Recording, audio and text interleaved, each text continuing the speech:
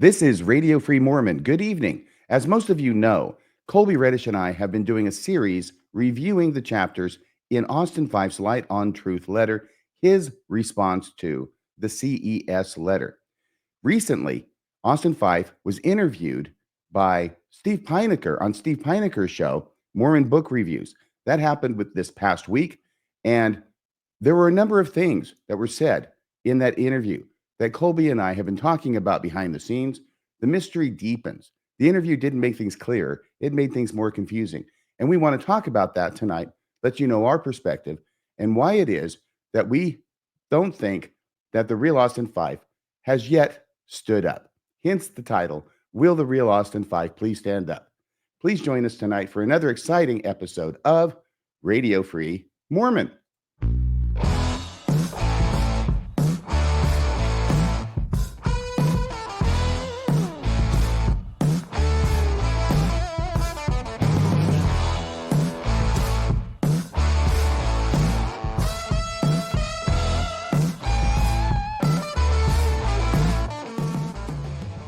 Testing 1 2 3. Testing 1 2 3. This is Radio Free Mormon on the air, broadcasting behind enemy lines. Tonight's episode, Will the Real Austin Fife Please Stand Up? I am joined once again by my esteemed co-counsel in the studio, Kolby Reddish. Good morning, Kolby. How are you doing? Good morning. I'm doing well. How are you? Technically, you're not in my studio, but virtually you are. Yeah, I've got news for you. I'm actually right behind you. Story of my life. Okay, great. Thank you.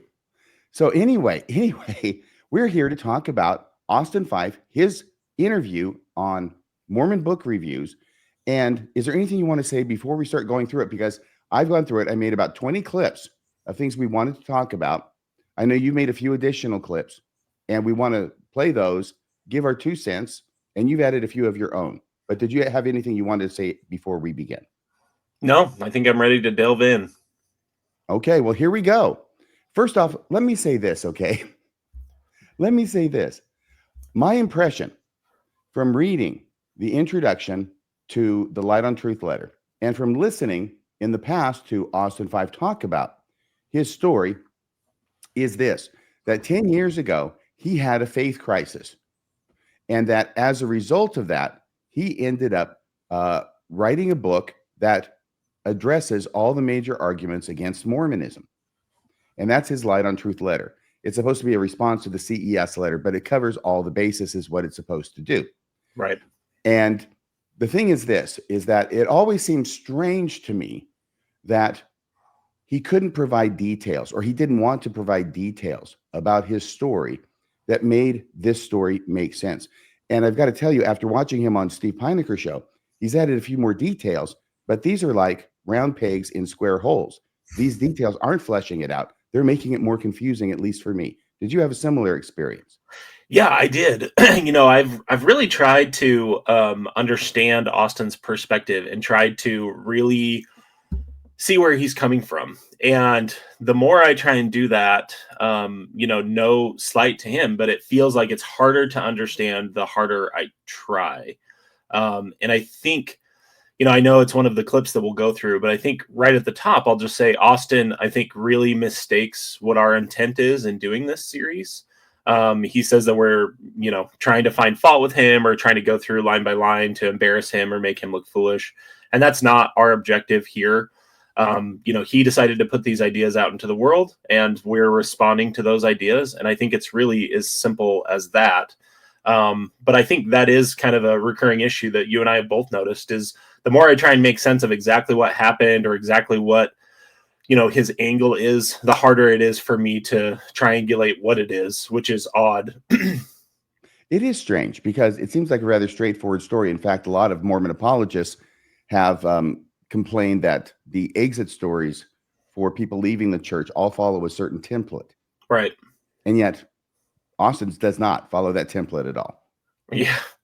Yeah, we'll get into that. You can see in some places that Steve Pinecker seems a little bit confused as well and not understanding what it is that Austin is saying. Go ahead. Before we get to the first clips, I also just wanted to say, I thought Steve actually did a really great job in this interview of actually pushing some of these issues to the forefront.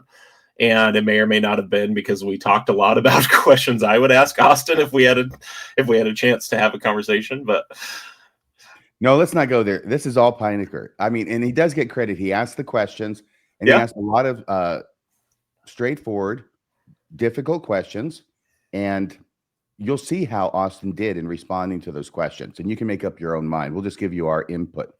This first clip is from 7:45, 7 minutes, 45 seconds. I'm going to go ahead and read the timestamps in case you want to go back there and find these yourself, to 8:45 in this hour and a half long interview. And let me see here. I'll put it up here on the screen. And here's the first clip, which is just a minute long.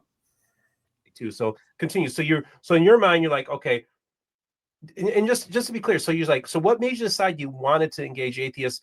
You were telling yourself at the time, I'm going to do this to defend the church, but also what else was going on maybe that as well? Well, and I think this is all, I mean, this is me reconstructing years later, but Right. this and piecing the story together. But it's 10 years. I think it just happened, especially with social media. You know, you can go down rabbit holes and it just happens. And I think that's a lot of what was happening, is that my spiritual taste buds were changing. I was just curious about these things. And if you had pressed me on it, I would say, well, I'm trying to understand all these things. And that's probably what I would have said. But again, I think the waters I was swimming in was gradually changing. And so I was more and more adopting a mindset that this is the end. Like, there is no life after this life. Okay. So let me just tell you my first impression on this, okay? Sure. My first impression on this is that he has some metaphors that he uses in order to, well, not in order to. I want to try and be as impartial as I can here. I was going to say in order to not go into the details. That's mind reading. So what I'm going to say is he uses a lot of metaphors instead of giving us details. Right. Is that fair enough? Yeah, there's this phrase I've heard before, mistaking the map for the place. So analogies are useful in as much as the analogies project onto the thing we're trying to describe, right? They're only useful insofar as they describe the model of reality we're trying to talk about. And I've noticed this not just with Austin, but with lots of Mormon apologists. They'll find some analogy that they really like, that they want to stick with. And oftentimes they'll get lost in the analogy. They'll talk so much about the thing that happened and how it happened. That's why I chuckled a little bit, is the way, and I understand he's live. And so he's talking about these things live, and I stumble over my words sometimes too, but it's so vague. It's like the waters I was swimming in changed and things were happening and it happened. It's just like, okay, but what exactly happened is something I think I've just struggled to understand. And I want to be clear, particularly because in the first episode we talked a little bit about Austin's backstory. And in the second episode, I apologized to Austin for, questioning his faith crisis. It's clear that something happened. I think it's the reason that people are looking for more information on it is so that they can understand kind of where he fit into the scope of their experience. And that's kind of my first thought listening to that clip is it's just hard to tell exactly what he's talking about, because he's making this mistake of mistaking the map, the analogy, for the place, instead of just describing what actually happened. Very interesting. He also talks about social media, memes, and rabbit holes here, but without any kind of detail. Now, some detail that does emerge is that he is explaining, as Steve is asking him the questions, right, that his faith crisis really wasn't about Mormonism per se, but it was about a belief in God and whether God actually existed. And that this started in December of 2013 when two people who were close to him, one was a mentor in the church who left the church angrily about issues relating to the church, and that shook him. And that's understandable. We don't get any more details about that. I wish we did, but that's one detail. And the second thing is that during that same month of December of 2013, his father-in-law passed away at a relatively young age in the hospital. And so this caused him to question the existence of God. So really, he's talking about atheism and whether God exists, not whether Mormonism is true. Obviously, if God doesn't exist, Mormonism isn't true, but it's not Mormon specific, this faith crisis that he describes. Was that your impression? Yes. Yep. I would completely agree with that. And actually, one of our mutual friends, Randy Bell, has kind of helped, as we've talked a little bit behind the scenes about these episodes we've done about Austin Fife. I think because Randy is a post-Mormon Christian, as opposed to like a post-Mormon atheist or agnostic, more like you or I, Randy's able to, when Randy and I talk about this, Randy's able to bring to light for me some of my blind spots, because for me, the deconstruction kind of gradually happened on both of those things all at once. But yeah, it's clear to me that Austin never really wrestled with a lot of the complex Mormon specific issues. I think you're absolutely right about that. Right. So taking him with his story, Steve follows up with it and asks, so if you went through this this faith crisis about God, what did you do about it? In other words, what did you read? What did you research? And he asked the questions, what books did you read? What podcasts did you listen to? And either here in this clip or elsewhere in another clip, Austin is going to say that he's not much of a reader. So he really didn't read very much, but he did listen to some podcasts. And when asked what podcasts, he recalls Mormon stories, and then he gets some pushback from Steve. And this is very interesting what happens here. So let me go ahead and play this, and we'll let the audience see it as well. And Okay, I was able to. Yeah, go ahead. That's saying to me. But before we get there, I want you to tell me, what atheist materials were you engaging? Whose books were you reading? What YouTubers or podcasts were you listening to that were atheistic, that were most influential to you at this time? Yeah, I mean, Mormon stories for sure. But not at the time, just so you know, 2013, 2014, John Dillon is still a member of the Church of Jesus Christ of Latter-day Saints. So you can't say that's an atheist channel. Right, and I didn't say that. Oh, okay. Oh, that's what. But I was asking particularly what atheist books and podcasts you were engaging at this time. Yeah, and so. Okay. Now, by the way, for the record, that was 8:45 to 9:23. That's the clip I just played. And I look at this, and honestly, first off, I've got to say, Kolby, I'm glad that you dressed for the occasion, because it looks like the flannel shirt you're wearing is an exact match for the wallpaper behind Austin Fife. It's appropriate. I still think he's podcasting from his laundry room based upon that wallpaper alone. If you were in that laundry room, right, and you were podcasting from there, you would be invisible except for your face. Yeah. Yes, I would. You'd blend right in. Yep. Yes, I would. What do you think of this answer? Well, I mean, maybe I don't want to be uncharitable here, but it seems like Steve asked him a specific question. Austin answers, and then when Steve offers the pushback, Austin basically says, "Oh, I didn't say it was atheist content. The Mormon stories was atheist content," since that's the pushback Steve offered, and Steve reminds him of the question that he was asked. So I'm a little confused on what Austin thought he was answering, and then he doesn't actually answer that question at all.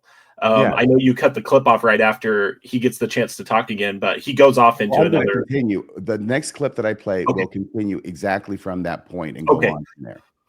Okay. But yeah, I mean, you're an attorney. I'm an attorney. We've examined witnesses. We've cross-examined witnesses. We ask questions for a living. So when I see this kind of thing going on, and I see a direct question, and I see a response given, right? And then the pushback from Steve is, yeah, but that doesn't qualify as an answer to my question, because this was back in 2013, and John Dillon, this is early days. He's still a member of the church. And immediately the response is from Austin, yeah, I know that. I wasn't saying that. But why were you using that to answer the direct question from Steve then? The impression I get, and I'm not saying this is what happened, okay? But the impression I get is that he's putting out something to answer the question. And when he's told that it doesn't qualify, now he says, oh, well, I wasn't meaning for that to answer the question. Which, of course, then you say, well, why were you answering with that example in the first place, right?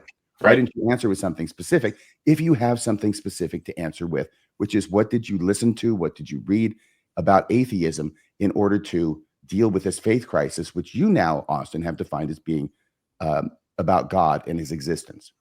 Right. And the reason this matters beyond just like understanding the context of Austin's letter more is because his letter is written to the critics still in its introduction. And I'm going to keep making these comments until he changes that introduction, I think, to be a little more in line with what we'll get to this clip a little bit later in the interview. But a little bit more in line with what he says his purpose is. And the reason I say that is because the reason people are asking this is not just to question the legitimacy of his faith crisis. It's because his letter reads like it was written by someone who doesn't understand the basics of the arguments in favor of atheism or the problems that people may have with some of the church's truth claims. And so that's the reason that people are asking this question. Like, how well did you actually understand the critical position before writing a letter to that critical position or to address that critical position? So the reason I'm making this comment is because I want people to understand the difference between a fallacious ad hominem, which we've been accused of many times, both by Austin and by Austin's fans, of just engaging in an ad hominem. But at this point, I mean, this will probably be our, 23rd or 24th hour of content going over Austin Fife's letter and Austin Fife's interviews. To say that we haven't done a good faith effort in trying to understand his position and to adequately display on screen text from his letter, display on screen sources from his letter, and to analyze those things in depth. I just don't think someone who would say we're approaching this in bad faith, I just don't think is a very serious person. That's not an opinion that I think is really a legitimate one to have, honestly. And so that's the reason that this matters, is this is the difference between a fallacious and a valid ad hominem. We're trying to understand Austin's level of expertise in analyzing the critical position. And it's clear to me, I mean, it was clear to me from reading his letter, it's clear in the answer to this question that he really has no expertise in the critical position and really doesn't understand it basically at all. Right. And it's something that we would have discerned, and we did discern from reading what we've read and podcasting about his letter. Right. Those parts go together just fine. But now we get into some more difficult things, I think, because one of the strange things in this next clip, which will be from 9:23 to 11:00, is that Austin describes himself as being not much of a reader. So let's go ahead and let's look at this clip. Some of it was what's the name of that website? It's not LDS Discussions, it's the other one. Is it Mormon Discussions or I think Mormon Discussions. Yeah, I think Mormon Discussions was one. So I on my phone, I'm not much of a reader. okay. It's only been in the last 5 years that I. Let me just say here for a second, okay, that if he meant Mormon Discussions, that's Bill Reel. And Bill Reel back in 2013 and 14 was still trying to make the church work as well on his podcast. So it doesn't have to do with anything about atheism either. That's one thing. The second thing is that's right where he just called himself, he's not much of a reader. Okay. And that's key. And he does this, I believe, in order to explain why it is that he didn't read any books. He's listened to a couple of podcasts back then. One was Mormon Stories. The other one he has trouble remembering. He thinks it's Mormon Discussions, but neither of those have to do with the issue that he was having. So it's like he's trying to give answers as place fillers for the question being asked, but they don't actually answer the question, right? And in that context, he has to say, I'm not much of a reader. All right. Now I want to go back to this again. Let me see if I can start this again. And let's see, it was 9:23, wasn't it? Let's see if I goof everything up by doing this. And we'll do a little bit of a lead into this, okay? Is it showing on the screen right now, Kolby? Yes. All right, let's try it. We'll go back a little bit. 2013, 2014, John Dillon is still a member of the Church of Jesus Christ of Latter-day Saints. So you can't say that's an atheist channel. Right. No, I didn't say that. Oh, okay. Oh, that's what but I was asking particularly what atheist books and podcasts you were engaging at this time. Good point, Steve. Yeah. And so some of it was what's the name of that website? It's not LDS Discussions, it's the other one. Is it Mormon Discussions or I think Mormon Discussions. Yeah, I think Mormon Discussions was one. So I on my phone, I'm not much of a reader. okay. It's only been in the last 5 years that I've really gotten into audiobooks, is kind of how I've been able to get a lot more reading. I haven't read Richard Dawkins, but become familiar with some of his arguments. a lot of this is like social media. So like meme type level of arguments Okay. for atheism. Now, did you read any of Christopher Hitchens' stuff vis-a-vis his thoughts on Mormonism? Mm-mm. Okay. So just so you understand, like when I got involved in started going atheism, I read basically all the works of the Four Horsemen of the Apocalypse. It was actually Yeah. Samuel Harris's Letter to a Christian Nation. Right. I read a particular a part of it where he was saying, for those of you who are progressives who believe, you're just giving cover to the fundamentalists, and quit wearing your silly costumes and just come out of this thing. You're giving too much credence to these beliefs. And at that moment, I was like, okay, that's it. I'm an atheist. So when you say, like, at one point you said, this is it. There's no, like, was that was there? All right. So there's a bit of stuff to cover there. The first thing I want to focus on is he said, I'm not much of a reader. That's why I replayed it, right? Not much of a reader. So, and it's only in the last 5 years that he started getting into reading, but he does it through audiobooks. Okay. So here's my question. My question is this: how does a guy who describes himself as not much of a reader write a 200-page research paper with hundreds of footnotes to hundreds of sources? Let me ask you the question. Consider it asked. It sounds like you're asking me, where did the words come from? A la I Brian. am actually asking you, where did the research come from? If you're going to write a research paper, okay, you can't just write anything you want.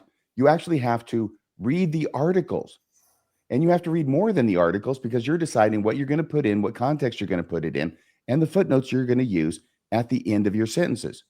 He's got hundreds of footnotes in this research paper, and I am having difficulty, and I'm trying to understand, but I'm having difficulty understanding how someone who is not much of a reader and listens to audiobooks and has done so for the last 5 years can write a research paper of 200 pages based on that. I mean, if your reading is solely listening to audiobooks, and let's say they're germane to the subject, how do you do a research paper off that? You would have to remember the entire audiobook and go back and actually find the book and find the pages, right? Because you can't get the pages off the audiobook. You would have to have a photographic memory, I would think, to be able to do research by listening to books as opposed to reading them.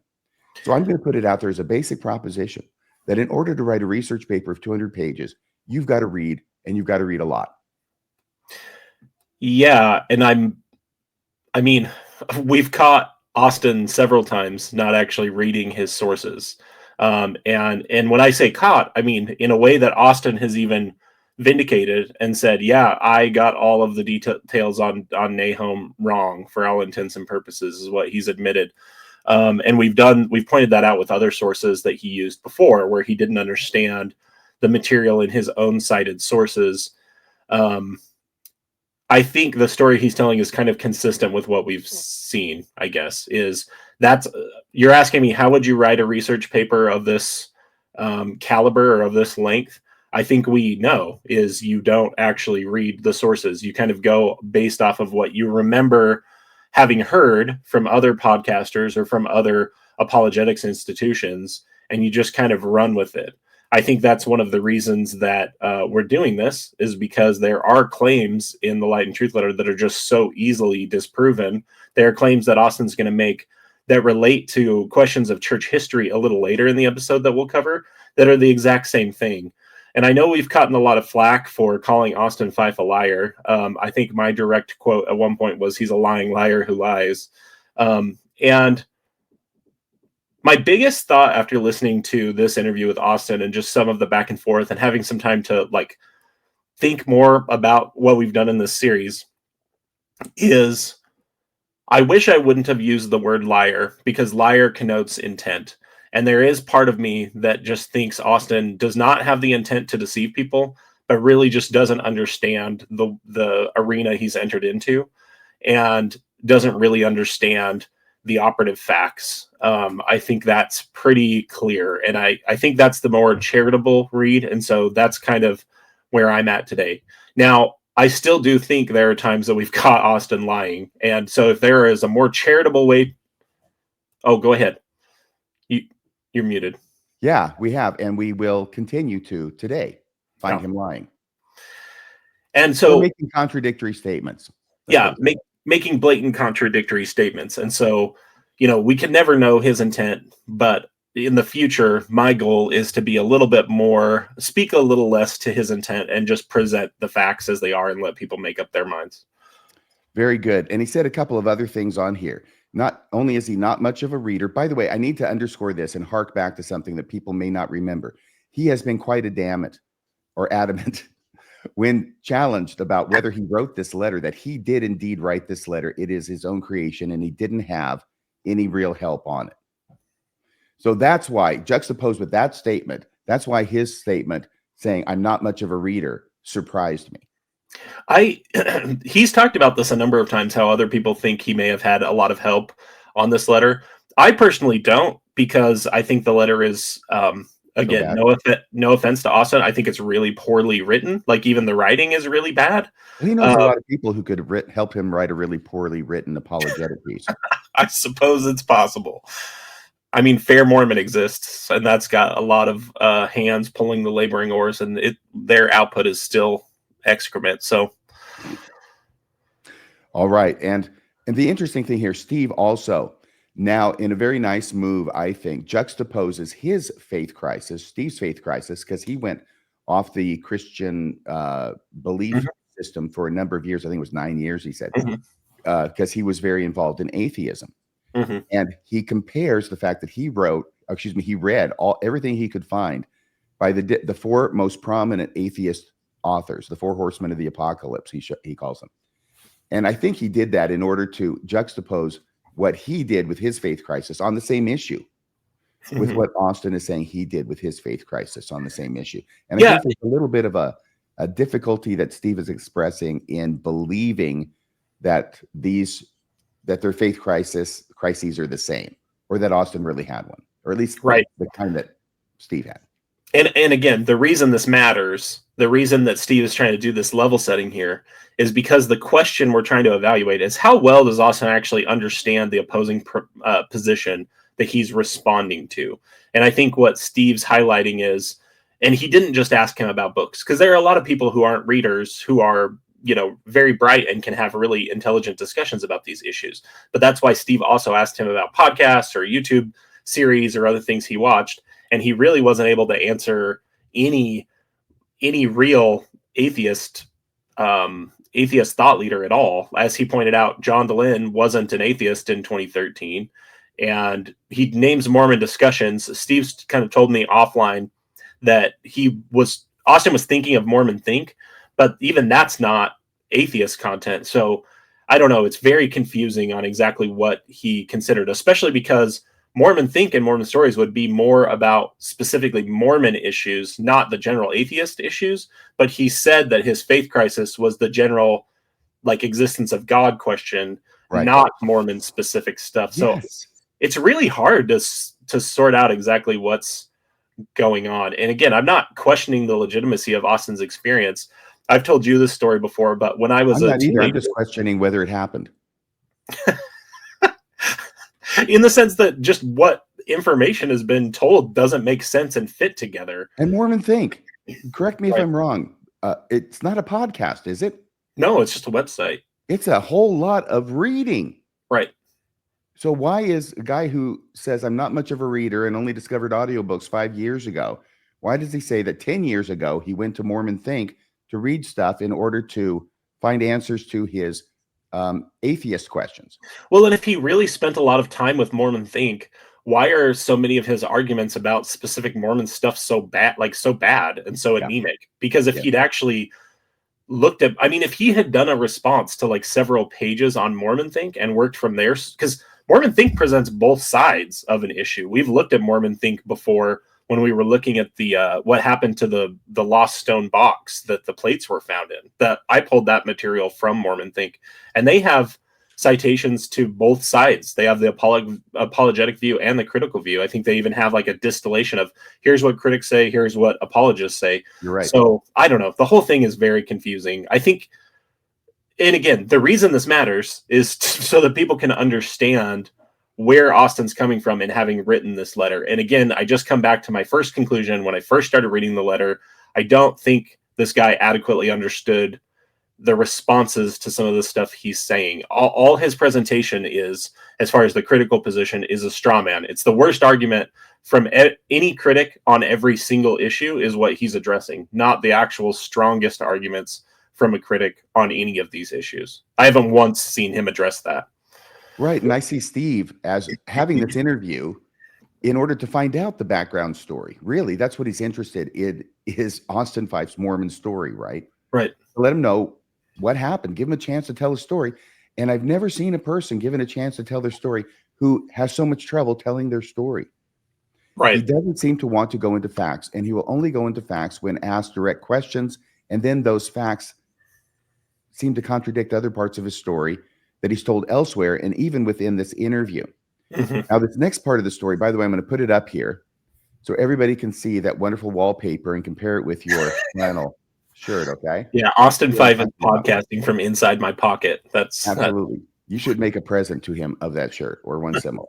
And we're going to play, because now he's going to talk about his faith crisis causes, those two incidents I mentioned. A mentor of his left the church and his father-in-law died. This is December of 2013. So at least we get to get it pinned down and be able to develop somewhat of a chronology. Now, the 10 years between then and now, by the way, it's February 15th, 2025 that we are recording this. He published his book, and he wrote his book in 2024, according to his story. So that's 10 years, okay, plus a little more. But it's basically 10 years between this faith crisis that he describes and his writing this book. And that's what Steve's trying to fill in. And he's not able to, because there aren't really details that come forward to fill in this time period. I don't want to get ahead of ourselves. Let's let Austin describe what caused his own personal faith crisis in believing that God exists. You know, till we meet, that sort of thing. And I couldn't be there. I was in the hall with my 6-month-old or something. By the way, let me go ahead and say that this is when he's saying till we meet. He was talking about in the hospital with right? his father-in-law, right? And everybody else is there singing "Till we meet, God be with you till we meet again." He couldn't do it because he's thinking, yeah, this is the end. So that's part of his crisis. It's December of 2013. And I've also got to say, one of the reasons I have to sort of cut in between his talking is that Austin, he rambles, and he rarely comes to the conclusion of a thought and puts a period there. It's more of a comma, and then he'll keep going somewhere else. So a lot of times I have to come in between mid-sentence, because there's no place other than that I could find to come in. So here we go. And he's talking about this experience at the hospital. I was just pacing the hallway, because that's when I realized, oh, I don't believe I'm going to see him again. And that's when it clicked. So that was my gradual, and then all at once, I think I was confronted with a fork in the road, where I think before I was able to just keep going to church and just keep doing the normal routine thing. But then all of a sudden I realized, oh, I don't actually believe. And that was the first time I really knew that something had fundamentally changed. And so that was the catalyst for my faith crisis. This is December of 2013. Right. So one thing that mentioned that came out to me there, which I want to emphasize because it will seem to be contradicted later on, is that he says that up to that point, right, he was able to keep going to church, right, and just going along. And the impression he's leaving is that he's going to have a faith crisis and he's going to stop going to church, right? And then we'll find out under questioning, much to our chagrin and that of Steve, I think, that he never stopped going to church when he actually gets pinned down on it. Did you have any comments about this particular clip? Yeah, again, I think the reason this matters is because of the claims that Austin makes in the introduction to his letter. He claims, like, the whole premise of the letter is, I'm someone who left and then came back because of this other information that reconciled my questions. And that's the reason these things matter. You know, when apologists went after Jeremy Reynolds and the legitimacy of his story, there were a lot of people on the critical side that said it doesn't matter. It's more about the information. I think the reason I'm being very careful and reiterating this point probably too much is because that's not what we're doing. We're looking at material that's in the letter where Austin builds this premise into his letter, and it's the context behind why it exists. And it is just hard to understand. Now, the part I heard that I do agree with is I remember having a very similar experience where I voiced to my wife for the first time in the middle of our whole story. We were dealing with a situation with our sitting bishop being found and admitted and pleading guilty to child sexual abuse on children as young as 8. And the church's response to that was so problematic and was so full of misinformation that I just couldn't stomach it anymore. So his experience of pacing the hallways and saying, like, it was the first time I recognized I didn't believe the things that I grew up believing. I remember having a very similar feeling. The first time I told my wife, I'm not sure if the church is true anymore, it felt like a faith crisis, and I would have described it as a faith crisis. I think the thing that often then follows after a faith crisis, and for the record, my wife, a lot like Tikla, Austin's wife, said, then we're going to study and research these things together, and we will figure this out together.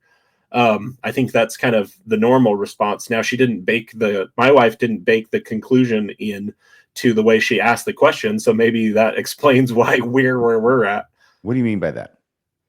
Well, the whole premise of the Light and Truth letter, where the name comes from, is Austin basically shares this story with Tikla, and I'm not questioning the legitimacy of this story. I'm just kind of commenting on the epistemology behind it. She says, if you can find more light and truth elsewhere, like in some other church or something, then I'll follow you there. Otherwise, this is where I found the most light and truth in the Mormon church, and we're going to stay in the Mormon church. And that's what I mean, is basically that's begging the question and putting the conclusion right in there, because the way any person who's grown up Mormon, with which both Austin and Tikla did, is going to define the words light and truth is Mormonism.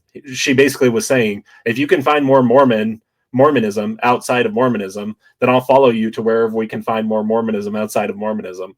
I know that's kind of confusing and say that 5 times fast, but it's also difficult to do. Yeah, and that study that my wife and I then did led to deconstruction. And I think that deconstruction piece is the part that I don't think Austin ever really experienced. So I think when people are talking about, did Austin experience a faith crisis? What are the details of his faith crisis? What did that look like?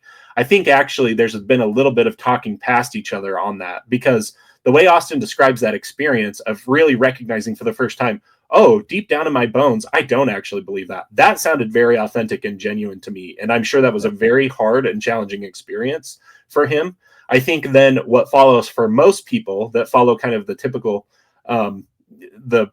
route to like being an ex-Mormon is then after that faith crisis, it catalyzes some form of intense research and study that then leads to deconstruction, really considering each individual piece of this worldview that you've accepted since the time you were a kid and saying, do I have a good reason to believe this? So I think that's kind of my thoughts on that. Is I think what we're hearing is that Austin definitely did have a legitimate faith crisis, and I can understand why. It sounds like that was a very challenging time for him and his wife and their family. It's then that deconstruction piece, I think, that a lot of people are not seeing.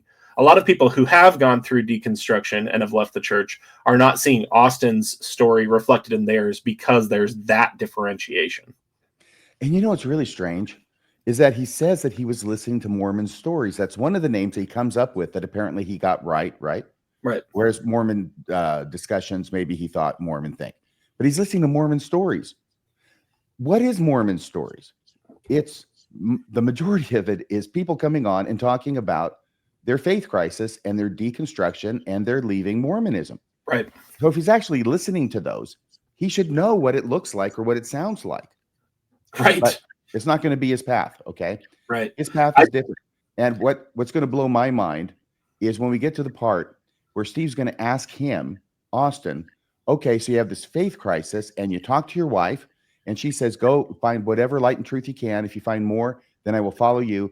And his response to what he did in order to find more light and truth is absolutely mind-blowing to me. That's a tease. What did you want to say before we went to the next clip?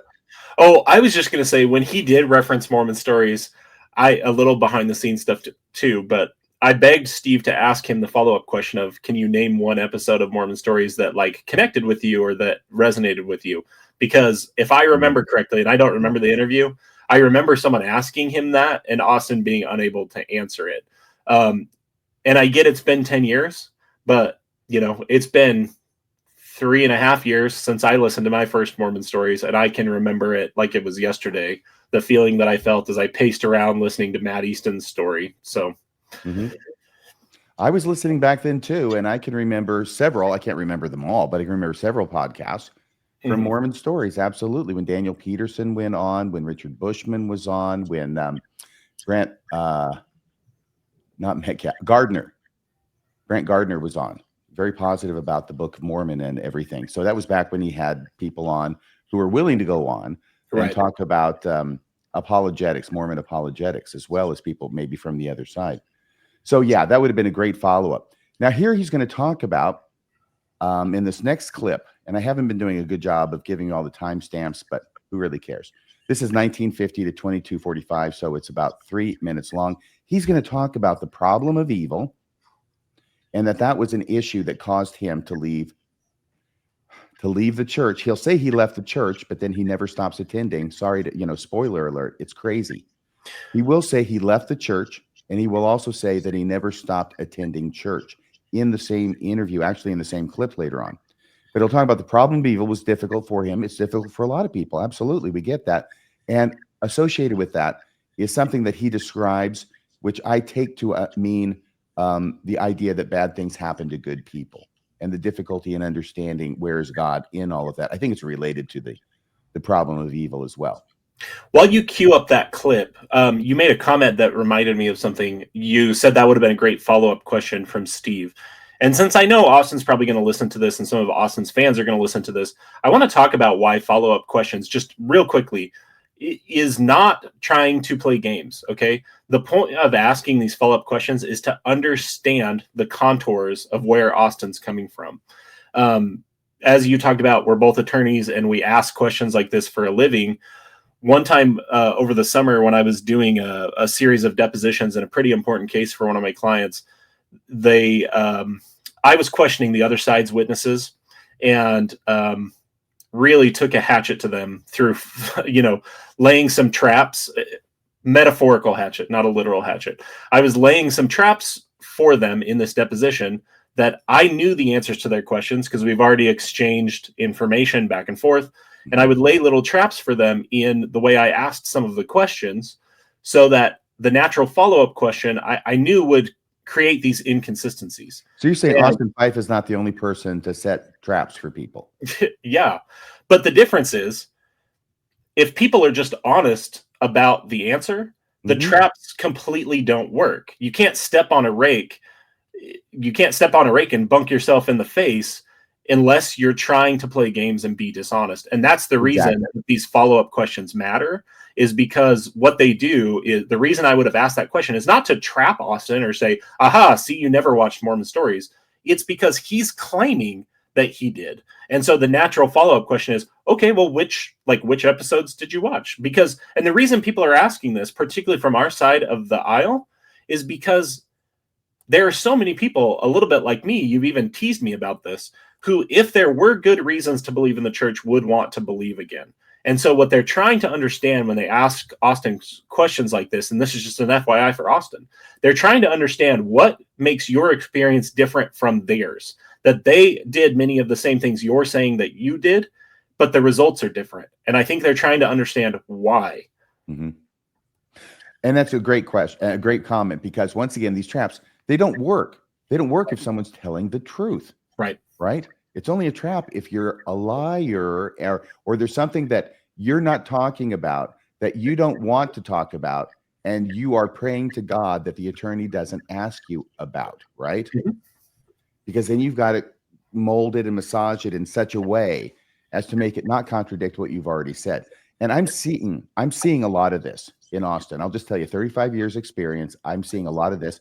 The impression I get with Austin is I'm cross-examining a hostile witness, a slippery witness, who doesn't want to answer my questions, but I've got no judge to appeal to order him to answer my questions, right? Yeah. So he's being very slippery. Now, what I can't say is if he's being slippery because he doesn't want to answer the question, or he's being slippery because he doesn't understand the question, or he's being slippery because there's some other kind of disconnect. So I will just say that these kind of non-responsive answers that he gives, and he gives them frequently, are suggestive, based on my experience, of someone who is not being fully forthcoming. Yeah. Can we agree with that? I can definitely agree with that, because the reality is, if he just honestly answered the question, there is no trap. There's no problem if you just go that way. One of the best things I ever saw on was it TV? I can't remember. This is years ago, back when Larry King was around. You remember Larry King? He had a talk show. And this was also when Paris Hilton was still in the news. So she was in the news for getting a DUI, and then she hadn't done what she was supposed to do. And so she gets sentenced to jail for 30 days. So she gotten out of jail, and her first interview's on Larry King, who's asking about her about her time in jail. So there's Paris Hilton talking about her time in jail and saying that she read did she say she read the Bible? Maybe it was just the New Testament. Okay. I'll give her that much, that she read the New Testament while she was in jail. And it was really, really transforming to her. And Larry, being a lifelong interviewer, asked her the natural follow-up question. So which part of the New Testament did you like the best? And she got this total deer in the headlights look, as only Paris Hilton can get. And she goes, you know what she said, right? She says, it was all good. It was all good. At which point, she never freaking read the New Testament. This is just a story she's telling to try and sound good, right? Yeah. Okay. Similar things going on here. So I'm going to put this back up on the screen. And now he's going to talk about his dealing or confronting the problem of evil and the idea that bad things happen to good people. The problem of evil, because what's so fascinating, and I want to get back to you exploring atheists and atheism as well, but what's so fascinating is that Bart Ehrman is one of the leading biblical scholars in the world. Yeah. He was graduate of Moody Bible Institute, Wheaton College, so he had all the evangelical credentials you need. Top regarded biblical scholar. He does not. He's brilliant. He is. He does not leave Christianity because of his research and his studies of Scripture. He left Christianity and religion in general because of the problem with evil. So would you say that's the number one thing, the one that caused you to become an atheist, was that? Yeah, I would say so. I think the other one is what I now interpret as a misunderstanding of what the gospel is. Okay. So if you believe, and we get this in the church, and I think in Christianity as well, if I'm a good Christian boy, things are going to work out, right? I don't believe that. I think you could have a really, really challenging life from the moment that you're born to the moment you die. And even if you're a good Mormon boy or a good Christian girl, that's no promise. Like, this life is random. It's chaotic. Like, bad things happen, and they happen for seemingly no reason. And people do terrible, awful things. And so I think perhaps I had this idea that if I did things correctly or things right, that, and you see this all over the place, right? If I, pray to find my keys, right? That's kind of like the silly one that people dig into. But if I pray to find my keys, then I'll find my keys and God answered my prayer. Maybe. But I have this view now that I think this world's really hard, really chaotic. And I don't know if the promise of the gospel is that we'll find our keys. I think the promise of the gospels will have a relationship with Jesus Christ. And to me, that's infinitely more valuable than finding my keys, or even my father-in-law living, right? Answers to prayers that he lived were answered. I equate this in my mind to like Lehi and Nephi. They traveled through the desert. They had to experience a lot of hardship and pain and trial to get to the promised land. And, they did. They ended up in the promised land. But I suspect that even if they never ended up at the promised land, they gained something far more valuable than a promised land. They gained a relationship with God. And so that's my current view now, is that there is a God, and the most important thing we can do is have a relationship with him. Okay. And so, All right. So there he talks about something that I'm sure is very real, that really happened to him. It's very common for it to happen to people, to actually confront the problem of evil and the idea of bad things happening to good people. The issue I have, or the question I have, if this works for Austin, fine. I'm fine with that. But for me personally, I see his talking about a relationship with Jesus is more important than all the horrible stuff that happens to people. It's like, why does there have to be a choice between the two? I'm not sure that I'm hearing a distinction there, that there has to be all this horrible stuff happening to innocent people here on this planet in order to have a relationship with Jesus. What are your thoughts? Yeah, it's interesting that this is what Austin feels catalyzed his faith crisis, because I remember very distinctly back when I was a criminal prosecutor, assisting on arraignments, some really serious arraignments for a father and a stepmother who essentially neglected, abused their son to such an extent that he died. And this child was 7 years old. And when I say this, this entire thing was documented with security cam footage from the couple's own home, and they were treating this child different than they treated the other children. I won't even go into any more detail, but this is like heartbreaking stuff. Like, Oh, yeah. officers who worked on this case, I saw them in tears, and this case was reported in the news several years ago when it happened. And working on that case, even just slightly on the front end as a prosecutor, really made me grapple with this. And I was still a believer at the time, really made me grapple with the same thing that Austin's dealing with. I think, so it's really hard, and it sounds very legitimate. I think then the thing that I wonder from where I'm at, because I care about believing as many true things and as few false things as possible, is I would just hope that Austin recognizes where he's at epistemologically. And what I mean by that is he's essentially made himself be okay with the fact that bad things happen to good people, that there is really no justice in this world. And the way he's explaining that away is to say, well, maybe the relationship we had with God along the way was the real thing behind it, right? Maybe the friends we made along the way were the real golden ticket or whatever, like that trope. But what I'm saying is that is a very convenient excuse for promises being made that are not kept. And that excuse of, well, maybe the real thing was this all along, or maybe this is going to be made up in another life. That's just a very convenient excuse, because we can't test that. We can't, that promise, we can have no reason really to know that those promises are going to be kept. And that's the question that's under consideration. So do I have a lot of charity for people who use those promises to make their way through hard times and dealing with this question of bad things happen to good people? Absolutely. Yeah. But is it something that I'm willing to stake my belief on based on how much I know that our brain looks for bad reasons to believe if good reasons won't do?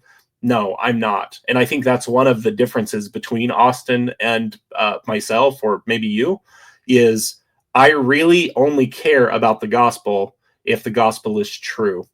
And I don't have sufficient reason to believe the gospel is true in light of some of these problems.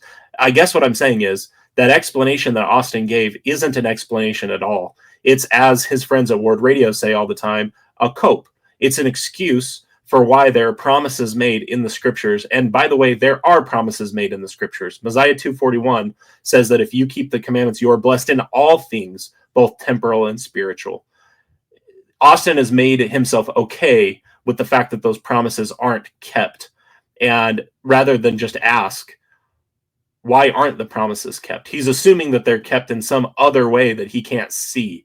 But you could use that same excuse to vindicate any belief system. Right. And his trump card is a relationship with Jesus or a relationship with God. He uses them interchangeably. And if I were talking with him, I would ask him, I saying, so are you saying that this girl that you, or this child that was involved in the case, so the victim of the case that you prosecuted, are you saying that this child had to go through this, Austin, in order for you to have a relationship with Jesus?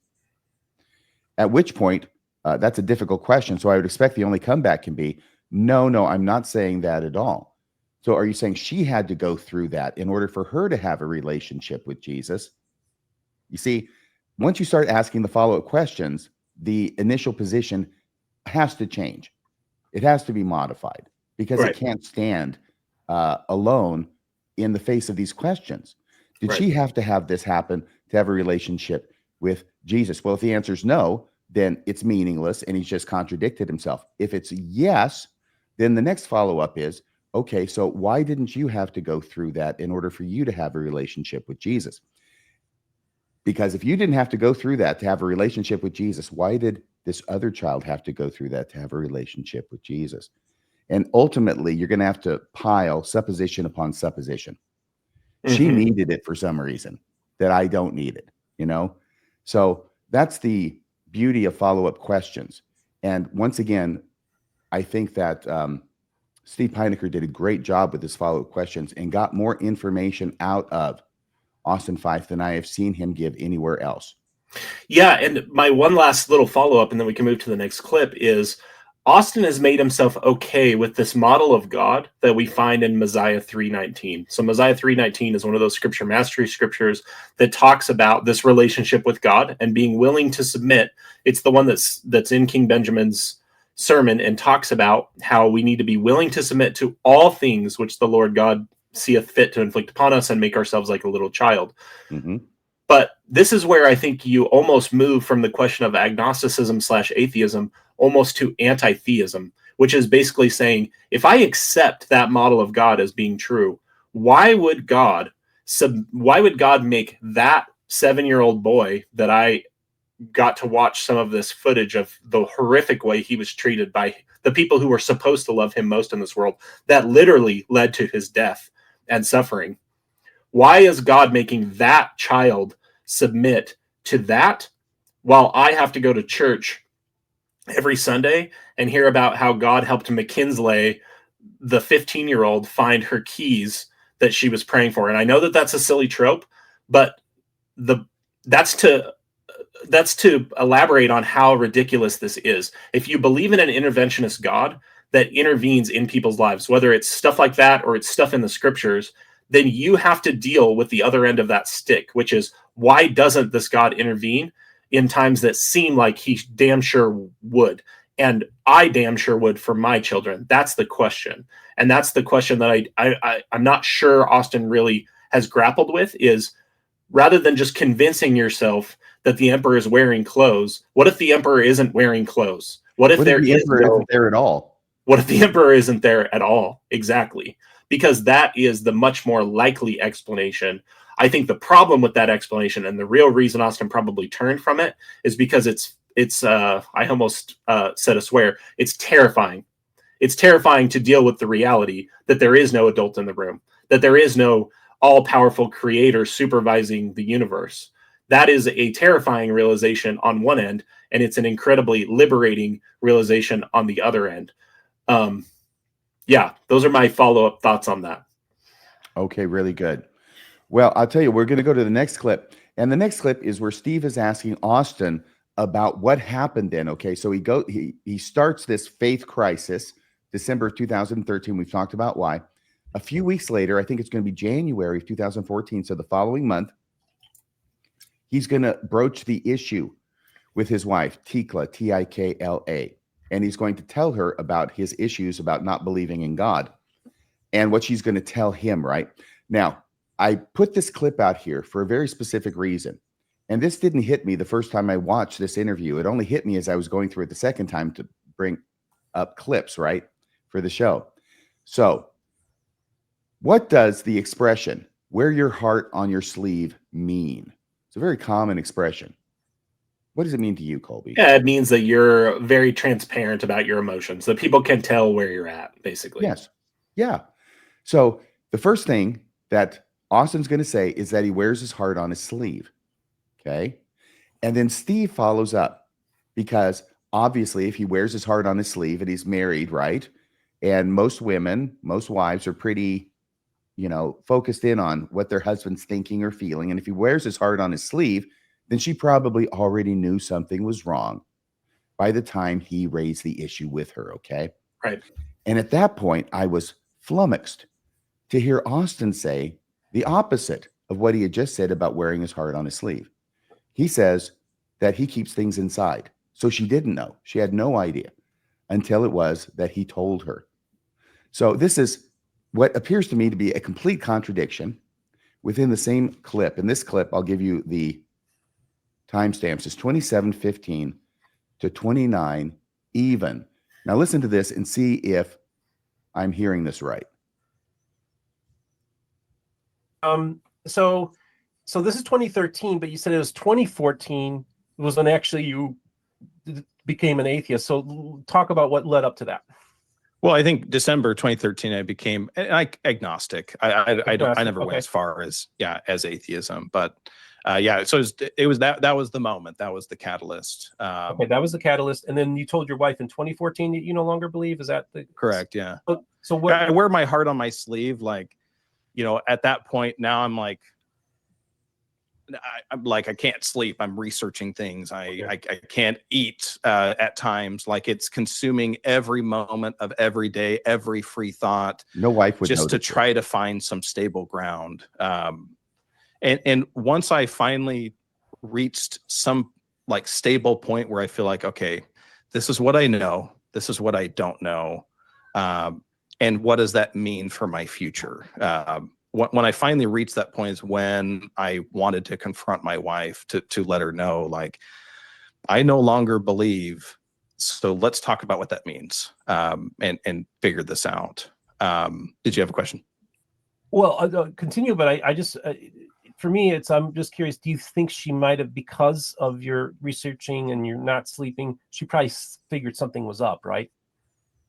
I don't know. To be honest, I don't really know. I some men are able to kind of keep things in. I'm kind of one of those. Like, I can suffer silently. So you were just doing this on your own. Nobody knew that you were going through this. It's very lonely, right? Yeah. Did you talk? Okay, is it just me, or did he just contradict himself? Yeah, in like one long run-on paragraph. Wow. Yeah, it's a blatant contradiction. And the way Steve asked it was so transparent about the inconsistency. He was saying, well, if you were not eating, you were not sleeping, surely she would have noticed something was up. And he says, no, I don't know.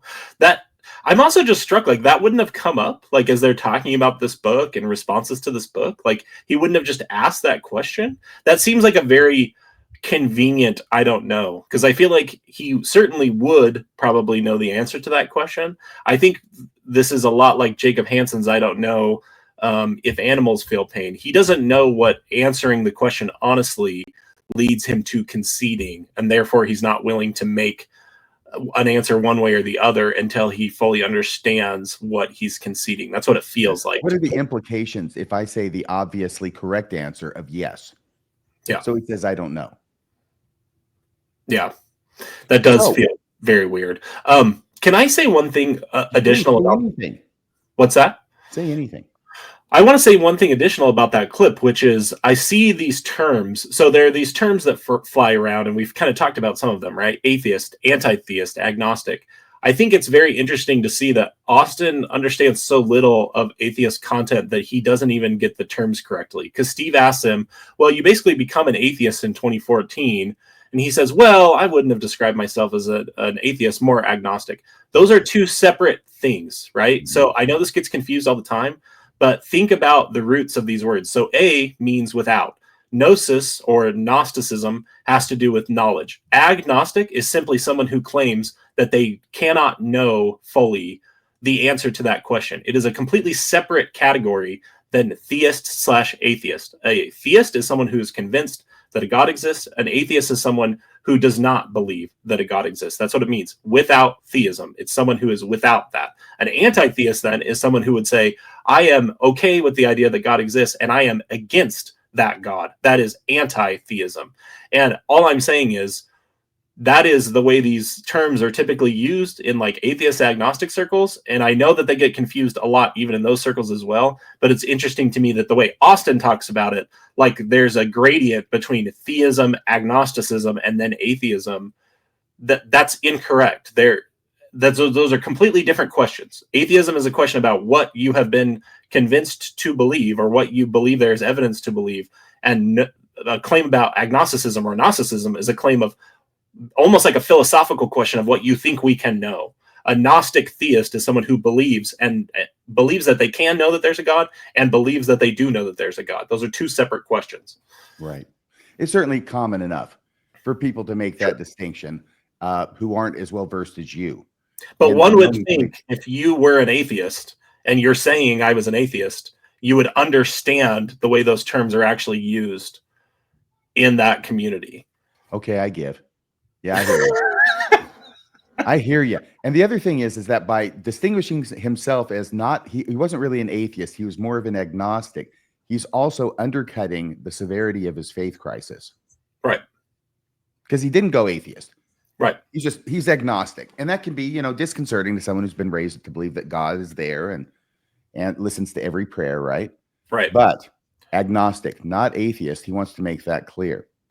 So we're going to play this next clip now. And this next clip is going to be in response to, once again, the storyline that in January, he talks to his wife and says, hey, I'm not sure there's a God anymore. And she gives the famous response, which will serve as the title of this book he writes 10 years later, called The Light and Truth Letter. And she says, if you can find any place that has more light and truth, then I will follow you. So Steve asks him the natural question. So what did you do then to find more light and truth? And we'll see what Austin's answer to that question is in this clip. Leading up to that point. Okay, so let's just talk about now. So now your life is going on this trajectory where you're going to go on this faith journey, and you're going to go and explore all these different arguments. You're going to look for truth wherever you can find it. What does that look like? What areas did you go? What books did you read? You say you don't read a whole lot of books, but what I didn't back then. What kind of resources were you looking at? Were you studying atheism? Were you studying different religions? What were you doing? Yeah. So this is one of,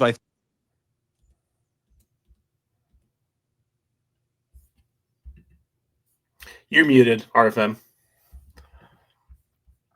I'm sorry, I mute myself because I'm, doing all sorts of things back here, trying to produce the show. I have no bill, and it's really scary back here, I'll tell you, even without you behind me. The thing is this.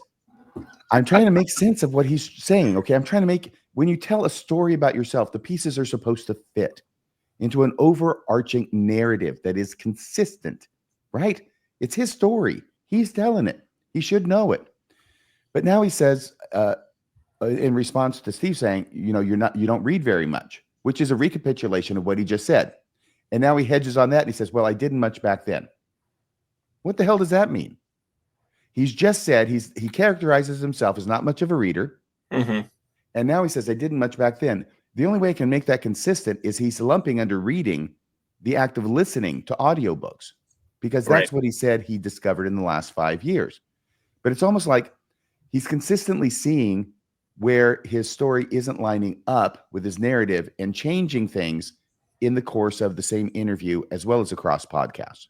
Right. And while that clip was playing, I actually went to the Light and Truth Letter because I was sitting there thinking, in the last clip, he described himself as an agnostic and pushed back on Steve saying that you were an atheist, right? He corrected Steve and said, no, I wouldn't have gone that far. I would have described myself as an atheist. This is right from just to your point of inconsistency. This is why we get confused, Austin. This is why we think you're lying occasionally, is because the stuff you say is completely an occasional liar.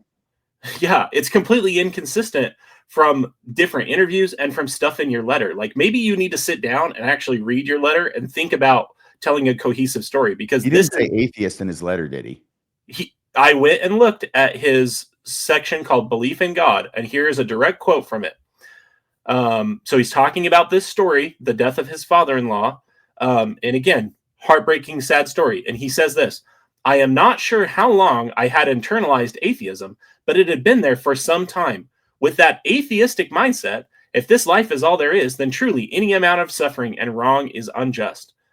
Like, that is calling yourself an atheist. Like, I don't understand this. Like, how are you correcting people for holding you to what you wrote? That is just so confusing. This is why people who are honestly not trying to find fault with you have called you a liar before. It's because what you say from one moment to the next is so blatantly inconsistent that that's the only explanation I can come up with. It's either that or your thinking is so confused that you can't keep your own story straight from one moment to the next.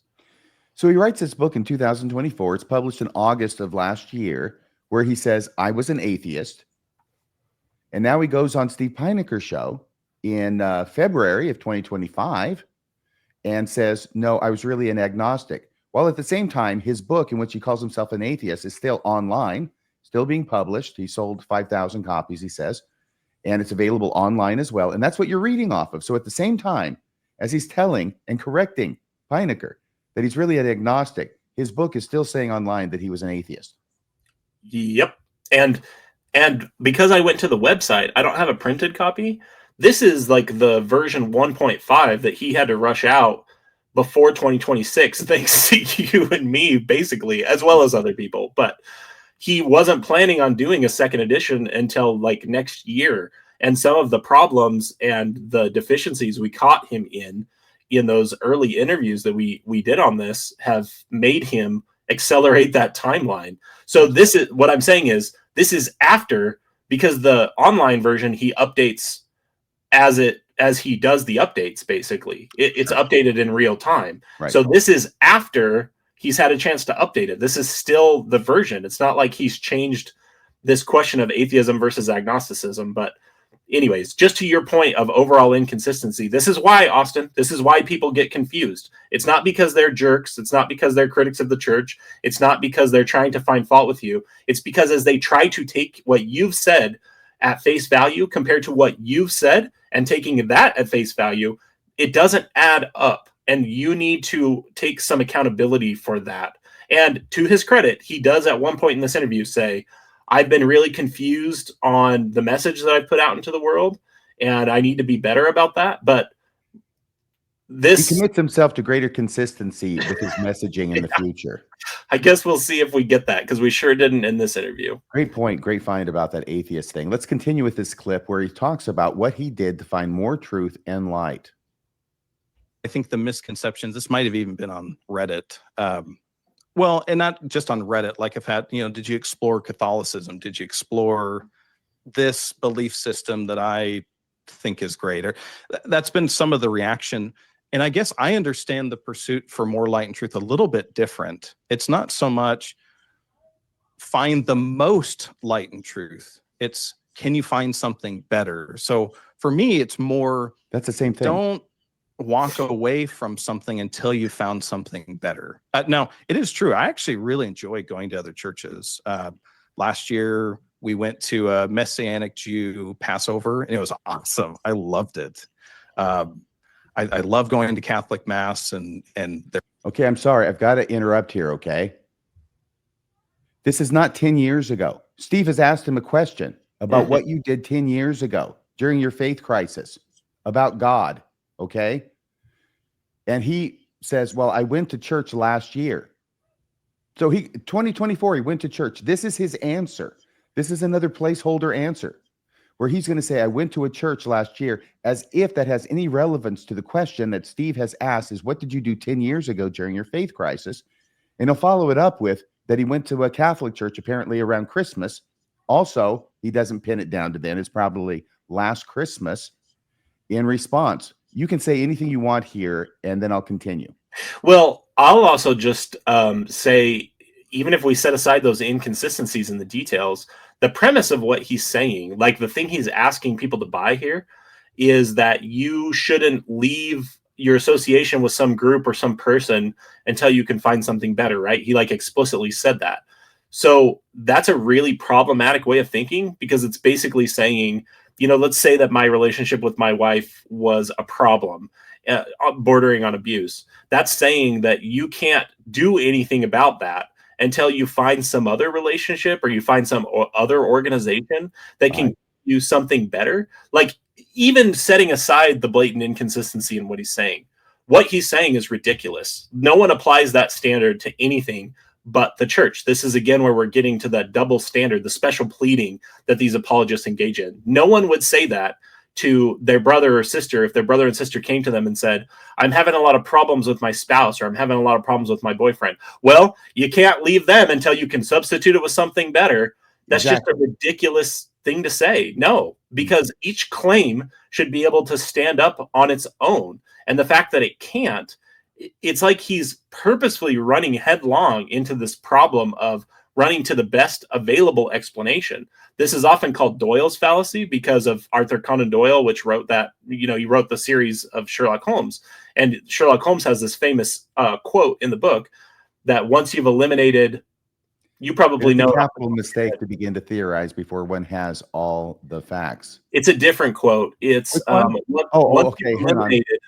Once Yes, you've eliminated, once you have a process of elimination, once you have eliminated all the impossible, whatever all the remains. improbable, once you have Yeah. eliminated all the improbable answers, wait a second. Once you've eliminated all the impossible, you're right.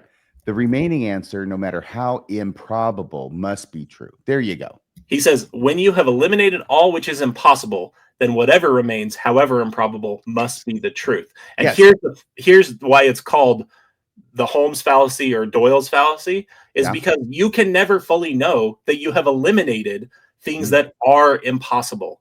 And that's the thing that Austin's buying into here is Doyle's fallacy. And unless I can find something better, then I'm going to stick with this. Well, what if what you're sticking with is the best explanation, but it is a flawed explanation? It is an untrue explanation. It's like he hasn't thought of that possibility even existing.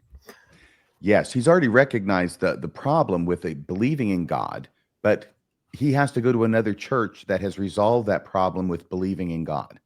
Right. Right? So how are you ever Right. going to go to another church that's going to resolve that issue that you have about God's existence that still believes in God? Yeah. Great point. Okay. So I'll continue. Once again, the questions are coming, the answers are being given, but the answers end up to me totaling to back 10 years ago when I had my faith crisis. I didn't do shit. My wife told me, go find more truth and light and truth. And if you do so, I'll follow you. And he doesn't read anything. He doesn't go to any churches. He doesn't stop going to the LDS church. Nothing.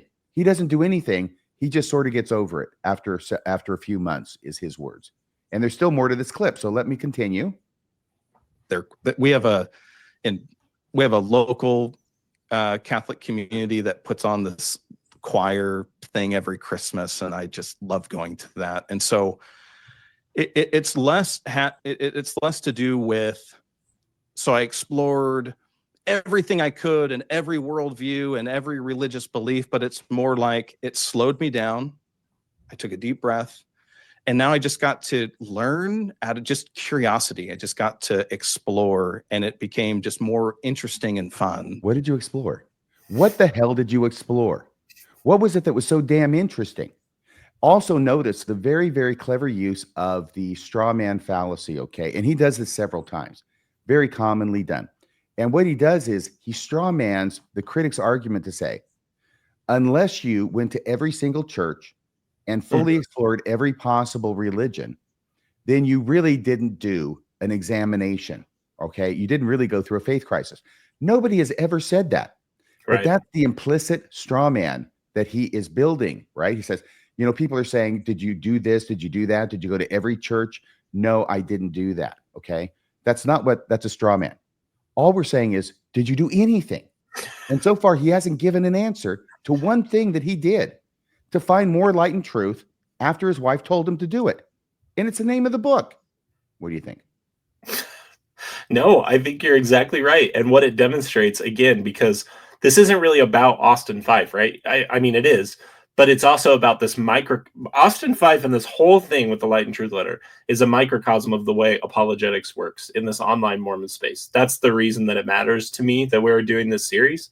And the thing that's so interesting is that it's the same tactic we see employed all the time, which is this inability to appreciate severity. It's just binaries. It's like, I either did go look for light and truth, or I didn't. It's either all or nothing. These extremes that he pivots between without being able to recognize. People are asking about the scope of this so that they can compare your experience to theirs and understand whether it fits with their experience and what is different between yours and theirs.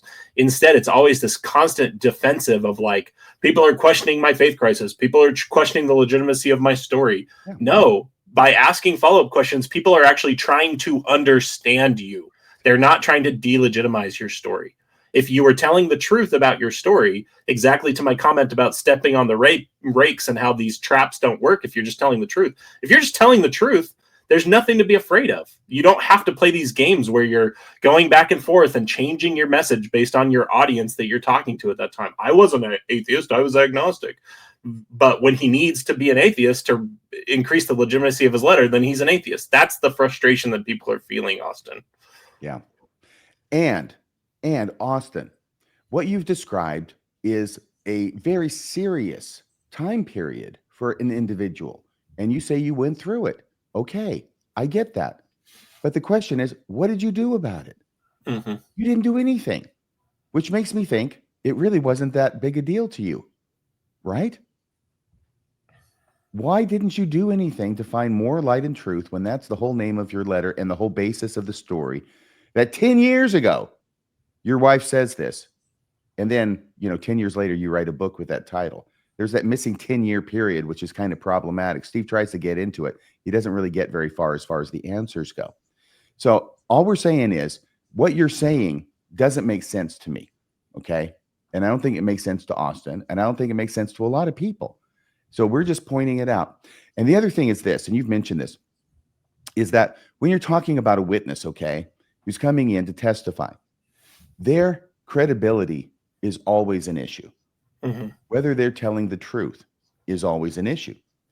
And if there's something over here that they're talking about, in this case, the origin story of the Light and Truth letter, that seems to be inconsistent and makes me question your credibility, then that transfers over to anything else you might have to say. Mm-hmm. Okay.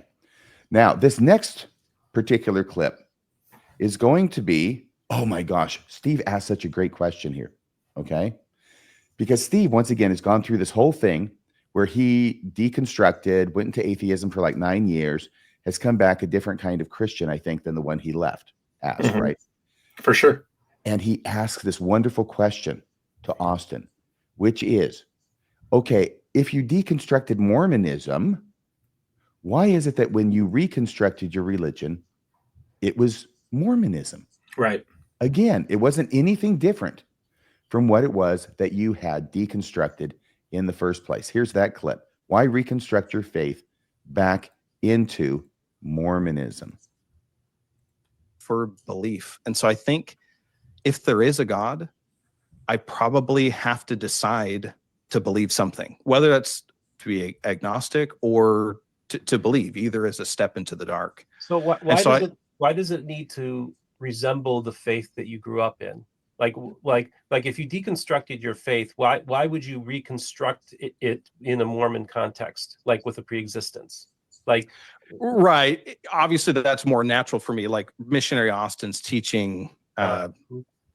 Teaching investigator Austin, right? Okay. So yeah, I don't try to admit, like, in fact, in the original Light and Truth letter, I think I said in that chapter that I was reconstructing the story of the gospel in the restoration, and it was the best explanation, but I actually changed it.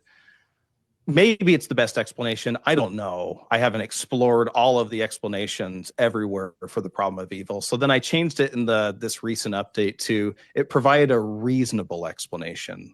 And that's really all that I needed is can I justify the existence of a God? I couldn't before, but I finally saw that actually there's a path forward where I actually could believe, not that I did, but I could. And then as I traveled down the Mormon rabbit hole, I was like, I don't think I'm really going to be able to prove this one way or another. I think I maybe just have to decide to believe something. And once I believe, then maybe God, if there's a God, maybe he could do something with that. All right. He's broaching the issue, which I have a real problem with, but I want you to address, that he chose to believe in Mormonism. Mm-hmm. Yeah, and he calls that reasonable. So I have no problem with people who choose to believe things and choose to believe things that bring their life meaning. Okay, I think this is the separation then where I start to care.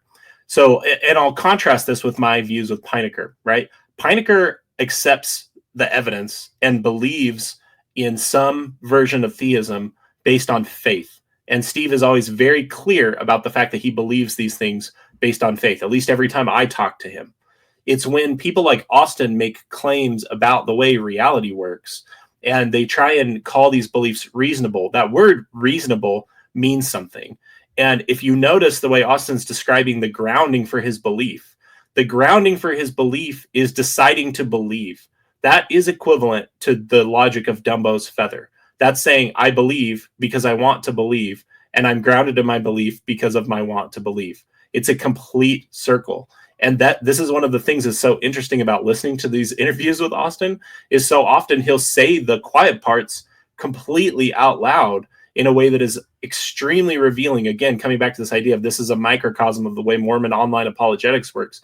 What he's saying should be concerning to literally anyone who understands how critical thinking and epistemology works, because his basis for belief is his desire to believe. And this is baked into the batter. This isn't just something that's unique to Austin's strain of Mormonism. It's literally baked into Moroni's promise that you need to want to believe before you ask to believe. It's, if people are willing to make that concession, I think that's, their decision on how they want to live their life. But what they need to recognize is that that is not reasonable.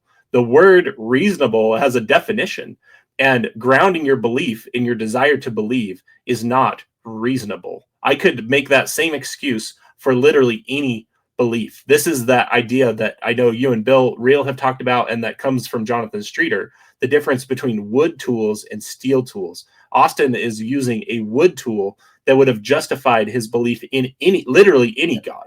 And that's what Steve is pointing out to him. What you're using would ground a belief in any God. Why did you land on Mormon God? And he just says, well, that's basically what I was comfortable with. Sorry, I kind of rambled there, but I don't think that is reasonable. No, you're right. I think he's indicated that he went to atheism, but actually agnosticism, for a period of several months, a few months is his words. And then he came out of it. We have another clip that'll bear on that issue here in a second. But he's going to say this, and then he's going to say, I came out of it, and I came to believe that God, it was reasonable to believe that God did exist, because he did his workaround, right? Which is that this relationship with God is worth all the crap that God does to us in order to have this relationship with him. He loves Big Brother. He really, yes, and God really loves us too. But that's his workaround, right? So now that he's done the workaround, he has come to a point where he could believe in God. And so which God am I going to believe in? Which church am I going to believe in? Well, I guess it'll be Mormonism, because he never went and looked at any other church. Mm-hmm. He never read about any other church. If he did, why wouldn't he tell us then? That's the whole point, to tell us what searching he did for light and truth before he came back to Mormonism. And the answer is he didn't do anything. Mm-hmm. And this next clip, oh, by the way, my issue with choosing, you cannot choose what to believe, Austin. Right. I mean, you can fake it, for other people, but you can't lie to the man inside. Mm-hmm. If you are really believing something, or if you're choosing to believe it. It's just like Santa Claus. And, it's a threadbare analogy, but still important. It's also like sports teams. This is the way so I'm not a sports guy. Okay. And how much money and how much dedication people have, how much money it both makes and how much money people spend, and how much dedication people have to sports teams, like professional sports team, is absurd to me. I feel like if aliens observed us, a la Carrie Shirts, if aliens observed us and saw our dedication to what is literally a game and our dedication to it and how much money it makes and how much power it has, it would be absolutely absurd. And Austin is looking at belief systems like a jersey that you put on and say, like, well, I'm going to be part of the Mormon team. And I understand that view because that was the view I held for a long time too, Austin. And then I started to understand, no, not everybody looks at the world that way. I had been convinced that that was what the definition of reasonable is, well, everyone at the end of the day has to decide to believe something. And the reality is, if you understood the difference between atheism and agnosticism, you would understand that you can actually just withhold belief. Being an atheist does not mean that you're claiming that God doesn't exist. You just haven't seen a claim that has met the burden of proof for any other belief that you would accept as valid in your life. It's the same thing. Right. Now, Santa Claus, just to pin that down. Yeah. By the way, get all the kids out of the room. You have 3 seconds. I'm sure they're listening. Now, here's the deal. Okay, when I was a kid, I used to believe in Santa Claus. I was just over the moon about Santa Claus. Every Christmas, I came to the point, it was a difficult process of stopping believing in Santa Claus. And I don't believe in him anymore, okay? I could not choose to believe in Santa Claus any more than I could fly to the moon. I can't choose to believe something that I don't believe. I don't think anybody can. I could fake it. And I do regularly, especially when the kids were little, right? You could fake it, but that doesn't mean you're believing it. And I also want to be cognizant of the fact that Austin obviously has relationships that are influencing him to some degree or other. I don't know how much. He's married in the temple. He's got kids, friends. He's got his whole social network is Mormon. All right. So I don't know how much influence that has, how much that makes him want to choose to believe in Mormonism, even though he could choose any other religion, any other Christian religion, according to the way he's figured things out, and still have the same kind of belief. But it's got to be Mormonism. And I think that his social context plays into why it is that when he deconstructed Mormonism and he reconstructed religion again, it looked an awful lot like Mormonism. Mm-hmm. And the hallmark of what you're saying, people who fake it, right? Who want to fake it to continue belief. The way that you do that and remain intellectually honest is you convince yourself that you should believe things based on completely fallacious and bad reasons. And we'll get to that a little bit later, because Austin's best reason for belief is a hallmark of one of those. Absolutely. That's a wonderful thing that you picked up. I'm not going to spoil it here. I'm just going to say hang in there, because ultimately Steve's going to ask Austin what his strongest argument is for Mormonism being true. And that's what Kolby is talking about there. It's fascinating. We'll get to it here in a second. But this is also fascinating because here at this point, Steve asked Austin what he did, right? And in the same sound clip, in the same clip that I'm going to play for you, Austin explains that he left the church, but he never stopped going to church. Okay. It's like there's two different narratives going on. The one narrative is what the answer should be if you really had a faith crisis. And the other answer is what really happened. Mm-hmm. And the should answer is, yeah, I left the church. But the real answer is I kept going. Mm-hmm. Let's see if he really says that, or if this is just my imagination. So Austin left the church, but never stopped attending? ? Here we go. That. Okay, That's so like, yeah. we got this gap here. 2014, you tell your wife that you don't think there's a God, and then 2024, you put out your letter. Yeah. So what is this 10-year period look like? At what point would you have said you started going back into believing again? Was this a year into it, or was it just last year? I mean, what No, does yeah. this look like? It was like later 2014. So it's a few months later after turning this over for a few months where that was finally when I made a breakthrough. It's like, oh, okay, I think I could believe. Not that I did, but I think that I could. So yeah, a few months later. And during this time, are you still going to sacrament? Are you Yeah. So you never really made like a real clean break then from the church and your faith. Okay. Mm-mm. And I think it's important for people to know that, because people have gone through. So some critics would argue that you really never did deconstruct your faith. Would that be safe to say?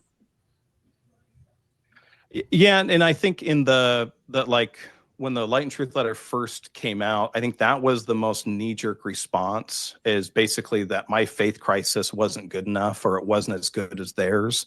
Probably, I'm sure. I mean, you were atheist for 13 years, right? So yeah, I don't. That's not something I'm trying to hide or anything. I think I really did leave. Like, I was no longer a believer. I didn't remove my records from the church. And as I'm exploring my faith and trying to figure this out again, I had to find something better. So until I did, I continued going to church, and, I'd get uncomfortable at certain things, and my wife and I would talk. So let me see if I have this right. You really did leave the church. You just never stopped attending. Yeah, I'm really confused. This is one of the reasons that I really do hope we can someday have Austin on this show and have some conversations with him, because so he can dig himself in deeper. No, it'll be so that, I mean, the natural question I would have asked if I was in Steve's position right there would have been, what does the word leave mean to you then, in the way you used it in that sentence? Because you said you left the church. And if I'm trying to interpret it as charitably as I can, I think he was talking about this difference between like physical attendance and what he was feeling on the inside. But even then, that's not really articulated or described in his letter. So it's also very telling to me that his first response to the question, when Steve's just asking him about what he did, and this comes back to my comment about putting on a jersey, right? His first response is, well, that was people's knee-jerk reaction when I first released the letter, is that my faith crisis wasn't good enough. How much of it is just people having legitimate questions that you're viewing as an attack, Austin, when people are really just trying to understand your story and your perspective? Why does he feel he has to say, I really did leave the church? Because it's in his book. And so if he admits that he didn't leave, then the entire premise of his letter is false. And so that's why he has to die on this hill. He's contradicted himself so many times on things he said on the record and in his book. I'm not sure why this particular hill is so important for him to die on, but it's because it's the entire premise of his letter, is that he left and came back. And this is the information that helped him come back. Right. You see, once again, there's the story behind the letter that he has come up with about leaving the church and then coming back. Now he's being asked questions, and he's still sticking with the story, but he's also giving facts that indicate the story is not true. So we get both of those things: the facts of what really happened, he never stopped going to church, and the story about his past, that he did leave the church, and we get them in the same audio clip. Yeah, and just so that I'm clear on where I'm drawing that from, I actually want to read a sentence from his introduction. And this is his revised introduction, because he's changed it because we smacked him about his definition of critic. But this is a sentence from his thing. He says, it has been 10 years. I have read the CES letter several times and dug deep into the sources. I have listened to many interviews on Mormon stories. I spent countless hours hearing and reading from ex-Mormons and other critical Christians. Odd for someone who also claims they weren't a reader, but that's okay. He says, I have learned a lot in my honest and extensive 10-year search. Oh, very extensive. Over time, I have felt unsettled about atheism or agnosticism, and I discovered things that forced me to re-examine my unbelief. So I am not at all taking the premise of his letter out of context. It's right there in that last sentence I just read. Over time, I felt unsettled about atheism or agnosticism, and I discovered things that forced me to re-examine my unbelief. As a result of my search for more light and truth, some questions troubled me. The following issues are among my main concerns. That is the entire premise of his letter. And it looks to me, for all intents and purposes, like the premise of that letter. I don't want to say it's false, because I think he legitimately thinks he left. But the point is, for people who are in that camp of actually having left and looking at the letter and how he's resolved some of these concerns, people are saying, well, that doesn't do anything for me. I have asked this repeatedly, and no one's reached out to me, even though people have reached out to us about this series quite a bit. I would love to hear from one person who's actually left the church or had a real sincere questioning phase. They were an actual ex-Mormon that would have described themselves that way, that have been convinced to go back to church because of the Light and Truth letter. Austin hasn't provided anyone who's said that they're in that boat, and no one else has reached out to us directly. So I feel pretty safe in assuming that that person doesn't exist at this point. And that, to me, demonstrates that the letter isn't what it claims to be. It's, as I said, a polemic written to assuage the already convinced. And I think there may be some more evidence of that coming up in a clip. 3 comments for me. Okay, first is I need to look at the camera and speak directly to Austin and say, Austin, once more, we're going to invite you to come on the show here at Radio Free Mormon and talk to Kolby and me about your letter, okay, about your document, so that we can understand better where you're coming from. And maybe you can answer some of these questions so you don't look like you're a person who is equivocating all over the place. Mm-hmm. So you can explain why it is that my impression of you is that you will answer a question in the way that you think makes you look the best in the moment, without regard to what you said elsewhere or what you may say 1 minute later on or what you said a minute earlier. That's one thing. The second thing is, this is another example in that clip that we played mm-hmm. about his doing the straw man approach. Mm-hmm. Because he says some people were saying that my faith crisis wasn't good enough, right? No, nobody's saying your faith crisis wasn't good enough. That's not what anybody's saying. What we're saying is, where's the faith crisis? Mm-hmm. Where's the beef? Can you explain it to us? That's all we're saying. We understand people will have different kinds of faith crises, right? A lot of them track along the same kind of way. Maybe yours doesn't, but when you're given the opportunity, like Steve did, for an hour and a half on his show to describe your story, why is it that you can't do it? Mm-hmm. I wrote this in capital letters here on my notes right here. Capital letters. Why is it so hard for Austin to tell his story? 3 question marks. It's his story. Mm-hmm. You kind of said, well, it's 10 years ago. Oh, come on. Come on. This is a life-changing part of your life. 10 years ago, big freaking deal. You can remember it. You can tell us what happened. You can give us the details if there are indeed details to give. And I'm starting to get the impression that there really aren't any details. And a lot of the details you give are inconsistent with statements that you've made elsewhere. Mm. All right. Now, this next part is he's going to talk about how he listened to podcasts. I put this in here to go along with his talk about he's not much of a reader, but he listens to podcasts. This is less than a minute. It's 47:30 to 48:17. Put it up on the screen here. And let's play this. And then at this time, of course, the gospel topics essays were starting to get released by the church. Yeah. Engaging those as well? Yeah, of course. Okay, so you're engaging some of the critical stuff out there. Of course, even some of the stuff that's written by the church that some people at one time would have considered to be anti-Mormon literature.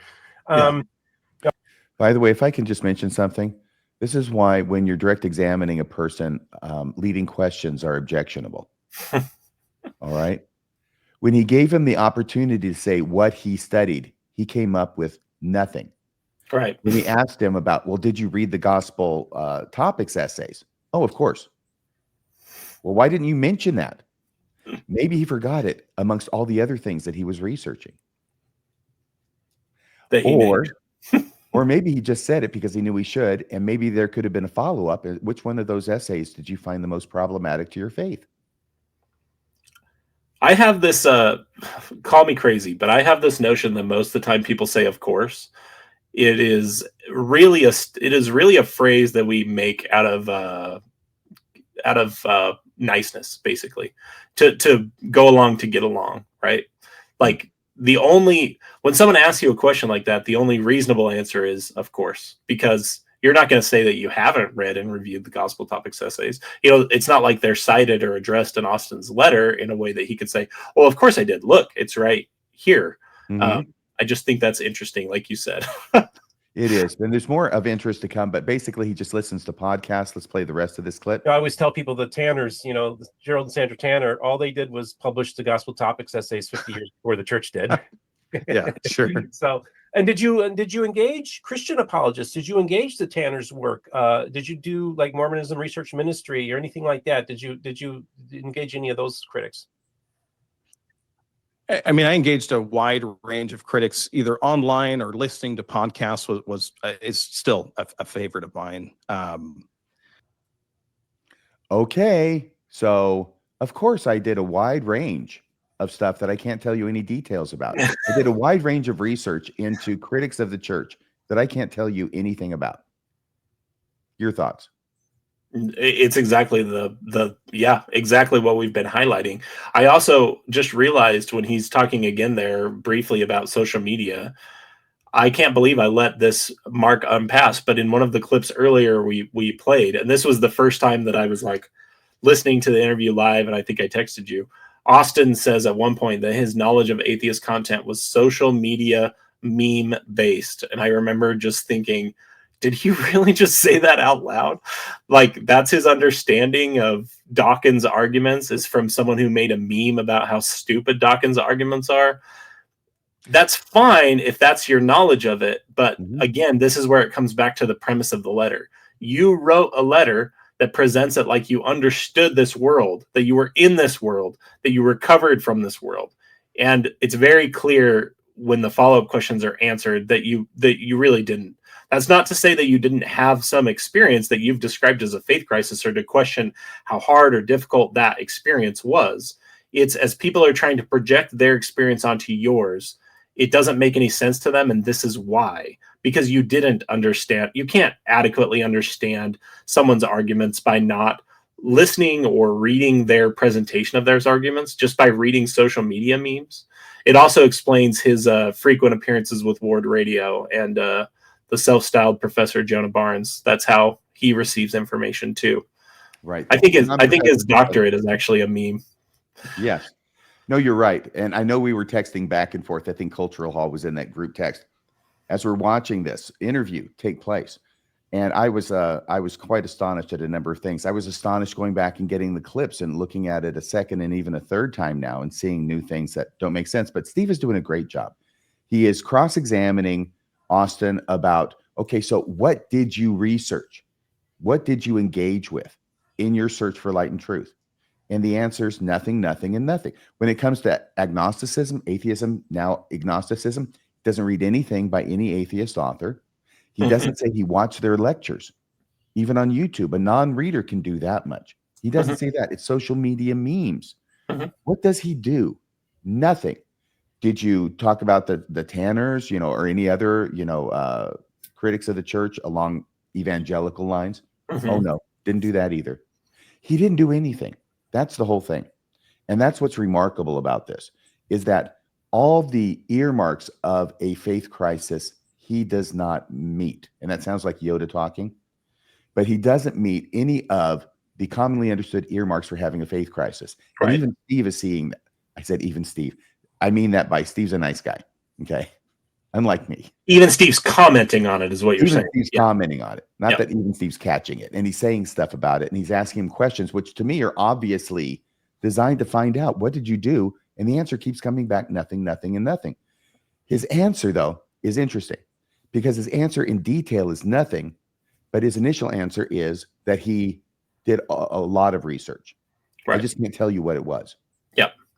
This your comment there about the hallmarks and earmarks of a faith crisis, or what most people would describe as a faith crisis, actually is exactly what we said in that first episode, which is very often when people have gone through a deconstruction, you will see a marked shift in the language they use. And one of the things that I pointed out in that episode is using language like critics of the church or anti-Mormons, which I've heard Austin use a number of times, both in his book and in these interviews, just doesn't reflect what I've seen most people, even people who have a faith crisis and then continue to go to church or somehow able to reconstruct. They often reconstruct a faith that's a lot less literalistic and fundamentalist, that doesn't allow them to use terms like that, because they have been in that boat and they've felt that compassion for people. They wouldn't be describing people like John Dehlin or critics of the church as psychologically raping people. That's where we're coming from. Is He Austin took it out. He took it out. I It wasn't in understand. his letter. It wasn't Austin Fife's letter. He quoted some guy talking about psychological rape, talking about criticizing religious beliefs. I think it was in general. Right. He did take it out. He took it out, but he had it in there originally, right? He did. And the fact that he took it out is good. We should support people when they change bad things that they've done. But I also think it's relevant to continue talking about it, because I really question the if you only took it out because it's made you look bad, I don't really think that the person has understood why it was a problem to use language like that in the first place, and why the use of language like that, particularly applied to the people he applied it to, indicates, like we just talked about, that he didn't have those hallmarks of actually having experienced a faith crisis and deconstruction. Right. And I want to point out that I think that, Kolby, you are vindicated, because in our very first podcast together about the Light on Truth letter and Mr. Austin Fife, you said in rather strong terms that you did not believe that he had actually gone through a faith crisis. And then you caught all kinds of crap for having said that and challenging his narrative. I think that with this interview by Steve Pinecker, once again, well done, Steve, I think that you are vindicated. He never had a faith crisis. I don't care what you call it. I don't care what he calls it. This was not a faith crisis. Yeah, at least not one that reflects like any level of deconstruction like I've experienced. And like many people, when they turn to it and say, oh, this is written by someone who used to be in my boat that now believes again, let me take a look at why they believe again. That's why this matters, Austin. It's not because people are trying to delegitimize your experience. Your experience is your experience. But if you're writing it out there to the world to help other people, don't be surprised if other people start to say, but that's not the boat you're not in the boat I was in. That's what people are saying. Right. And I'm going to reveal something now that I had shared only with close friends from the beginning, because it was highly speculative, but it's along your lines. And this is this. All right. I also had gotten the sense that he's not really describing a faith crisis, which is strange because he says he was listening to Mormon stories, so he should know what they sound like. But a faith crisis, it's very, very different. We've already gone into that, okay? And I wondered about his story behind the letter, because his whole faith crisis story is the setup for his letter, for the Light on Truth letter. It's written by a guy who left the church after having a faith crisis, found the answers to his questions, and came back to church. And you remember it was so nebulous that it sounded like he came back to church 10 years later. Right. And wrote the book, and that's what brought him back. But no, that's not what happened when we get into the details. It's not like what he originally presented, or at least what I originally understood from what he was saying. I also thought that this is a story, okay? This is a story to give oomph and credence to his Light on Truth letter. And then I thought, well, Jeremy Reynolds, this is supposed to be a response to Jeremy Reynolds' CES letter. Jeremy Reynolds has a story behind his letter, which was asking the questions to the CES director, and the CES director not being able to answer. And that gave it power. And then I thought, well, the last part of that is that it is common among critics to believe that Jeremy Reynolds lied about that. Apologists, yeah. What did I say? Critics? Critics, yeah. I'm sorry. Yeah, among the apologists, to think that Jeremy Reynolds lied about that story and he really didn't do all this stuff. That was all made up. So what I was thinking about, and I only shared this with a couple people, and I'm only doing it now because of this next clip we're going to play where I think I'm vindicated, is that it sounds like, wouldn't it be interesting if he recognized the power of Jeremy Reynolds' story in making the CES letter so popular, and then decided he's going to have a story behind his Light on Truth letter, which will hopefully make his letter popular too, and that he could justify not being entirely straightforward with his account, his backstory of his letter, Austin now, because he believes that Jeremy Reynolds lied about his backstory for his CES letter. All that highly speculative. And then, much to my surprise, he says this on the Steve Pinecker interview, which is almost a tacit admission. Here's what he says. And I heard somebody on some podcast somewhere talk about like the CES letter, anti-Mormon literature, and say explore it, learn about it, dig into the sources, and you'll be fine. And I was like, I don't know if I share that same sentiment. I don't think that somebody could just like read the CES letter and then call it a day. Because of the way that it's framed, it's a really compelling story, right? If you just said, here's an anti-Mormon book, no Latter-day Saint would read it, or few would read it. But if it's like, this is a guy's journey, his faith story, questions that he asked, there's something more interesting and compelling about that. That's why the CS letters resonated for so long. And it's still, at least in my mind, like the most widely, publicized, spread piece of document. And a lot of people have left the faith because of it. So what do you think?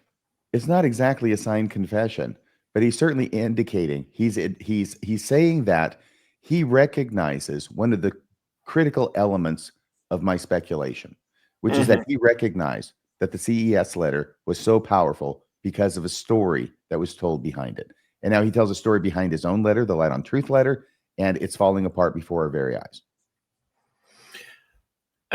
Yep. I can see the tacit admission that you see as well. And I also think it's interesting that his letter, the Light and Truth letter, opens with this issue, right? With his introduction that we read some words from. And then it closes with his belief in God, where he tells his story. There's this effect, and we talk about this a lot when you're talking about presenting issues to a court or to juries, of recency and primacy, right? You want your most powerful arguments, or the parts that you want people to remember the most, to be the first thing they hear and the last thing they hear. And isn't it interesting, along with this tacit admission, that the first thing you hear and the last thing you hear are this premise of what this letter is, this origin story of where this letter comes from. I don't think that's on accident. And I do think it's very odd that he can't answer really in any adequate way the natural follow-up questions about this origin story. Yeah, and Steve asked him about the intervening 10 years, and he comes up with nothing, really. Nothing happened in the intervening 10 years that he tells us. And once again, Steve's given him every opportunity to explain. It's not like he's crowding him with questions. It's not like he's badgering the witness or anything. I mean, it's Steve Pinecker, for crying out loud, Mr. Switzerland. So that's not the problem. The problem is that there apparently doesn't seem to be a story to tell, which gets back to my question. Why does Austin Fife have so much trouble telling his own story? Okay, so this next one that we're going to get to, let me just check this one out. Oh my gosh, yeah. So this has to do with the critics, right? It's addressed to the critics, and you have hammered him. I have a little bit, but you've really hammered him about saying, if you've addressed your letter to the critics, as your letter says at the very beginning, Austin Fife, why don't you want to come on the show and talk to the critics about it? And I will never stop hammering this particular point, because it's actually my prime irritation with the letter. Even the way he's recapitulated it now in this like version 1.5 is he still is not changing that. And that to me is the big problem. Just be honest about what this letter is. And he will a bit later when he calls it a faith promoting letter. But at this point, what he's doing is he still left it dedicated to the critics, but he has changed his definition of critics to people who are out there intentionally and knowingly trying to deceive people into leaving the LDS church. All right. And what is it he does? He makes critics into inactive members. That's what he does. So it's still addressed to critics. But when he says critics now, what he's going to explain in this clip, believe it or not, is that critics really isn't people trying to criticize the church. It's just inactive members. That's who it's addressed to. It's to inactive members, whom he has redefined as critics. Don't believe it? I know it's hard to believe, but let's see if this is really true, or if I'm the one misleading you. This was the most voted on question, so I'll just read this to you from Ricardo Roeder. Austin addresses his letter to critics, but mostly seems focused on keeping folks in the boat who have been influenced by critics of the church and are more quietly moving towards the outside. Has he considered either revising his letter to be addressed to them rather than to the critics directly, or has he considered revising the substance of the letter to more directly interface with those to which the letter has been addressed? Yeah, I've heard something along those lines, like, why is it addressed to the critics?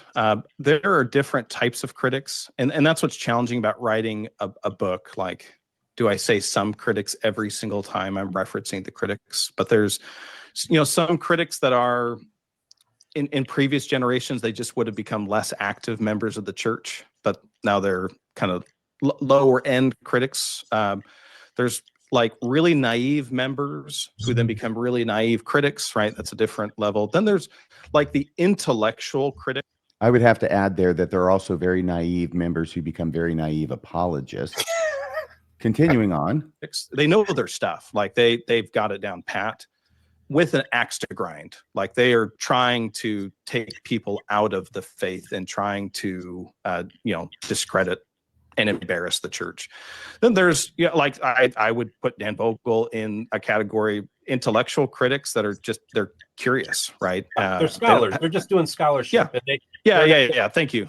Yeah, and they're not in it. They don't have an axe to grind in the sense that they just want you. This information. You do with it as you please. So I think that's where a large portion of your critical scholarship is in that area. Now, keeping in mind that a lot of scholarship that was done in the past, like Brent Metcalf, he did some great work, but then gets excommunicated from the church. And I told him, I said, you were born 20 years too early, because if you had been born 20 years later and done this work, you'd be at BYU. So the thing is like this idea of what critics of the church are saying, or what anti-Mormon literature has changed. What was critical, what was anti-Mormon, is now being published by the church, including in Saints. And also, just to give you some context here. Isn't Steve doing a great job? He did fantastic with this interview. He's doing a fantastic job. Now I want to check here, okay? And I want you to check me. Is Austin there saying that the reason he's left it addressed to critics, and he hasn't changed it in 1.5 in his newest edition, right? Because you brought it up, I know, over and over again, he's aware of it, is he's left critics in there, but now he has changed in his mind the definition of critics. This is really addressed just to inactive members, not to the people who are the real critics. I think I understand what he said a little bit differently, actually, but part of it is because he never finished out the thought when he mentioned inactive members. If I'm understanding where he was trying to go with that, and I am guessing because he didn't finish the thought, is I think he was trying to say there's a difference between who he wrote this letter to, which are these critics that have an axe to grind, versus people who would have left the church and just in the past been considered inactive members. And I think what he's trying to build is a differentiation between those two, but he didn't, like you highlighted, he didn't put a period on the end of that first thought before he rolled into the second one. So and maybe you're right. But my understanding is he's saying that the letter says it's written to the critics of the church, but it's not written to you. It's not written to me. Hence, he doesn't have to really talk to us at all. He's redefined critics to being inactive members of the church. See, I see it the opposite way, that his redefinition is saying, I don't have to actually interface with Kolby, as much fun as that might be, but because he's desperate to not talk to you. He's desperate to not come on the show.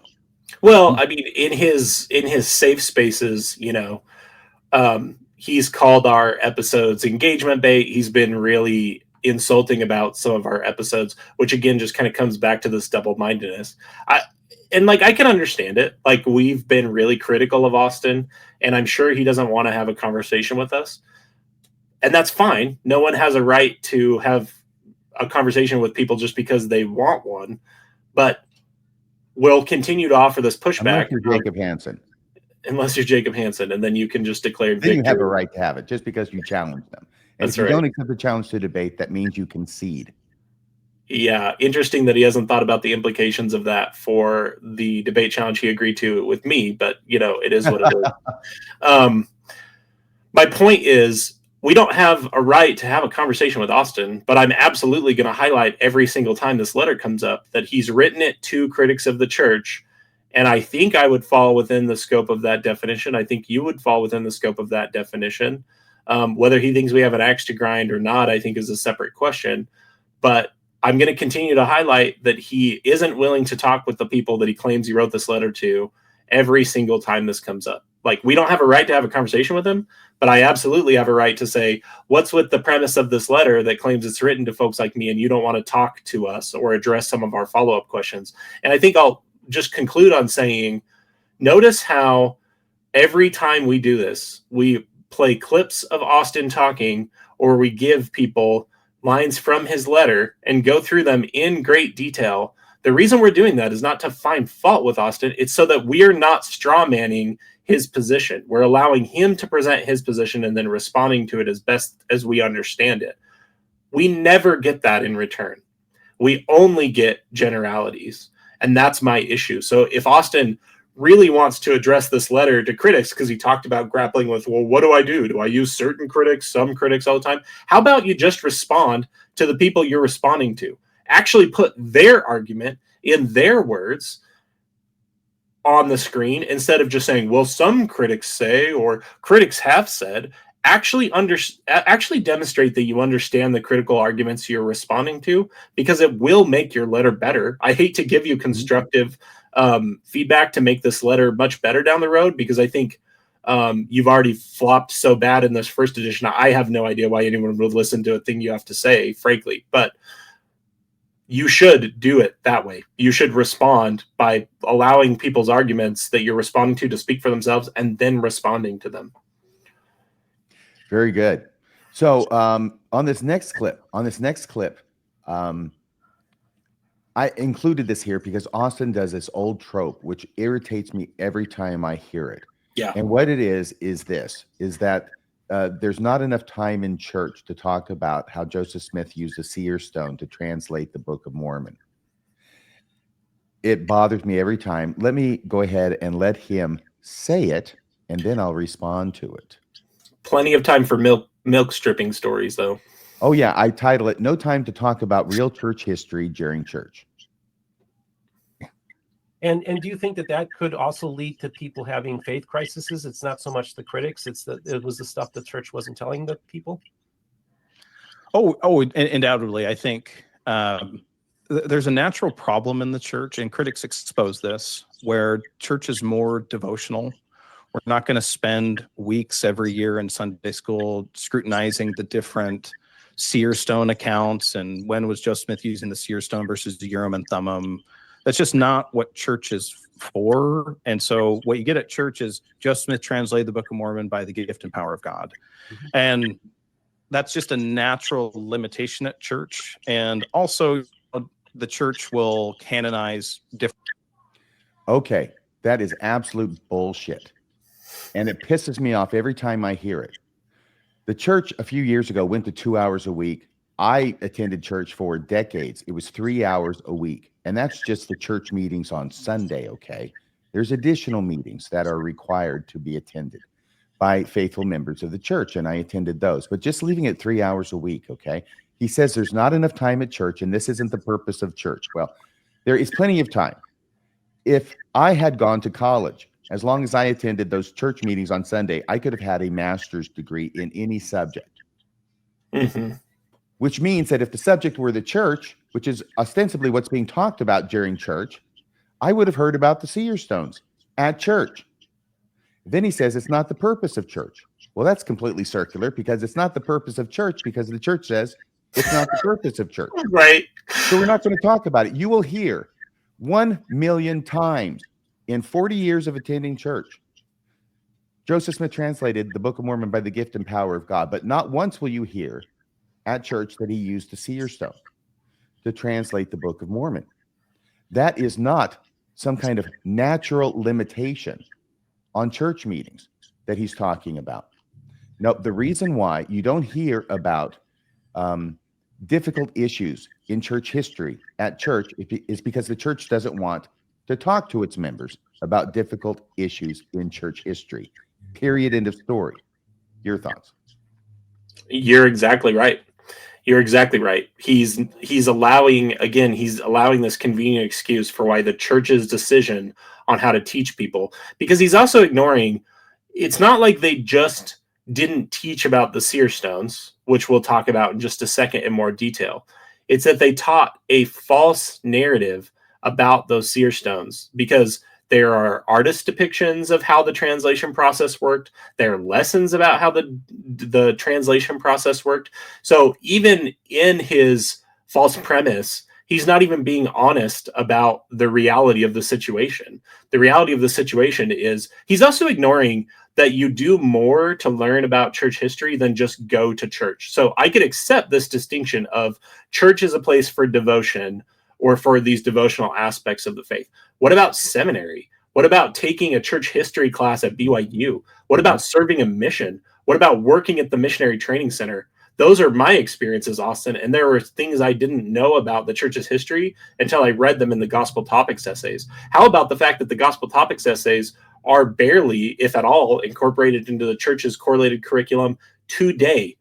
This is just one that the apologists need to let this battle go. They can't die on this hill of the church can't be faulted because of the way they set up the system, and then the system doesn't address these things. Like you said, that's a completely circular argument, and they need to just let this go. It just makes them look silly to try and die on this hill. Well, it does, but Steve's the one who put the question to him. Right. And so this is his response. And I've got to tell you, from my experience, this is not the response of a person who's actually been through a faith crisis. He is covering for the church at every step of the way, and he's making ridiculous arguments in order to do so. Okay, so you mentioned the seer stone. Yeah, he's going to do the same thing with the seer stone, right? Yeah, Because, speaking of ridiculous arguments, we're going to get to one right now. yeah, and here it goes with the seer stone and why it is that nobody knew about the seer stone until 2015. Different things, right? It's like the seer stone, just to keep picking on it.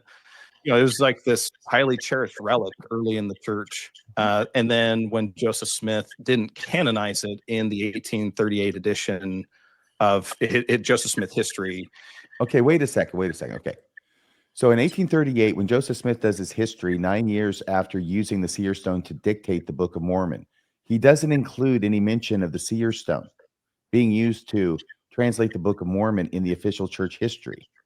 Why might that be, Austin? He doesn't even grapple with that.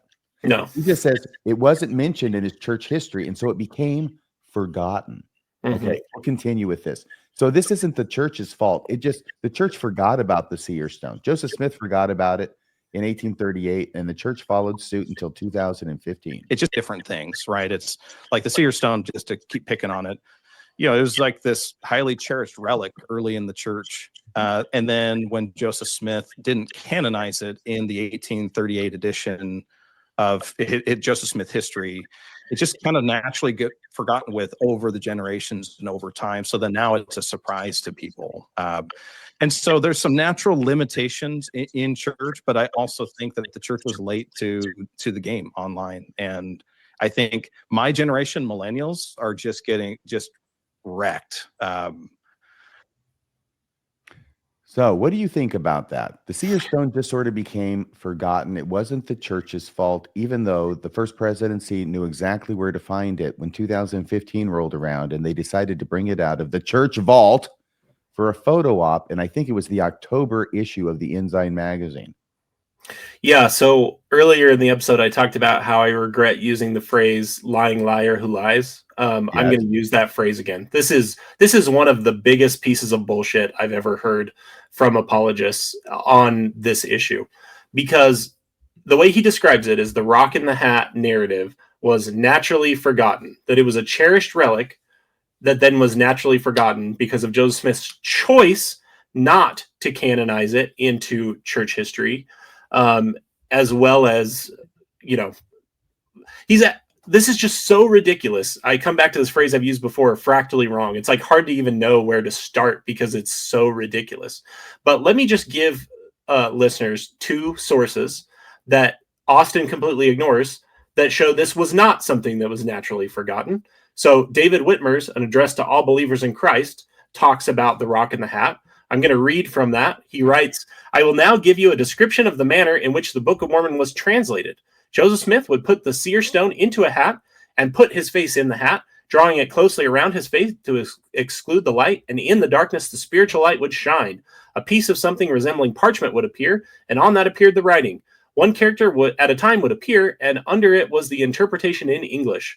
Brother Joseph would read off the English to Oliver Cowdery, who was his principal scribe, and when it was written down and repeated to Brother Joseph to see if it was correct, then it would disappear, and another character and the interpretation would appear. Thus, the Book of Mormon was translated by the gift and power of God, and not by the power of any man. I'm going to give you one more quote, which is in Emma Smith. Can I just say, Yeah. that was 1887. Right. That he wrote that. And I showed him the book here that I just happen to have sitting on my desk under a pile of other books. But yeah, an address to all believers in Christ. He is a believer and remains so to the end of his life in the divinity of the Book of Mormon, and that Joseph Smith really did translate it by the gift and power of God. That's why he stayed true to his testimony, even though Mormonism, he left and he saw all sorts of problems with Joseph Smith. He saw all sorts of problems with the priesthood restoration. His bedrock was, and he saw problems with the revelations in the Doctrine and Covenants, but his bedrock was the Book of Mormon, and he stayed true to that. And that is his testimony about the seer stone. I know the other one you're going to go to, which is also probably published about the same time. This is over 50 years. Okay, 50 years after the Book of Mormon came out. This isn't something that was forgotten. Right. And I know he's outside the church, and I know who you're going to go to next. At least I think I do. Why don't you go ahead? Emma? Yes. She's kind of outside the church too, although she wouldn't see it that way. Yeah. So Emma Smith's final testimony, also 1880s. Thank you for getting the year. Emma was asked by Joseph Smith III, what is the truth of Mormonism? And this was her response. I know Mormonism to be the truth and believe the church to have been established by divine direction. I have complete faith in it. In writing for your father, I frequently wrote day by day, often sitting at the table close by him, he sitting with his face buried in a hat with the stone in it, and dictating hour after hour with nothing between us. Now, the reason I've used both of these sources is, as you highlighted, they are from generations later, so they demonstrate that what Austin's saying is demonstrably untrue. It was not something that was naturally forgotten. Here we have two people who were critical to the that early church history and the translation of the Book of Mormon that were involved in that process. Emma directly, and the translation happened at the Whitmer farm. Parts of the translation happened at the Whitmer farm. So for people who say, well, how does David Whitmer know? Here's my bottom line, though. The church has deliberately and decidedly used quotes from both of those documents when it supports the correlated narrative that they wanted to go with. They use quotes from David Whitmer's, specifically that last one that I read. Thus, the Book of Mormon was translated by the gift of power of God and not by the power of any man. They have used that quote in manuals and lessons and general conference talks for generations. They have used quotes from Emma Smith's last testimony in conference talks, in lessons, in manuals for generations. To say that this is something that was naturally forgotten and not something that was manipulated out of church history because Joseph Smith was embarrassed about how it revealed his links to early folk magic treasure digging and his trial in South Bainbridge, as well as the subsequent trial, first one in 1826, that's the reason this was forgotten. It wasn't naturally forgotten. It was forgotten because it was obliterated from church history. All the while, that cherished relic that you were talking about, Austin, was sitting in the first presidency's freaking vault. They knew about all of this stuff as long as these quotes existed. They knew about this stuff back to before the Book of Mormon even existed, that these roots had, that these folk magic roots had an origin or explain, in part, early Mormonism's origins. And they deliberately chose not to emphasize them and to omit them. To call this natural forgetting over the generations is bullshit. It's a lie. Or you are so uneducated on what you're talking about and so incompetent in understanding Mormon history that I have no idea why anyone would listen to a word you say when you say something so silly. That is so silly, or it's a lie. Well, I will tell you that the reason I was emphasizing David Whitmer's continued belief in the Book of Mormon is because some people will say, well, he was just making stuff up. You know, this isn't really how it was translated. Mm-hmm. Like he wouldn't know, like Joseph wouldn't talk about it, right? And no, he was still very much a firm believer in the divinity of the translation process of the Book of Mormon. So when he said it, he's not trying to make up something to denigrate the Book of Mormon. Right. There you can believe that he's telling stuff that he really believes is true, right? Okay, that's one thing. The other thing was Austin's use of the expression, a cherished relic. That's odd because the seer stone was not a cherished relic. And I think he puts it in past tense. It is today. And by the way, the only reason the first presidency brought it out and did the photo shoot in the Ensign magazine in 2015 is because of the internet. And too many people were getting wise to the fact that it existed, that it was used in the Joseph Smith, when he translated the Book of Mormon. Mhm. So they finally had to bring it out, as if that qualifies as being transparent. You know, you'll admit to taking cookies from the cookie jar only when you actually get caught taking cookies from the cookie jar. That's what the first presidency did there.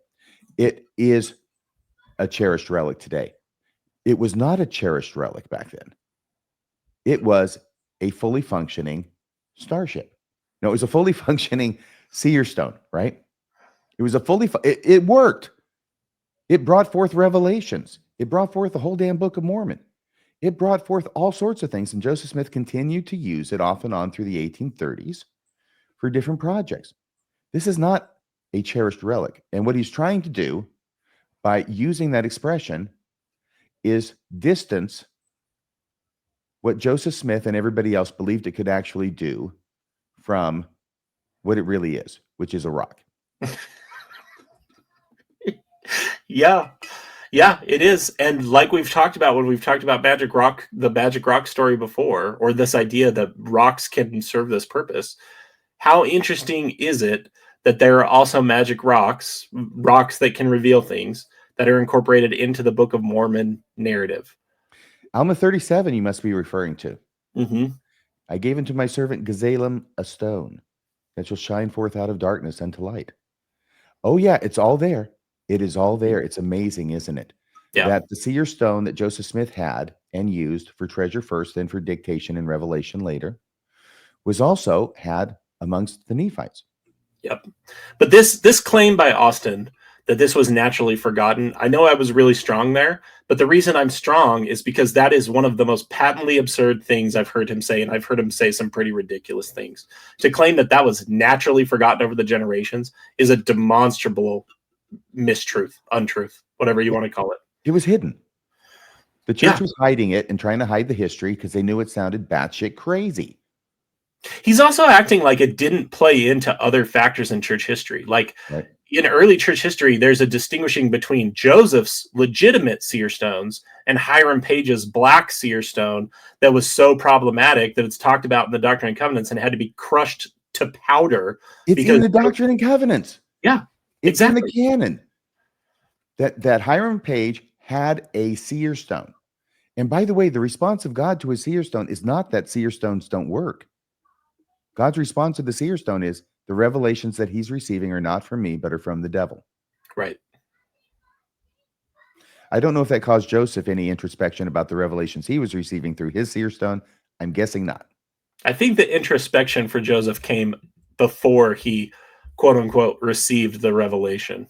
He realized, oh, I've got a problem here.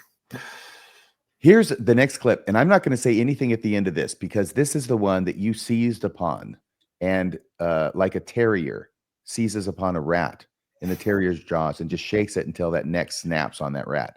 And that's what's going to happen here. So I'll play the clip because Steve's going to ask Austin Fife what he thinks let me see here, what he thinks the strongest argument is for the truth of Mormonism. And here's the response, and I'll let you take it as soon as this plays. Okay, you're going to love this. I know you're already chomping at the bit. I can tell. There we go. Okay. So I want to ask you, what would you say is the strongest argument that you make in your book? The longest chapter is called Fruits of the Church. Right. It just outlines how good it is for people to be members of the church. Certainly people have bad experiences.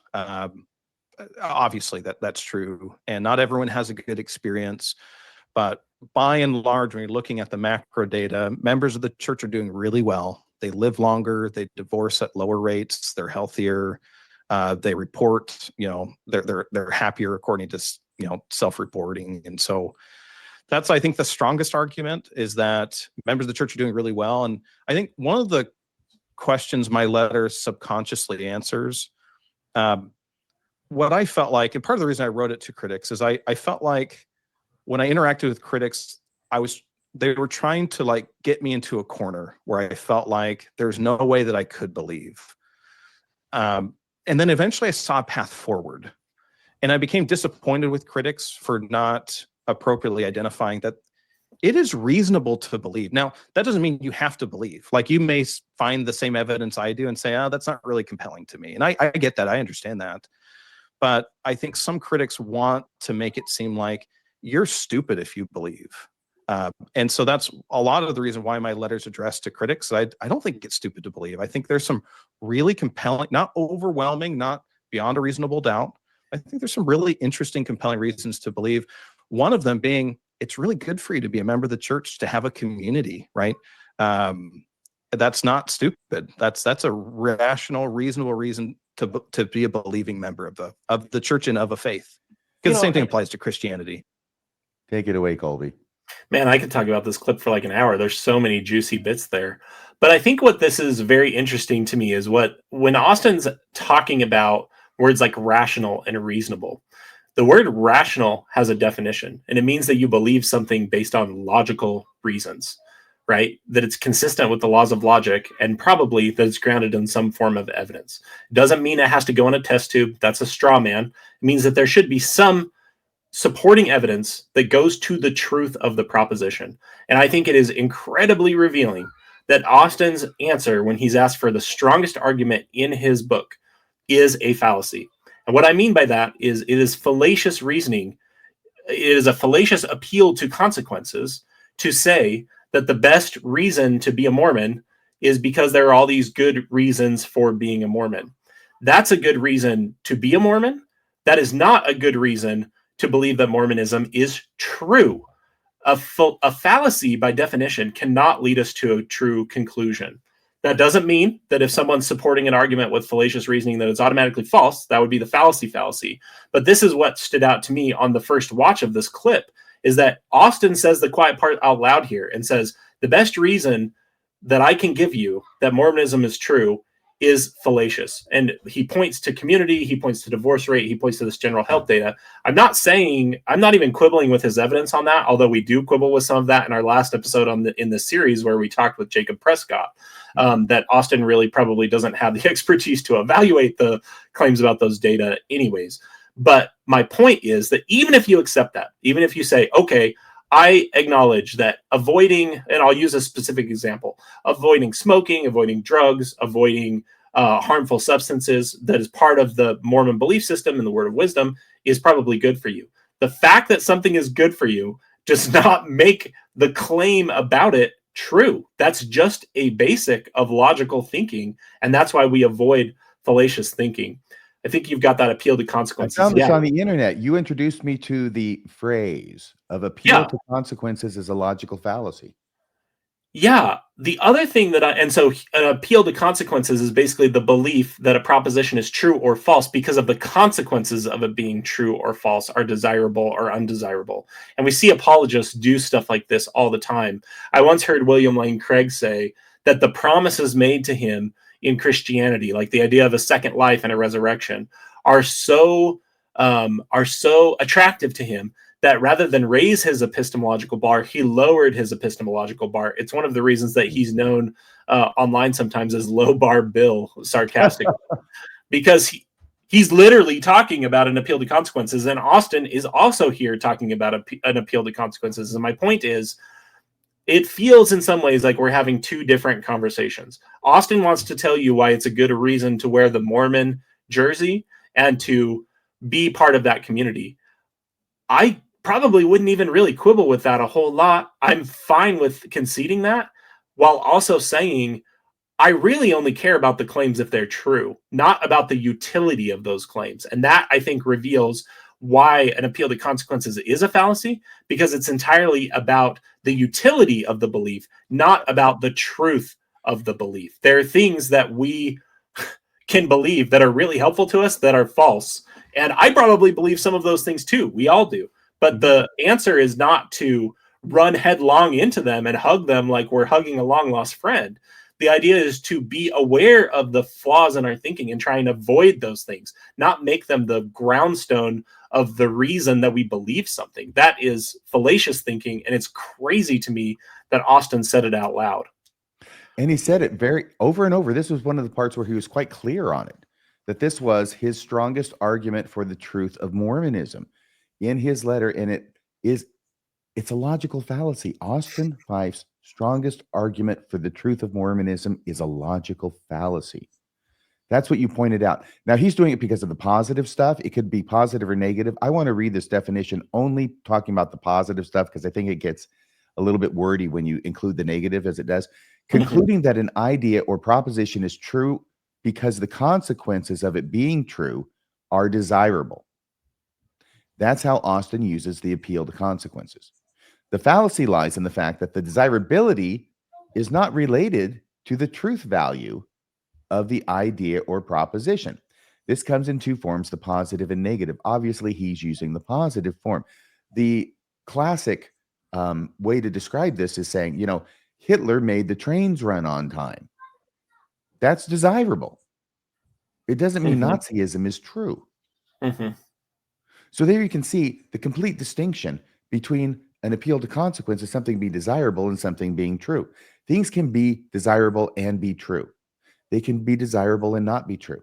Things can be undesirable and be true. Things can be undesirable and not be true. The desirability or undesirability of anything has no rational relationship to whether it's true. Yeah. The other thing that really stood out to me is, and this kind of comes back to the distinction between maybe like atheism, agnosticism, and anti-theism, is at one point, Austin kind of confusedly uses the term beyond a reasonable doubt. He says, like, I've looked at all this evidence, and I don't think that it is sufficient to get over that bar of belief beyond a reasonable doubt. But I do think it's reasonable and rational to believe. I think he's very confused on what those words mean. Each of those words have definitions, but let me just ask it this way. Why in the world would I accept the proposition that the Christian God exists, the Mormon God exists, a Mormon God that can intervene and that I am promised loves me and wants to have a relationship with me because it's a two-way street? That's the premise of their model of God. Why in the world would that God want me to believe on him based on evidence that can't get over the bar that we use in court? That, to me, is a ridiculous proposition to accept. Instead, I view it as a very convenient excuse on why Mormonism doesn't have sufficient evidentiary warrant. He's basically saying, well, it doesn't get beyond a reasonable doubt. Why would God want you to believe on him based on evidence that doesn't assuage a reasonable doubt? That you're like giving away the game when you actually just think about what he's saying. Why in the world would I believe that the same God that says in Matthew 7, ask and ye shall receive, knock and it shall be opened unto you, for every one that asketh receiveth, and he that seeketh findeth? Why would I believe that that God is the same God that Austin Fife's talking about here, that can't give me enough reason to believe in him to assuage a reasonable doubter? That is absurd. Very good. Well, I will tell you that in this next clip, Austin is being asked the question about us and about the job we've done dismantling and showing the errors in his Light and Truth letter in the chapters that we've covered. And Austin, to his credit, I think comes back with the best response that he possibly could. But I want to get your take on this as well. We have been getting, and most notably via Radio Free Mormon's podcast that he's been doing with Kolby Reddish. I just wanted to maybe just ask you, was there anything that you wanted to kind of maybe address on some of the stuff? I know you don't want to do tit for tat, but maybe just a general thing that you want to say about what the work they're doing. Yeah, I've found it interesting so far. I wonder how much I owe them. Because a lot. Their feedback will be really helpful for the next edition to just improve some of the ideas and just do a better job. Again, I didn't have any academic friends in the space, and so I hope to get more help in the future. But I mean, they're going chapter by chapter, line by line, sometimes word by word critique of the Light and Truth letter. And so they're kind of pulling to the surface some of the better arguments, the weaker. Can I just say something, Kolby? How else do you review something other than line by line and word by word? Yeah, it's crazy. It's crazy that I know he's approving, he says, of our work on this, but later he's also critical of it and critical of our motives in doing that. And it's so weird to me to basically have someone write something that's 200 pages, put it out into the world, and then basically complain like, oh, I didn't know people were actually going to read this and look at the sources that I provided. That's basically what his hurt feelings boiled down to, is like, oh, I didn't know people were going to actually read it. Nobody on Psych Word Radio did, obviously. Obviously. And I just think, and that's the thing, right? I presume that that's how he wrote the damn thing, was word by word and line by line. But some people have suggested AI might have played a part, so maybe that part isn't even true. I don't know. But he seems to find it comment worthy that in our reviews, we actually went line by line and word by word, which is the only way I know of doing it. Maybe there's another way. Let's go on. Arguments. I don't know if they emphasize the better arguments as much as I would hope, but regardless, as weird as it sounds, I've appreciated what they're doing. I get what they're doing. So yeah, that's kind of my knee-jerk reaction is thank you for the service. Okay, so you actually appreciate the work. So now when you do revisions, are you going to give them credit for pointing out, some of the stuff, Well, I told Kolby, I said I'd in a YouTube comment, or I don't remember where we were interacting, but I said something like, yeah, I've appreciated all the feedback just to button up the arguments. Would you like writing credit in the next edition? And he said, no, thank you. So no, I want it. The short answer. Well, I guess though that if maybe you could point out, like maybe in the preface, you could just say, I want to thank Radio Free Mormon and Kolby Reddish for doing their line by line critique of my work that has certainly informed my work. At least give them credit that way. That might be a way to do it. Yeah, in the January. What do you say? Come on, you could do that much. By the way, Austin, I just want to tell you, you should pay us for the education we're giving you. I actually didn't say no thank you. I think I said no thank you unless you're willing to put in. And I had like a whole line that I wanted him to put in, and I was pretty strong in that comment back to him. I think I said something like, no, unless you say thank you to RFM and Kolby for pointing out that I didn't understand my own sources. And it wasn't a very, to be fair to him, it wasn't a very reasonable demand, but yeah, I think it's funny that he says, I kind of understand what they're going for. I wish they would have addressed some of the better arguments.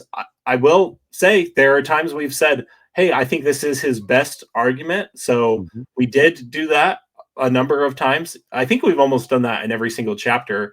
My big suggestion to him, if he wants us to highlight some of his better arguments, he needs to actually make good arguments. That's the problem, is like, we are honestly not trying to just be mean about this series, Austin. If you made better arguments, I have no problem admitting that. And we're going to get to some of those arguments here in a minute. Did you want to say anything else about this? I thought he was gracious. I thought, politically speaking, this is the best answer he can give, is to be grateful and to say thank us for the corrections that we've given, and he'll be incorporating them, though I don't know. We'll see how true that is in future incarnations of his book. We'll see how much he follows what he says he's going to do. Yeah, I think this, regardless, it's a good answer. Yeah, it is a good answer. And I hope it's the opening of some doors to have a good faith conversation with Austin, because I do think it would be really interesting to just talk about some of the premises behind some of this stuff. And if there are arguments you think we missed that are particularly strong, Austin, we want to hear about that. We sincerely do. We want you to come on and say, here are the best arguments in the sections you've covered that you haven't talked about. Because as people know, some of these episodes have gone on I think the longest one was 4.5 hours. And we still can't address everything, because we can't actually go through every single line as we probably Well, we do that, but we don't present that to everybody. So we do that kind of in our background research and then present the things we found. But I think that clip that we just played and kind of our thoughts on it stitch really well together with this next clip, because when Austin later will comment about our motivation in doing this, what he talks about in this story actually is or in this clip is actually the exact reason we've continued to do this series. Yes. Yeah. And ultimately his response as to why it is that we're doing this is because we've got a vendetta, a personal grudge against Austin, and we want to make him look dumb. That's what he'll say ultimately. But here he's going to comment about the phenomenon of Mormons using his book, The Light on Truth Letter, as a brick to hit over the head Mormons who are questioning things. And we'll see what he has to say about that in this next clip. One of the most uncomfortable things, I'm sure it's happening, and I don't love it, but one of my best friends, his wife isn't a member, that she left the faith, and her family, they don't know who I am. They took my book and kind of threw it at her and like, you gotta, and you know, try to, just threw it at her like, see, you've got to believe. And that makes me so uncomfortable, because that's not what it's for. It's not to overwhelm your family members into the belief. And so when my friend told me that, I was devastated, because that's not what that's for. So hopefully this next book will address that demographic a little bit better, like believing members who want to help their loved ones. Okay, well, that's that. I think it's good that you're getting this kind of feedback, so you're understanding the impact and how people are going to take different takes off of it, as well, and maybe maybe misuse it in a way that was not intended. So that's, and of course, when you put something out there, you don't have any more control over it. Now it's out there, it's in the bloodstream, and how people, I figured it would happen. Mm-hmm. Yeah, I figured it would happen, and I don't remember which interview, but I said, this isn't a faith brick that you throw at your relatives. But that's about all that I could say. But hearing it from like a friend of mine was disheartening. I didn't love that. And he said, I mean, look at the intro. Like his wife said, like, I'm going to go on a journey with you. And that. Okay. So it was a faith brick. Did you have any comments about this? And you said this is why it was that we're doing what we're doing. Would you care to explain that further? Yeah, as we started doing this series, I mean, people know that you've been nice enough to let me join you for this series, but I'm not a full-time podcaster. I don't even have my own podcast, as Jacob Hansen reminds me. Word is you're a rando. The word is that I'm a rando. That's what I was going to say. The reason we've kept doing this, even though it's a lot of effort and a lot of service to you, Austin, you're welcome, is because in one of the first weeks that we had done either the first or second episode, we got an email from a listener, and I actually went back and looked, and I've gotten quite a few different messages along these same lines of the non-believing side of either a mixed faith marriage or people who are like that, the wife that you were talking about in that story, Austin, that have had your book thrown at them like a faith brick. A number of different people. One specifically that reached out to RFM and I felt like, okay, because it does feel mean to go through Austin's work line by line and to point out all the problems. And I don't like that meanness. You and I have grappled with that and talked about it both online and offline. But the reason that it matters is because the truth matters. And because if people are going to have this book thrown in their face, I need to have out there some response that says, you're not unreasonable if you don't find these reasons for belief convincing, because there are a lot of problems in the way this book has been written. So as much as you've gotten that pushback, we have gotten emails from people who have had your book used against them, as including one person, the person who emailed us around Christmas time, saying that it was leading to the dissolution of their marriage. So that's why the accuracy of what you've said in your book matters this much to someone like me and to RFM, is because I care about those people. When I was going through my faith crisis and my deconstruction, it was the gaslighting from apologists and this is your fault that I just couldn't stomach. It felt like it was making me crazy. And it wasn't until I started to find kind of this ex-Mormon community and there are people in the ex-Mormon community that are all over the spectrum. There are post-Mormon Christians, there are post-Mormon Catholics, there are post-Mormon atheists and agnostics. There are so many different places that people come at from in the spectrum, but the thing they have in common is being able to say that you're not crazy for starting to notice the cracks in the church's facade. And that's why people like us are here. It's not to make you look bad. It's not to affect the sales of your book. That obviously isn't, you've sold more than enough. It's for those people who have this used against them and who feel like they're the crazy ones for thinking that God shouldn't ask them to do unreasonable things. That's why we're doing this. That is so common, isn't it? For people deconstructing their religion, especially a high demand fundamentalist religion like Mormonism, to go through this period where they think they're crazy because they're starting to see things differently from a non-believing perspective. Mm-hmm. And everybody else that they're associated with, maybe in their family, like Austin, they're all believing. All their friends are believing. They're the odd man out. They're the crazy one. And over and over again, I've had people come up to me and thank me for, not for the research I do, not for my sparkling personality, not for all this other kind of stuff, right? But it's because I helped them feel like they weren't crazy. All right, let's go to the next one. Now, here's another question that Steve asks Austin, and it sounds like a question you've raised a number of times. This was the question. This was the question I had to pay Steve Pinecker $100 for asking, which I did do, by the way. The question was worth it. I'm not sure the answer is worth it, but the question has to do with the thing you've raised before, which is, why is it up to us to actually look at his freaking letter and look at the footnotes and the sources and do a comparison and challenge him where things aren't lining up? And it's all over the place. It's amazing. And he's been on Ward Radio, or as I call it, Psych Ward Radio. 10 times, I don't know how many times he's been on there about his book. Nobody, and they've got multiple people, have raised any issue with anything in his book.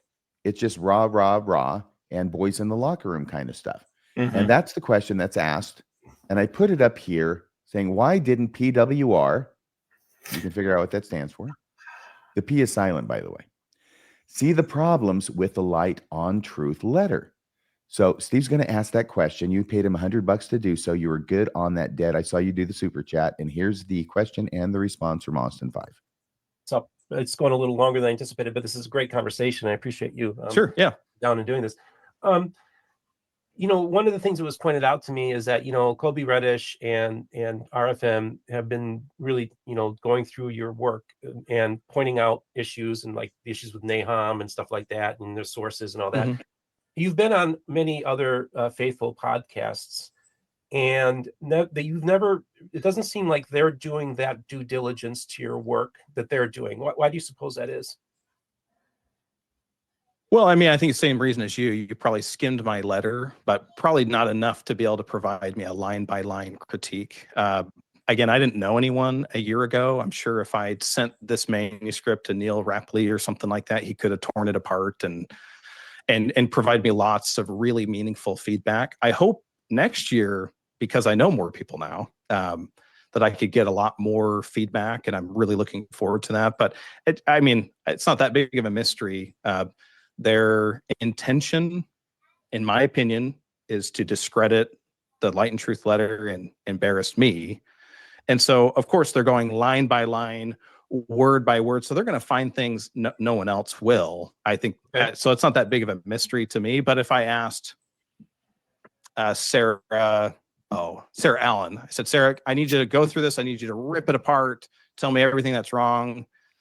Please spend a month on it, or whatever the case is. I'm sure she could have some really meaningful feedback. Yeah. I just want to state for the record that I'm not trying to embarrass Austin Fife. It's not his fault that his wife forces him to broadcast from the laundry room.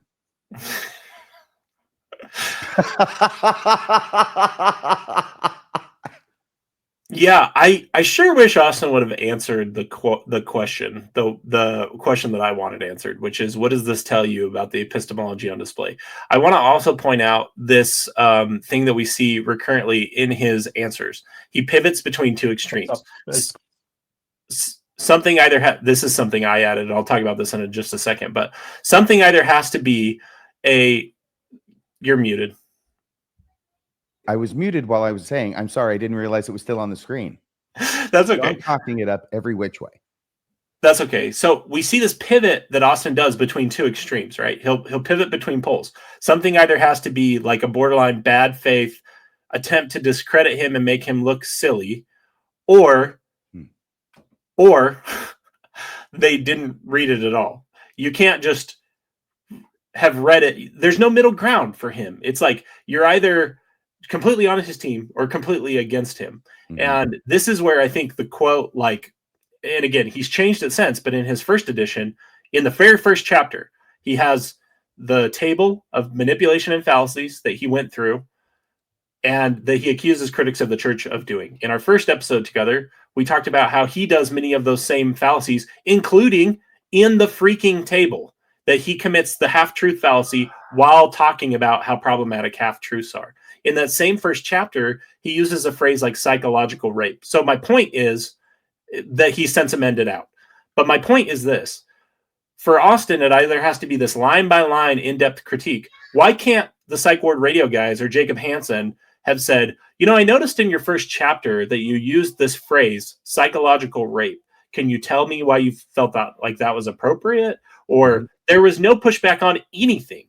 So that's this false binary that I'm seeing in Austin's thinking over and over and over again. It either has to be line by line in-depth critique or no pushback or feedback at all, right? And it has to be motivated by animus against him.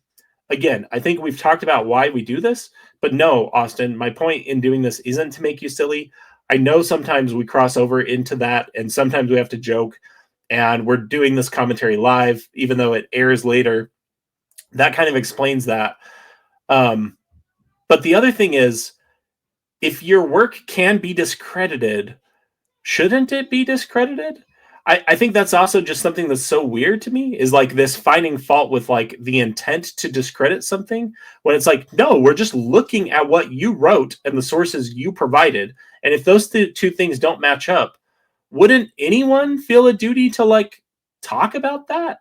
I don't see that as being motivated by some inappropriate animus, but maybe I'm just defensive. I don't know. Sometimes when you write a crappy book and another person calls it a crappy book, it doesn't have anything to do with you personally. Yeah. Is that what you mean? Yeah, that's exactly what I'm saying. And in that same thing, he talks about the scope of the Light and Truth letter, and he's saying like, well, this wasn't meant to be a line by line response to all the issues against the church. That's been his response to your first episode, pointing out that he didn't talk about the SEC order. So I just thought it was a scandal in the church's history in the last 150 years. Yeah, I just thought it was interesting. If you'll go to that next slide, this is one that I added. I will. And I want to say one other thing, because I want to see this, because I haven't seen this yet. You added a few that I haven't seen. Looking forward to it. Yep. By and large, all we did when we read his letter, chapter, the chapters we've covered, is apparently we committed the unforgivable sin of reading the sources he cited. And talking about the logic of the stuff he's written, if we didn't do that. Yeah. And how what he wrote in his letter doesn't match the sources that he cited. And every time it doesn't match, it ends up being much more favorable to the church than the actual source that he cited. That's what we pointed out over and over again. So I don't know why he cites the sources if he doesn't expect people to read them. I don't know how he even includes the sources if he's not much of a reader, because it would presume his having actually read the sources he cites and then putting them into his letter via footnote. Okay. So once again, a guy who characterizes himself as not much of a reader, I don't understand how they write a 200-page research paper, which took him from, I don't know, what was it? It was all in 2024. It was published. It was like 5 or 6 months that he says he wrote this 200-page research paper in, even though he's not much of a reader. Okay, so going to this next one, and I'm looking forward to this. Let's put this up on the screen, shall we? And you can tell us all about it. Yeah, my point with this is in that last clip, Austin talked about his letter being misunderstood as like answering all of the different issues or tough issues that approach the church, right? And he also talked about how sometimes people misuse his book, according to him, as a faith brick to throw at their non-believing friends and family. So I just thought it would be interesting to say, to look at these Amazon reviews, and these are all 5-star reviews from people who I'm sure have absolutely read the book. I'm sure they haven't done like Psych Ward Radio or Jacob Hansen and haven't read the book at all and are recommending it. My point here is a review to a crappy book without reading it. Yeah, but I wanted to just read a few of these because it's funny to hear the way that people either use Austin's work as a faith brick or they represent it as what even Austin himself admits isn't what the book is, right? So here's one of them. 5 stars. As a lifelong member with an objective, skeptical, and inquisitive mind, I appreciated the approach of this book.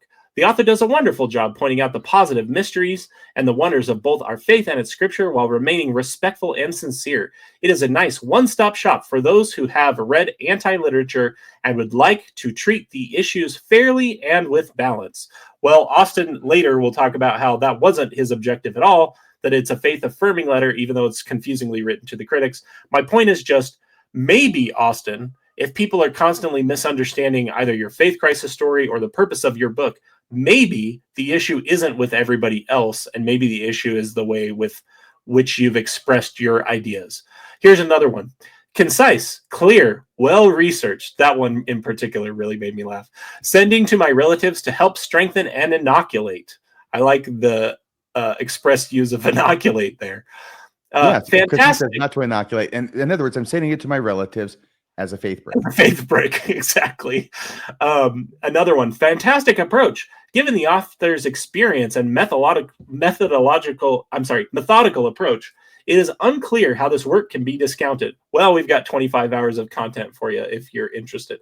This is a guide to dealing with faith. So faith is still required in spite of the tremendous logical foundation Fife applies in this work.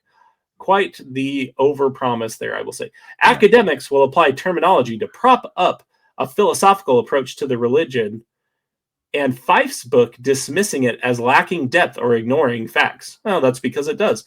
What those people miss is that in spite of the logical approach as a guide, this book is ultimately one person's experience on both sides of a religion.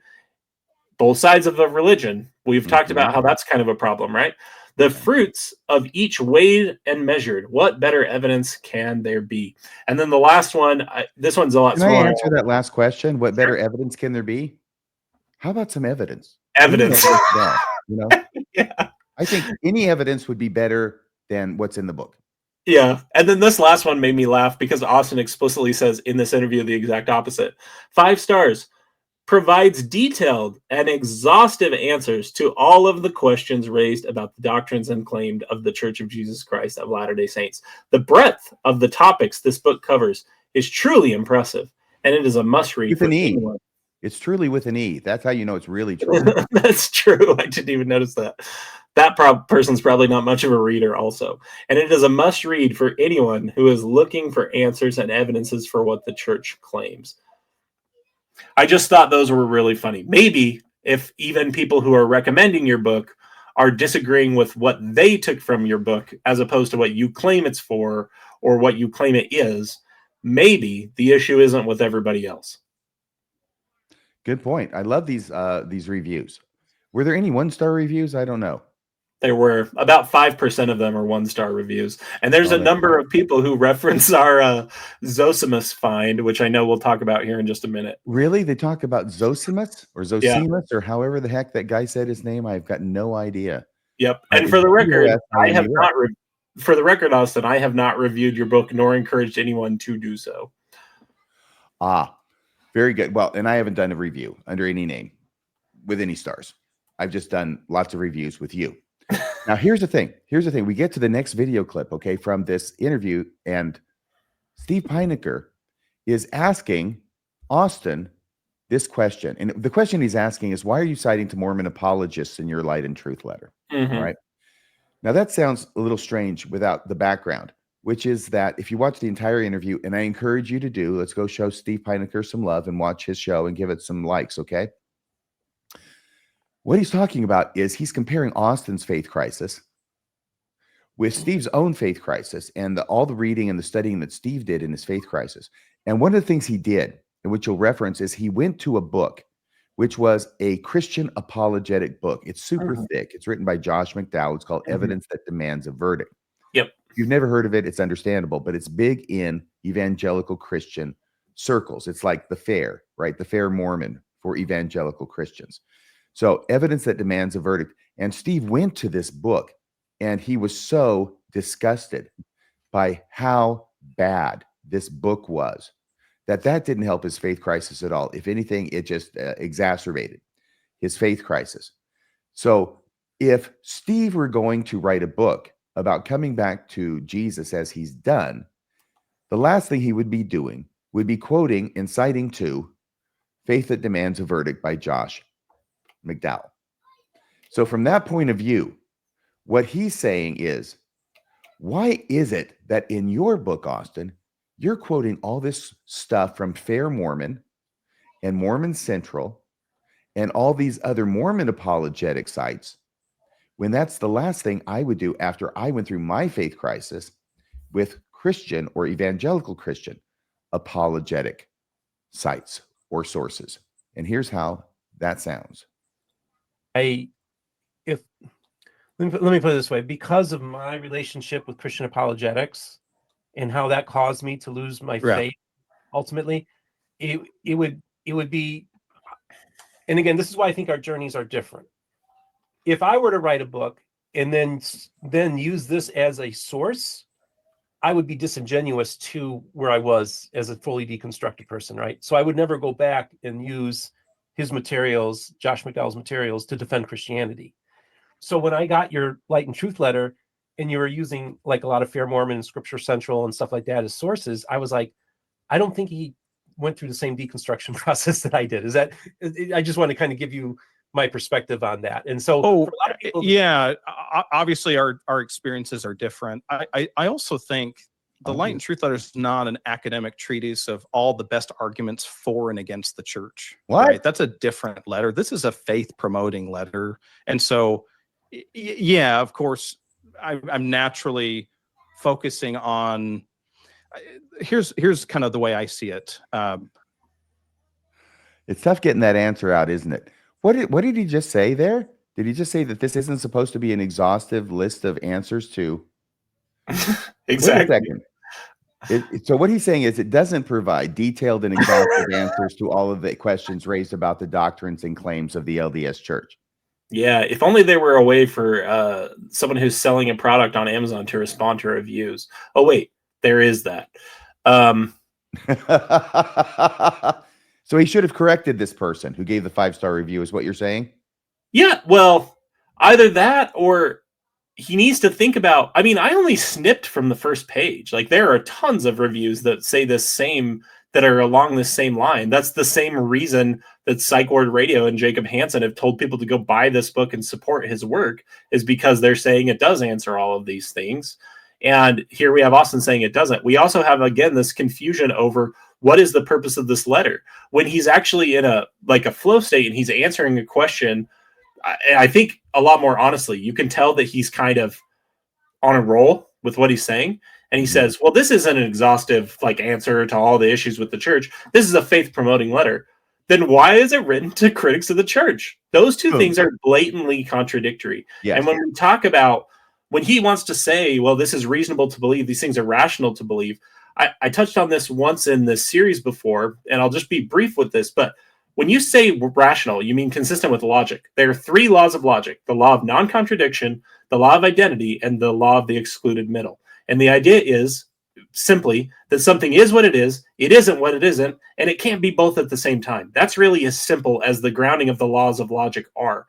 And that law of non-contradiction is violated constantly by Austin by saying completely contradictory things. This is a faith-affirming letter. This is written to critics. Accepting payment from someone on Amazon for a review that it is an exhaustive treatise while saying that it's not an exhaustive treatise. Thanking us for our feedback, criticizing our intent. There are these blatant contradictions in what he says, and what I'm trying to help people understand, this is why I think it's a microcosm of Mormon apologetics and Mormon thinking, is you get so comfortable with believing completely contradictory things that violate that essential law of logic as a Mormon that you don't even see it when you say completely contradictory things constantly. This is something we've seen in this interview and something we've seen in Austin's own chapters in his letter over and over and over again. And again, this isn't to embarrass him. This isn't to make him look bad. It's to talk about the symptoms of the root cause, which is Mormonism breaks your critical thinking. Or as you said before, Mormonism makes liars of us all. It's not the intent. It's the fact that we can't even recognize up from down, and the fact that those two things are opposite when we get so wrapped around this axle. What you are commenting about is what I had referenced earlier, and now we're seeing it play out, which is whatever's going on in Austin's head. What he keeps doing is he seems to keep giving answers that he feels are good for him in the moment, right? Without any awareness, apparently, of how it's going to impact anything he said after, anything he said before, or anything he said in another podcast. He's just trying to come up with the best answer to explain the situation he's in now. And it doesn't seem like accuracy or truth plays much of a role in the answers he formulates. Yeah, and we all slightly edit the things we say based on the audience. That's just good presentation skills. But this is a complete different severity. And the reason I'm talking about this is because we know Austin's going to listen to this, and we know he jumps between these binary extremes.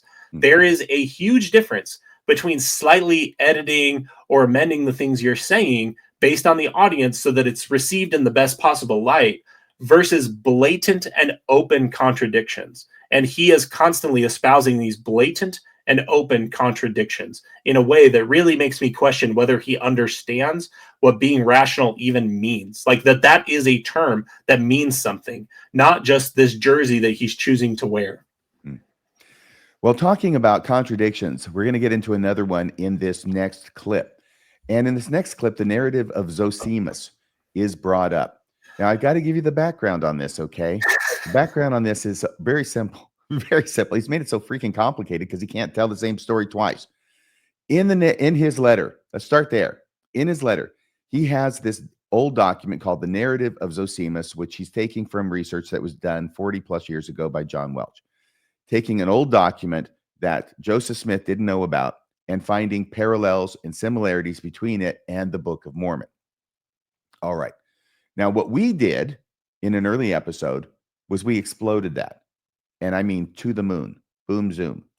And apparently, and actually I knew this, someone else on the Reddit had done the same thing and exploded his use of the narrative of Zosimus as evidence for the Book of Mormon. All right. Once we had done it, and I should say after we had done it, and after it had been done on Reddit, it was done on Reddit before us. So I want to give that credit there. But he goes on Ward Radio with the boys. And he says some amazing things. First thing he says is that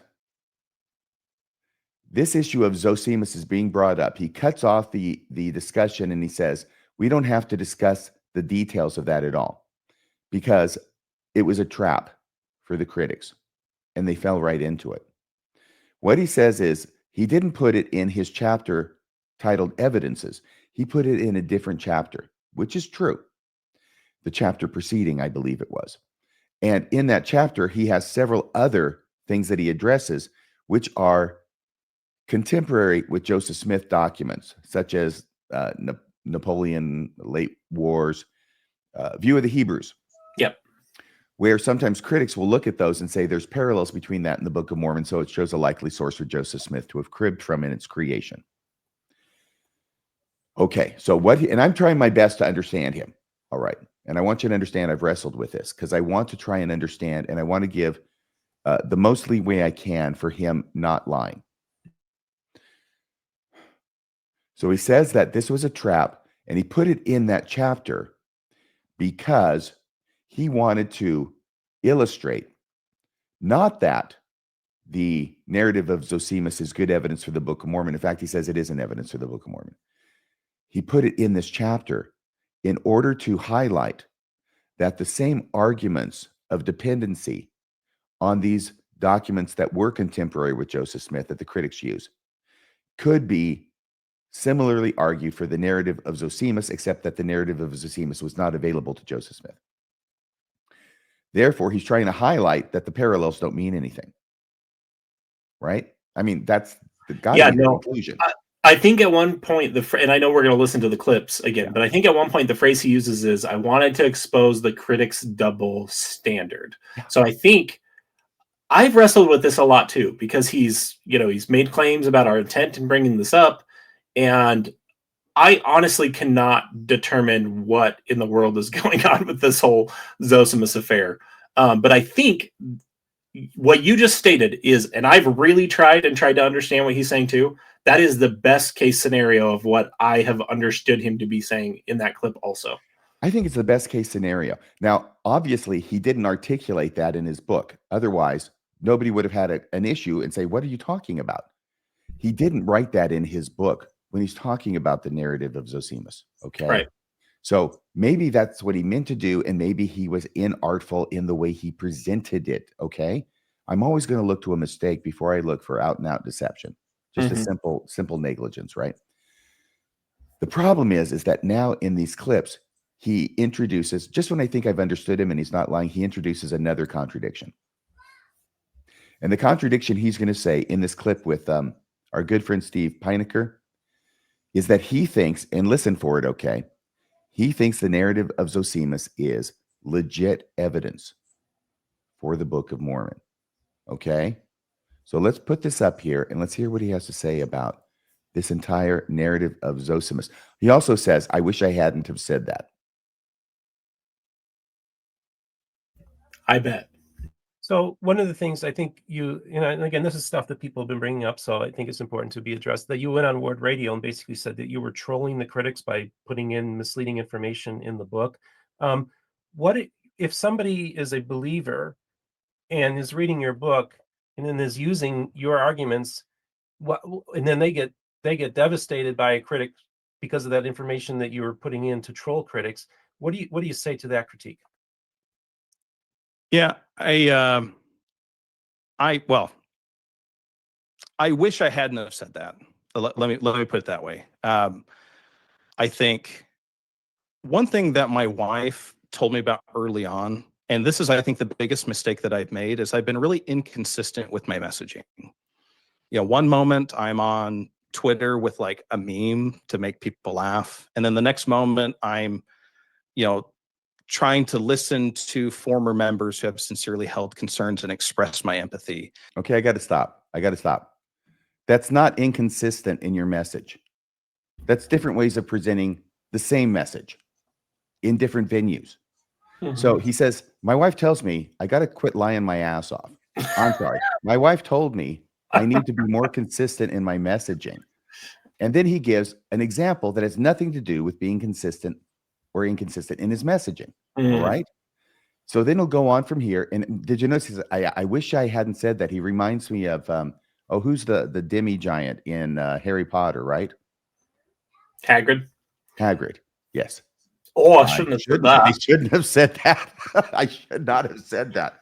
Yeah. He wishes he hadn't said it. Why? Because he got caught. But he has made a commitment to be more consistent in his messaging in the future. We'll continue to play this. And those are just two different things. And so I think that's my biggest regret, is that I've been really inconsistent with kind of how I've in my messaging. And so I wish I hadn't used the word troll, because first of all, it's not accurate. Like, that's not, if I was putting in something misleading to troll the critics, then that would be really bad. That's not what I was doing. Zosimus is like a legit piece of evidence that people use to support the Book of Mormon. Now, you may believe it's really valid or not. That's fine. I get that.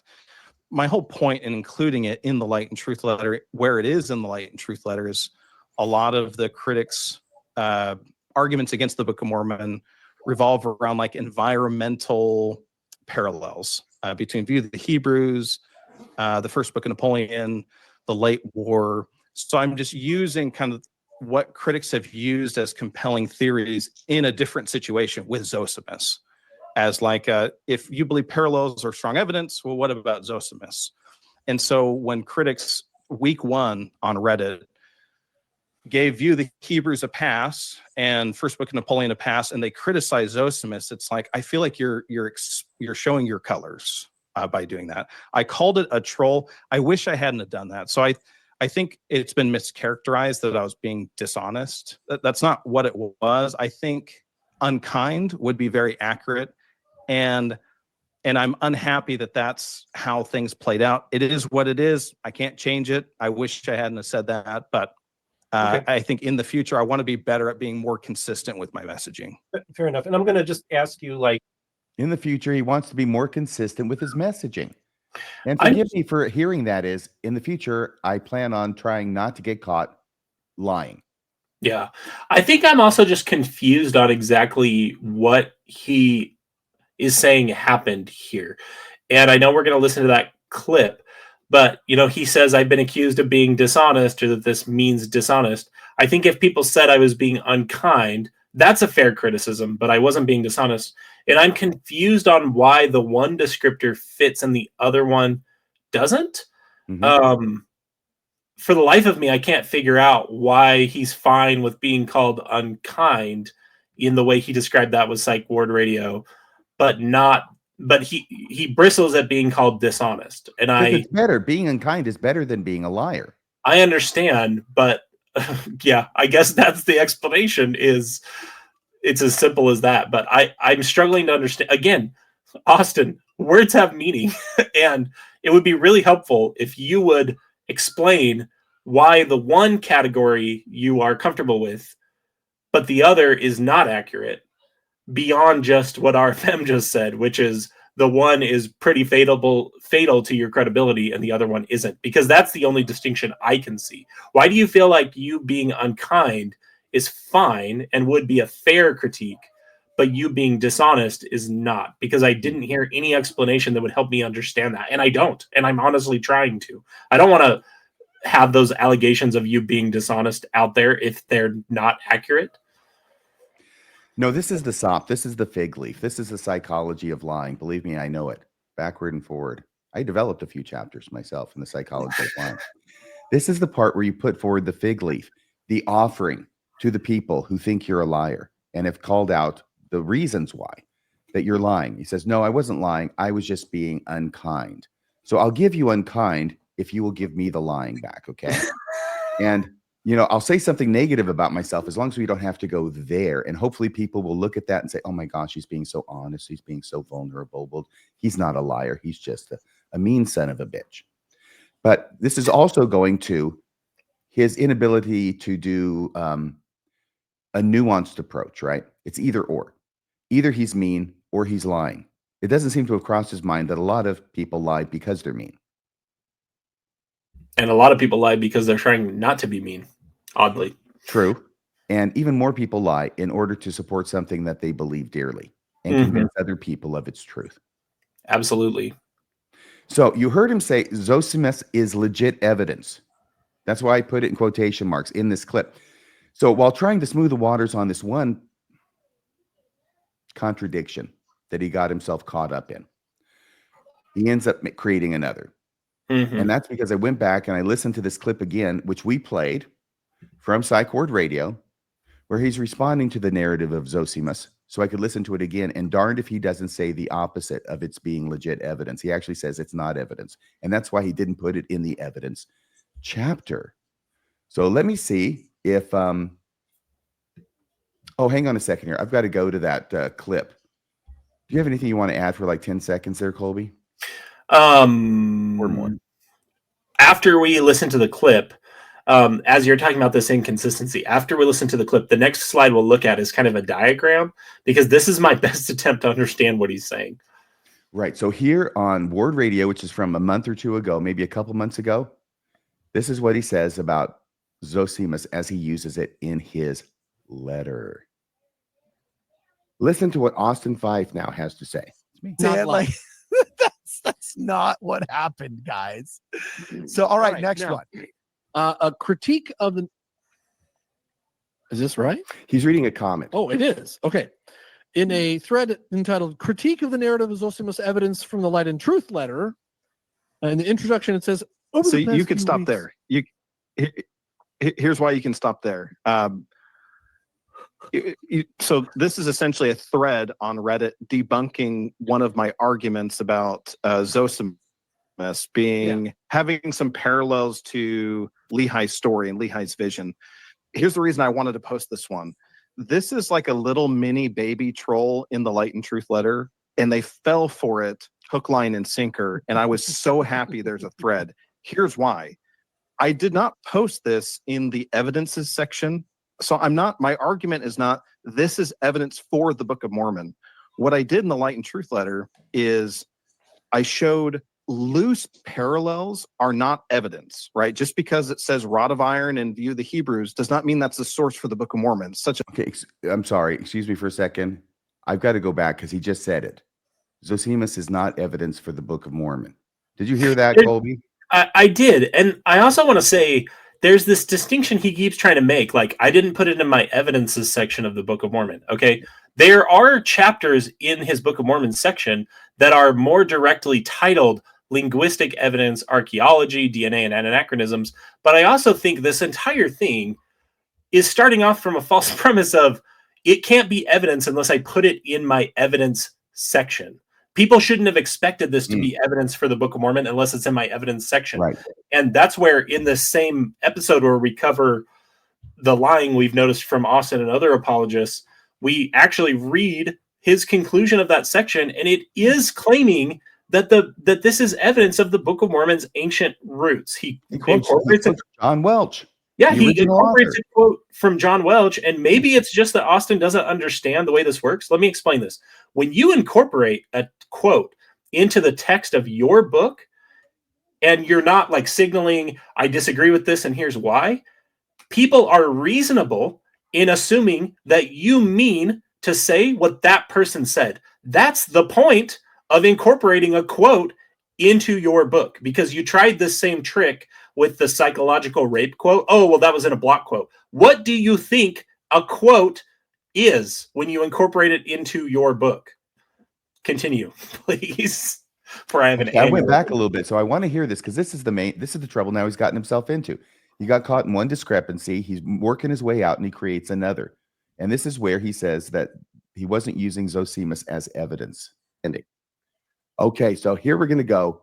Listen to what Austin Fife now has to say. A little bit further. That's not what happened, guys. So, all right, next one. A critique of the. Is this right? He's reading a comment. Oh, it is. Okay.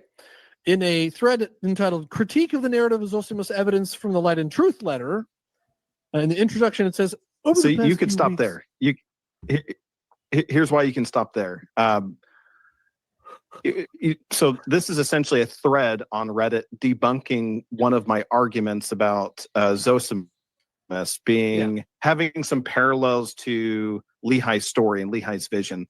Here's the reason I wanted to post this one. This is like a little mini baby troll in the Light and Truth letter, and they fell for it hook, line, and sinker. And I was so happy there's a thread. Here's why. I did not post this in the evidences section. So my argument is not, this is evidence for the Book of Mormon. See? What I did in the Light and Truth letter is I showed loose parallels are not evidence, right? Just because it says rod of iron and view the Hebrews does not mean that's the source for the Book of Mormon. It's a nonsense argument. And so at the end of that section, I say, look at all these parallels between Lehi and zosimus, right? Why do critics not use this as a source for the Book of Mormon? So I'm using their logic against them to say, why don't you use this as a source for the Book of Mormon if that's the way you do your logic and your math? And they totally fell for it. I wasn't making the argument, this is the source. I was saying, I'm using what you guys do against you. And they totally fell for it. I was so happy to see this thread. It cracked me up. Just went whoosh right over their head. All right. Wow. Okay. Wow. So it's just scholarly, here's why this cannot be the Book of Mormon and Lehi, and here's the timelines. This whole scholarly debunking of the zosimus argument. I'm like, wow, that's not even what I was trying to say. You fell for it. Okay. That's so intelligent. So he actually said, what was my reaction while I was watching this? What was texting your the group. reaction? Am I still talking? You were texting me all caps angry messages. I had to Wait a chuckle second for a here. second because Cardin's wife Brittany is Hang on on a the second, stream and she guys. flashed for a second. Sorry. The clip thing didn't work. Or You maybe I just- wanted to go that far. Actually, I meant to, and I cut it off early. It ends right You know how about there. easy this is? I can play this game too, Austin. You just stole the show from yourself, I have to point out. And I'm wearing these while I'm wearing the exact same shirt.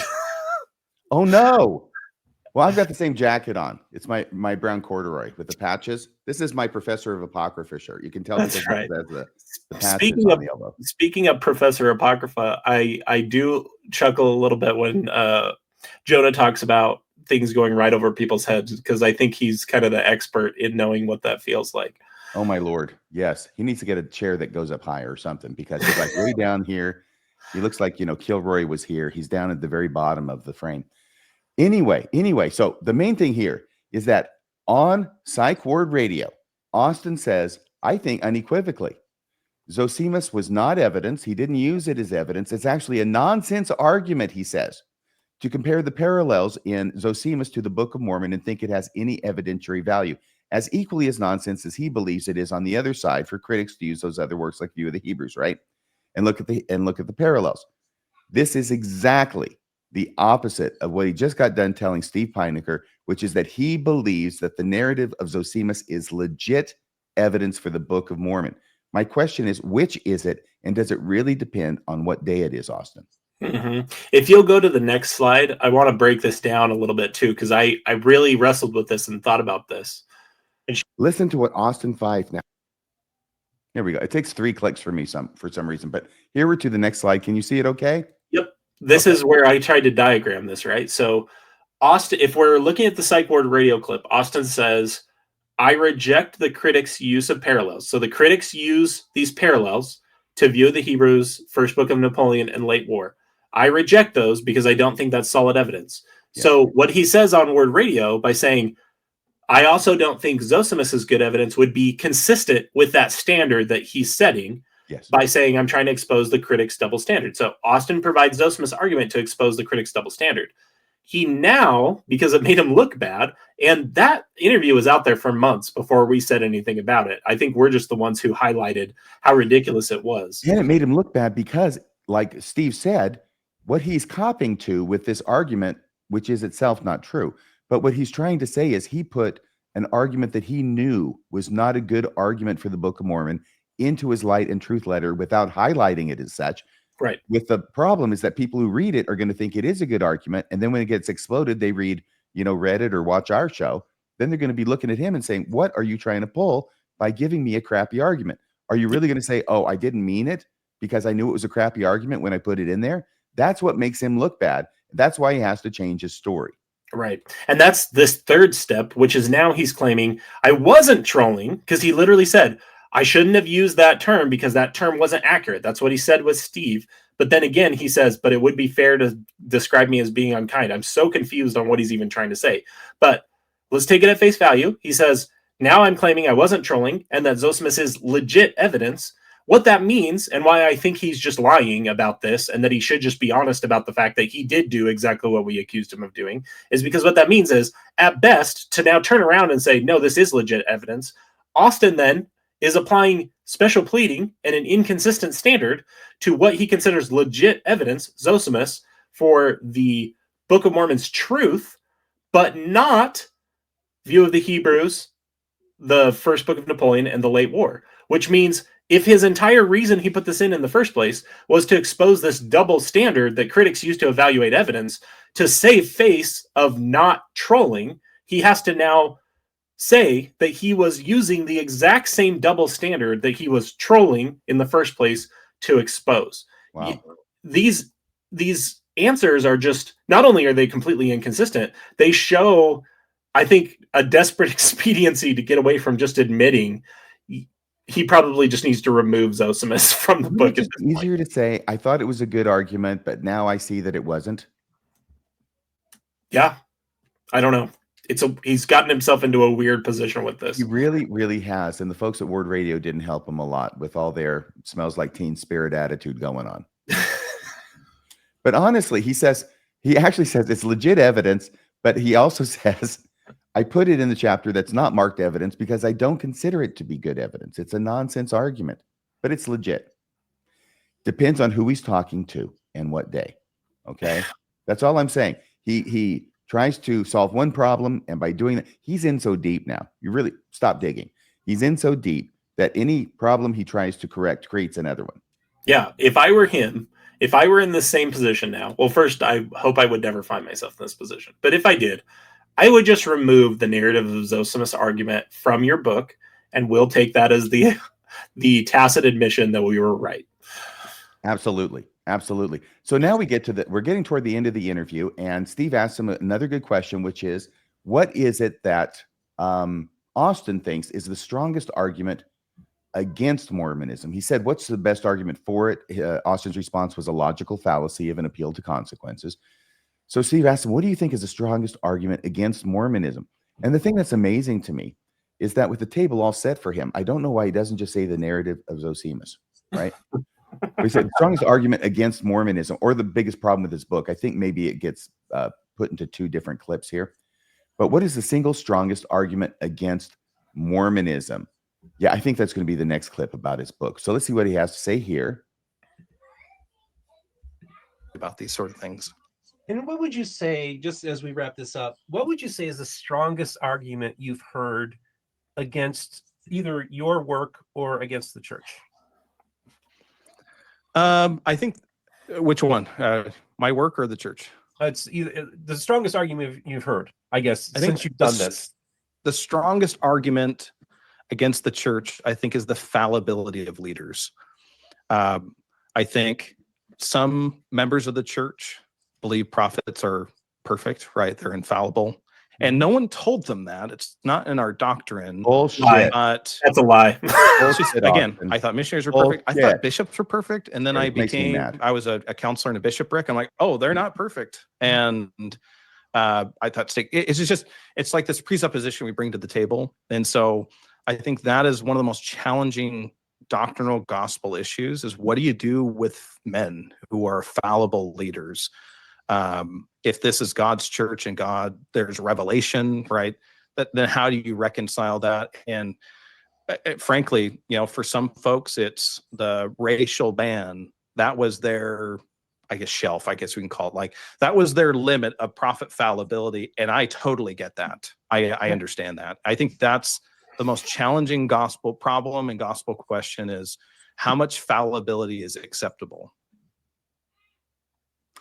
Your comments, I'm sorry, I was saying bullshit throughout because it really pisses me off, even more than this whole thing about church doesn't have the ability to talk about the seer stone, because, we didn't meet for 3 hours a week every Sunday and then have 10 hours twice a year from Salt Lake City for general conference. So there was no time to talk about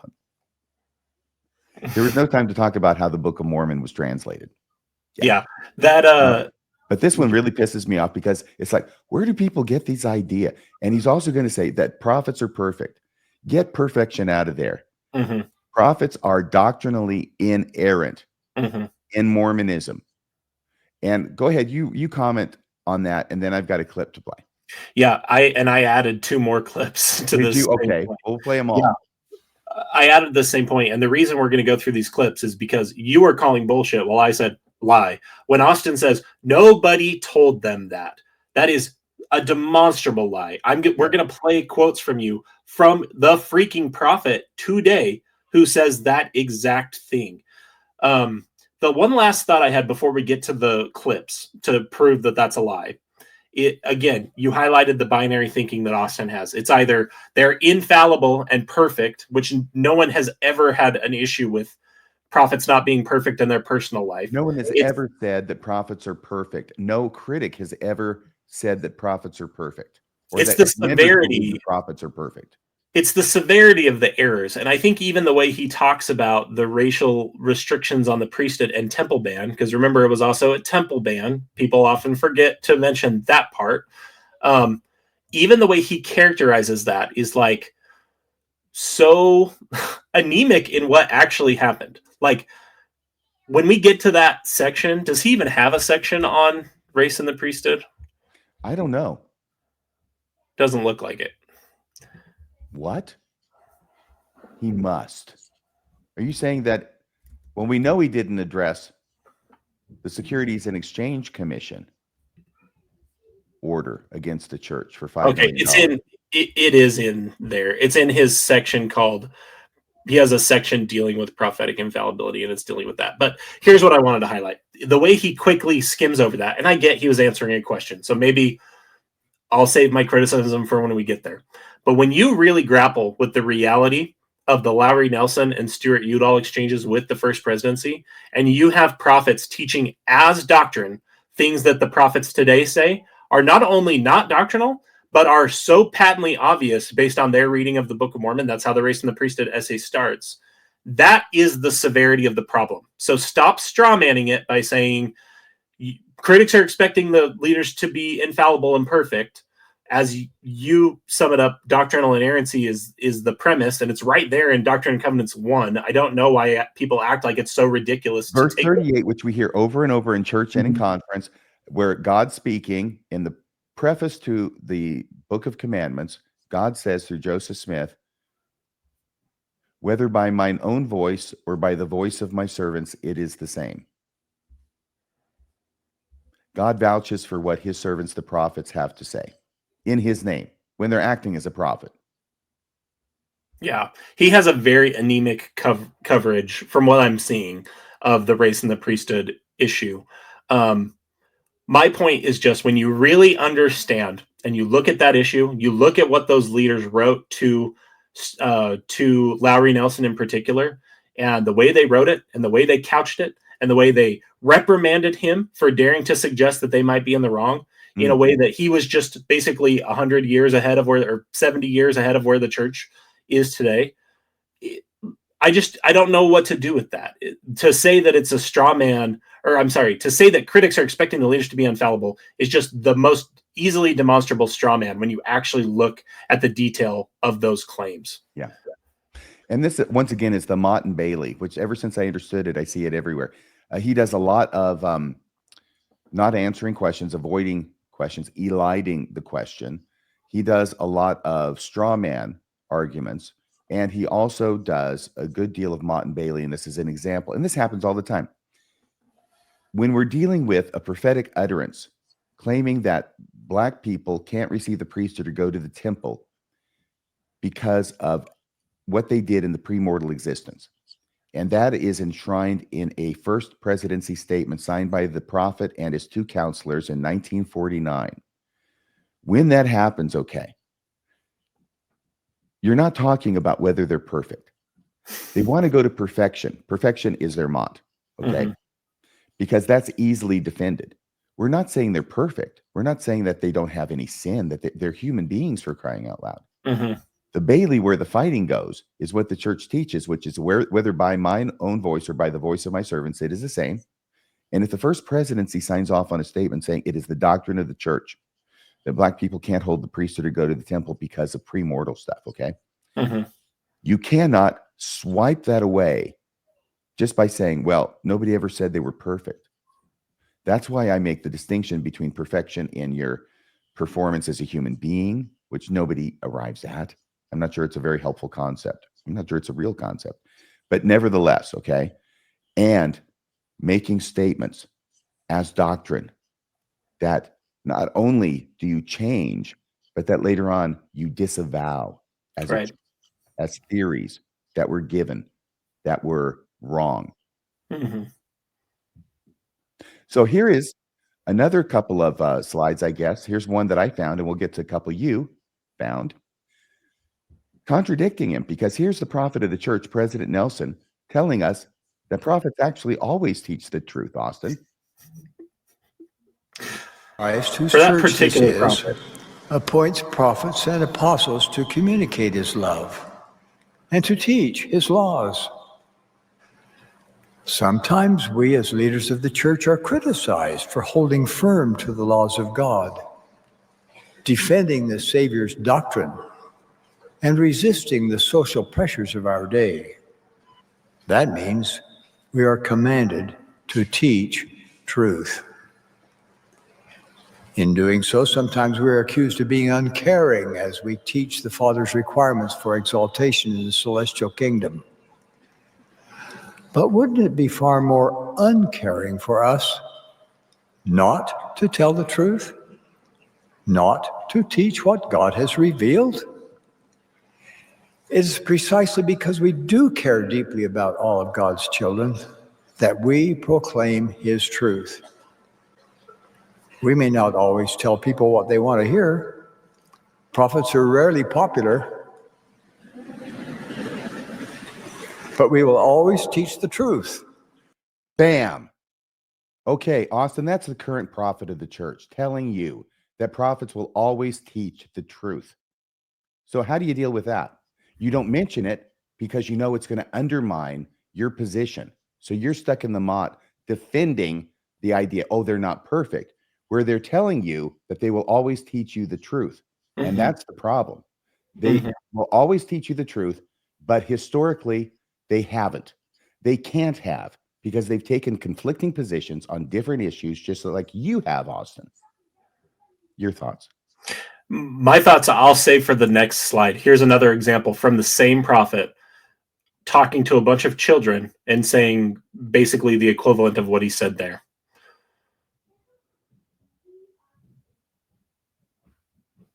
President Nelson, would you ever lead anyone astray?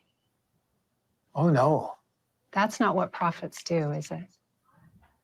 Some of them have said, if the president of the church should ever lead people astray, God would take him away. So I like to stay here, and I won't lead you astray. Do you know what the word prophet means? He speaks for God. No, it doesn't. And so God won't lead you astray, and the prophet will not lead you astray. Because God loves you, and I can tell you that the prophet loves you. Oh my gosh. Yeah, and actually, can you go to the next slide? I have one more clip. I almost wanted to play that again because it's like she has to dig it out of him. You know, it's like Steve Heinecker interviewing Austin Fife. She has got to dig this out of him. She has to ask him the leading questions in order for him to say what it is he's supposed to be saying. I guess he never read the script before he got there and they set up the cameras. Yeah, and I wish we could just ask those kids who are sitting there and nodding along in that adoration. In the way he promised that to you, do you think that prophets can teach you something as doctrine? They wouldn't understand the word doctrine probably, but can they teach you something claiming it's true and be wrong about that? Do you think do you think they're walking away with the understanding that Austin's saying they should? Because Austin literally said, nobody told them that. That's what he said. And it's a demonstrable lie. If you'll go to the next, said that nobody in the church ever told the church members that the prophets are inerrant. Yeah. Yes. Yep. Except for the prophets. Except for other than the prophets, you're right. Yeah, except for the sitting prophet. And the last clip I included is from Henry Eyring. He gave a talk in 2017 called "The Lord Leads His Church," and then I do want to kind of explain why I included this one in particular. I'll bet this has to do with callings, doesn't it? It sure does. I remember where I was when I watched this. I was watching it live. I wasn't in Utah, but here it is. And here's what he has to say. President Eyring, also in the first presidency then, as well as now. For instance, it takes faith to believe that the resurrected Lord is watching over the details, the daily details of his kingdom. It takes faith to believe that he calls imperfect people into positions of trust. It takes faith to believe that he knows the people he calls perfectly, both their capacities and their potential, and so makes no mistakes in his calls. Yes, Kolby? So no mistakes in his calls. None. Not one. None. That's going to be a real problem if you live in a ward like I did, where your sitting bishop is arrested and admits and pleads guilty to abusing children as young as 8 years old. Because I am unwilling to accept that a loving, all-knowing God that, as Elder Eyring puts it, who looks over the daily details of his kingdom and makes no mistakes in his calls, would expose children to a predator, including my children, who would have interviewed with that bishop, including hundreds of children in the stake that were exposed to the same individual when he was a stake leader. That is a really problematic thing to say, because when you say the Lord makes no mistakes in his calls because he knows these people's potential and their capacity, you pick up both ends of that stick. You pick up the good that people do, and I'm not discounting that. LDS leaders do a lot of good and give a lot of service to people in their community. But guess what? That system doesn't always work out perfectly, and it doesn't at all reflect a model that Elder Eyring's talking about here. And I also just want to highlight what Elder Eyring and President Nelson are saying are completely inconsistent with what Austin said. Nobody told them that. We've played 3 quotes, and that was just the ones we came up with off the top of our head. These are easy. From sitting members of the first presidency. We could do the one with Elder Oaks too, to get all 3 of the leaders. It's wrong to criticize the leaders of the church, even if the criticism is true. That's one from each of the members of the first presidency that disagree with what you're saying, Austin. So you disagree with the prophets, but because you're doing it in defense of the church, I suppose it's okay. Once again, highlighting something I've said a number of times, which is what apologists are forced to do, is to create a different version of Mormonism in order to be able to defend it. And this is a classic example. You have to change what Mormonism really is to make it defensible, because as it stands, it's not defensible reasonably. Okay, so he'll make the reasonable argument only to be contradicted by the leaders of the church. But the only reason you're hearing from the leaders of the church contradicting him is because we're here to give you the other half of the story. Now, we're going to get to one of the last clips.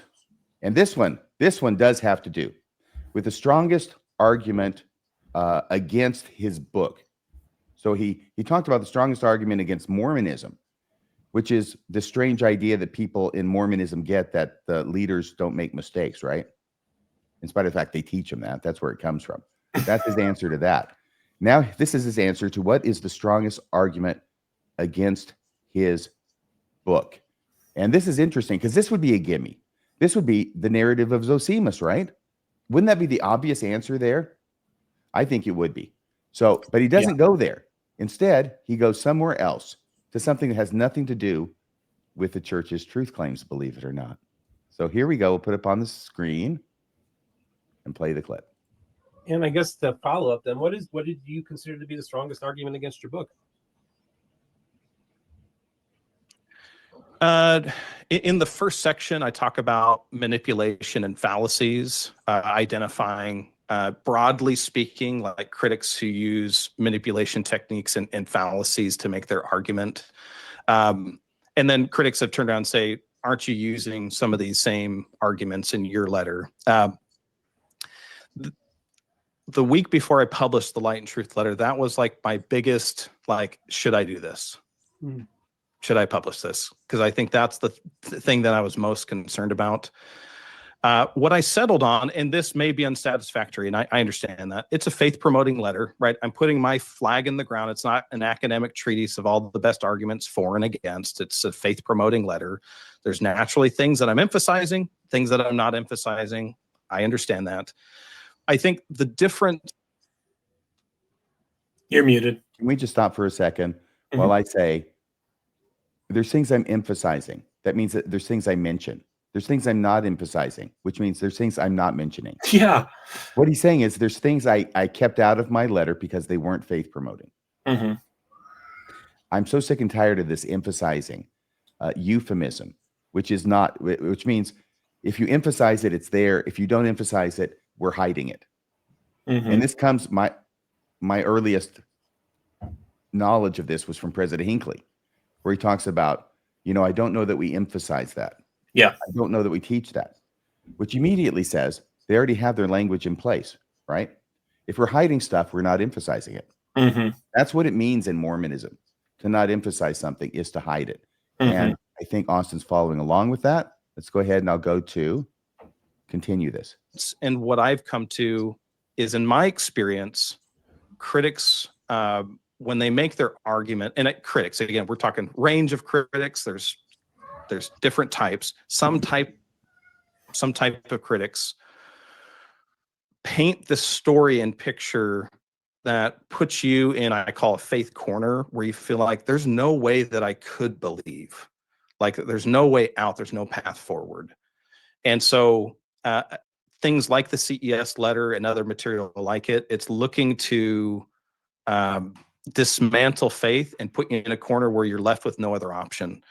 Whereas my letter, it's not trying to prove that the church is true. All it's saying is, hey, there are some rational reasons to believe. You may not be convinced by it, but here is what I've found over the years and questions that I've asked, and now it's up to you. And so for me, I think that's kind of the big difference, is I'm not trying to tell people what to believe. It's more putting down some tiles for people to step on to find stable ground. And they may read my letter and still say, this is not convincing to me. And I respect that, he concludes. And one of those tiles apparently is the narrative of Zosimus.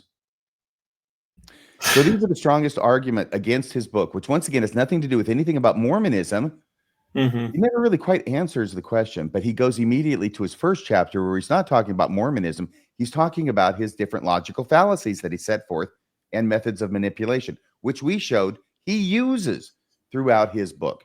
He actually violates the rules that he sets forth in his first chapter. He commits logical fallacy after logical fallacy, after putting them at the beginning of his book, which would indicate to a reasonable person that he knows what the logical fallacy is, so he wouldn't replicate it in his book.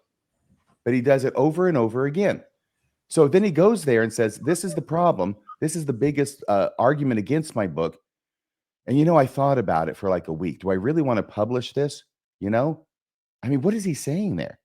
If you take him in a train of thought, then what he's saying is, I didn't know if I should publish it because I'm aware that I violated all of these principles of logical thinking that I set forth in the first chapter. I don't think that's what he means. I think he's already shifted to something completely different now.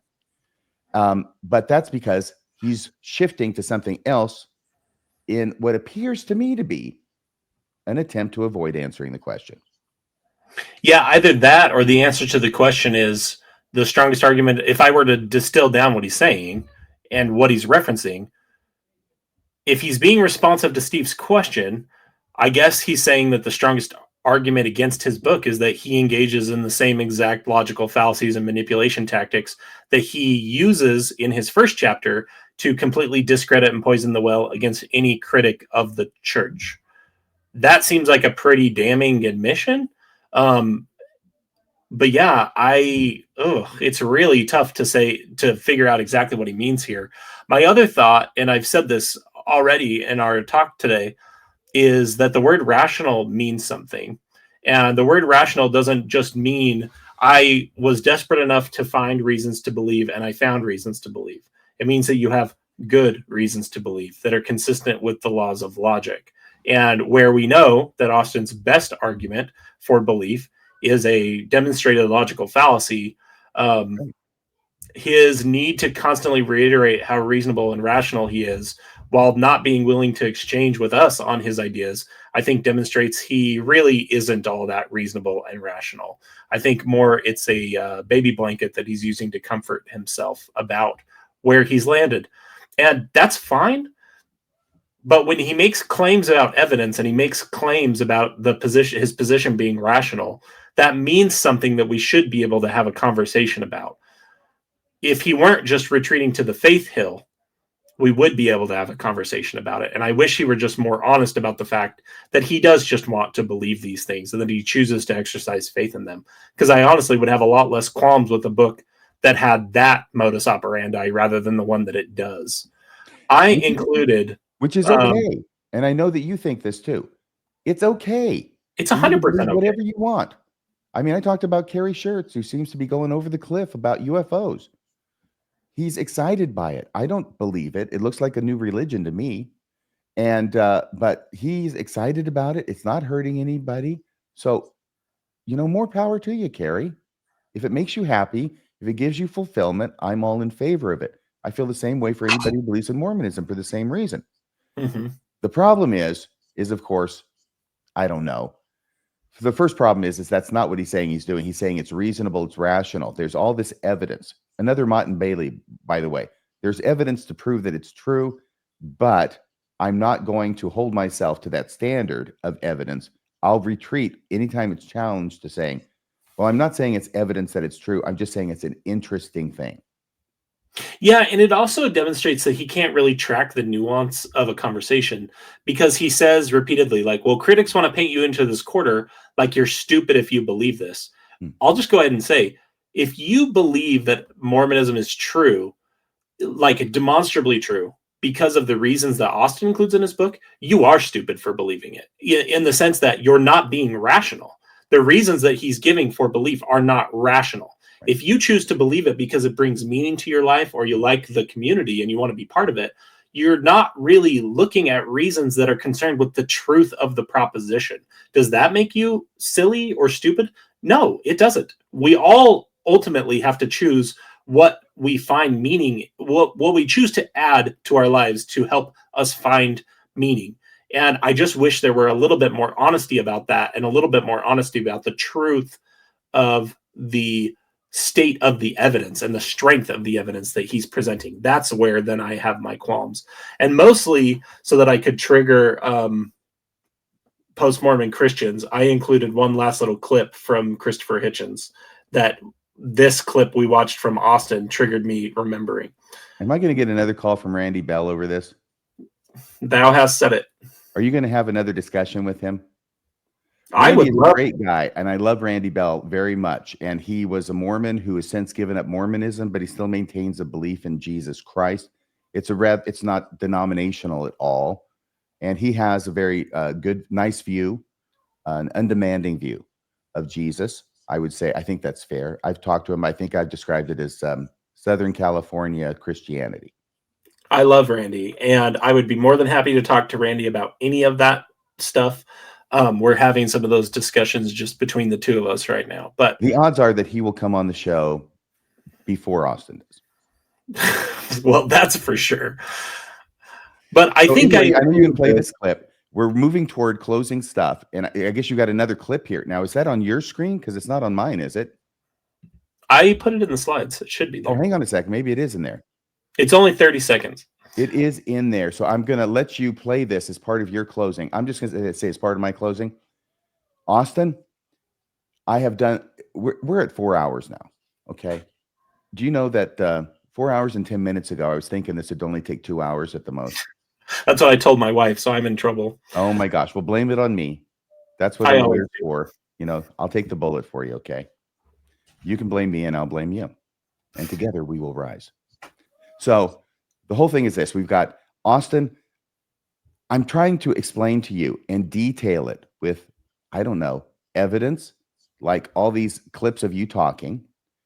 And Austin has gone to things that you've written as well during part of the conversation, because we're pointing out why it is that it is so confusing to us to understand what it is you mean when you seem to get lost in a morass of narrative when you're trying to tell your own story.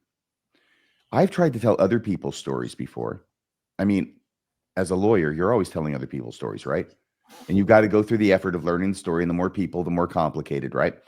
And I've made mistakes in telling other people's stories. I've never made a mistake in telling my story because I lived it. And that's why it's so difficult for me to understand why it is that you have so much trouble telling your own story, and why it is you seem to be reluctant to tell your own story, and why it is that when finally somebody drags details out of you regarding your own story, they seem to contradict each other over and over again. So my closing here is, Austin, the door's open here at Radio Free Mormon. The red carpet is rolled out. Contact me at radiofreemormon1.com. No, wait, radiofreemormon1 at gmail.com. That's why he hasn't gotten a hold of me. I've been saying it wrong. No, I've been saying it right.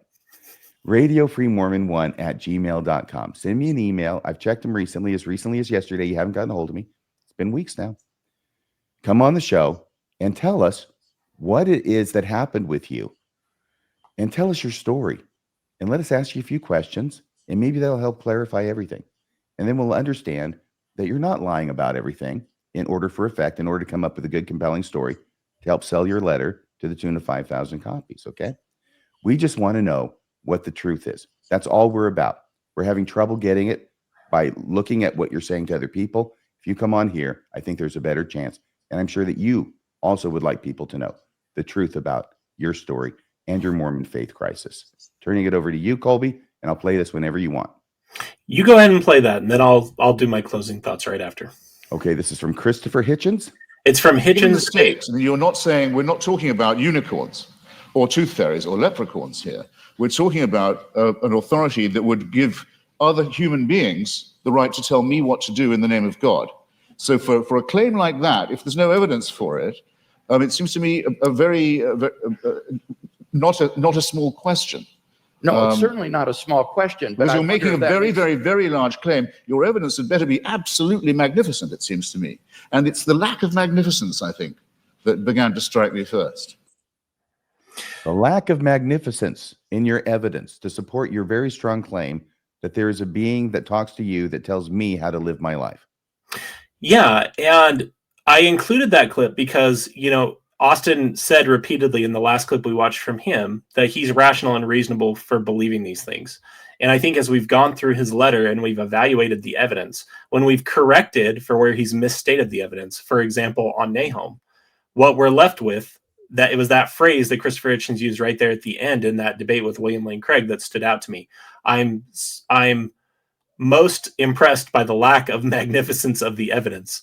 That was the part that stood out to me. And I had one closing thought, and it's actually something that I wrote in response to a comment someone made on Reddit. And I think I'm a better writer than I am a live speaker. So I actually just wanted to read it, and that will be my concluding thoughts. So this individual said to me that you and RFM have been going hard at Austin. Yeah, I too think the book isn't very good, and apologetics frustrate me too. But to my eye, maybe you two have latched on a bit too hard. And I wanted to share this because I think it's important that Austin hear where my headspace is coming from, as you just explained. I said, we have come at Austin pretty hard. Do I regret some of the things I've said? I'd probably better characterize it as wishing that I just have said a little less, done a little less editorializing about his motives. But I have also apologized to Austin once or twice when I think that I've crossed that line. Moreover, he's had a standing invitation for months to come have a civil conversation with RFM and I and push back if we've misstated something. I think he is reluctant to do that because he knows that a follow-up question or two will confirm our criticisms. I actually wrote this, I think, before the Pinecker interview released, if I remember correctly. That seems pretty prescient now. I said, remember that RFM and I are doing hours of research for each one of these episodes, but the entire conversation isn't scripted out. So yes, I do regret having accused Austin of lying, but only because an intent to deceive is a requirement to meet that definition of the term. Through our evaluation of Austin's work, we have highlighted repeated times where he is either willfully deceiving people or so incompetent in evaluating his very own sources that there is no functional difference between the two. If you can think of a kinder way I can convey the gravity of his errors, I am truly all ears. But the reason I do not think we've latched on a bit too hard is right in this very episode. Okay, it was in response to Pinecker's episode, actually. Austin shares a story from a friend about how the Light and Truth letter has been used as a brick that believing family are smacking their non-believing family with. We don't always share the feedback that we receive, but RFM and I have received more than one email from listeners telling us this exact thing, that they are grateful for our detailed and thorough pushback because the Light and Truth letter is being used against them, like Austin recognizing it has been used. And I care more about vindicating the truth and those people than I do about softening my thoughts on Austin's work. If people can listen to the actual examples we've given over hours, Austin even admits right here that some of the errors were so embarrassing that he had to make changes to his letter on a very accelerated timeline. So to me, this isn't about Austin. It is about the work that he chose to put out into the world. Even though he claims for some mysterious reason that he could not remain anonymous, he ultimately decided not to, and he put his ideas out into the world. And I truly do not mean this arrogantly or as an ad hominem, because I'll demonstrate why this matters in a moment. But Austin's ideas are really bad, and people deserve to know that, even if I do not like criticizing his work to help people, because I know that criticism is harsh. Here's my example. Austin is asked by Steve in this interview what his best argument in the Light and Truth letter is for the truth of the church. Austin says the fruits of the church. This is an entirely utilitarian argument for Mormonism. That means it's entirely fallacious. So when someone's best argument for something is a fallacy and they don't seem to realize it, yeah, I don't know what more to call that. And while I do not intend to insult Austin, I can understand why my honest assessment of how bad his ideas are have made people feel that we're being too harsh. But it is not my intention, and I do hope to speak to Austin and ask some of the questions I have after this interview. And I'll do it in the most respectful way we know how. And do you know what? I'm entirely tired of living in a world where facts and evidence don't matter. Austin made claims. We evaluated those claims. That's ultimately all that matters. If Austin thought the criticisms weren't valid, we would be completely open to that discussion too. Instead, he's made multiple changes to the letter because of our feedback, yet his conclusion is unlikely to ever change. We have taken Austin at the premise of his letter, and so we don't feel that it's our fault that his letter's stated purpose clearly isn't what it's actually written for. Again, blatant and open inconsistency between one moment and the next. Austin maintains his letter was written to critics after he changed the definition, but then he says, at the end, this is a faith-affirming letter repeatedly. Well, which is it? Because it sounds like Austin is again admitting that our criticisms, specifically that his letter is a polemic written to the already convinced, is spot on. So my biggest issue with Austin Fife is simply that he's peddling misinformation or disinformation, intentionally or not, and I will try to avoid speaking to his intent in the future. But that, I think, kind of encapsulates where I'm at, why I think this matters. And I am glad that he did this interview with Pineker, so we got more insight into where he's at. But I would hope that someday we can have a conversation with him about that directly. So many things that you've said are interesting, where you point out all these inconsistencies in what he says. And that one was very interesting. It just struck me anew, where you say it's addressed to the critics. That's what's in his letter. That's in the foreword to his letter. But now he says to Pineker twice, it's a faith-promoting letter. Well, you're not writing a faith-promoting letter to the critics. You're writing a faith-promoting letter to the members. Once again, he's on both sides of the issue.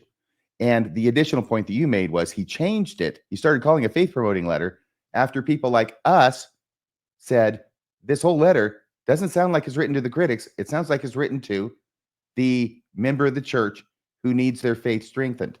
And he apparently has now taken that position after we pointed it out. If we had not pointed it out, it would still be written to the critics. If we had not pointed it out, he would still not have made any of the changes that he's made in his letter. I can't speak to all of them, but the ones that I've heard of were made in direct response, and I think he's admitted as much to things that we or other critics have said about his letter. So having said all of that, Kolby, thank you so much for joining me for this 4-hour marathon. You know, everything when it comes to Austin Fife is very long, and I'll leave it at that. Call me envious. So here we are. Thank you for joining us. Please hit like. Please hit subscribe. Very important, hit that subscribe button. Please leave a comment below. Let us know what you think about this episode, whether we've been too hard on Austin, whether we've been too soft on Austin, whether we've been just right on Austin. And hopefully in the near future, we'll be having an episode where Austin Fife himself gets the cojones to leave the laundry room and come on Radio Free Mormon. So thanks so much, everybody, for watching. Until next time, this is Radio Free Mormon signing off the air.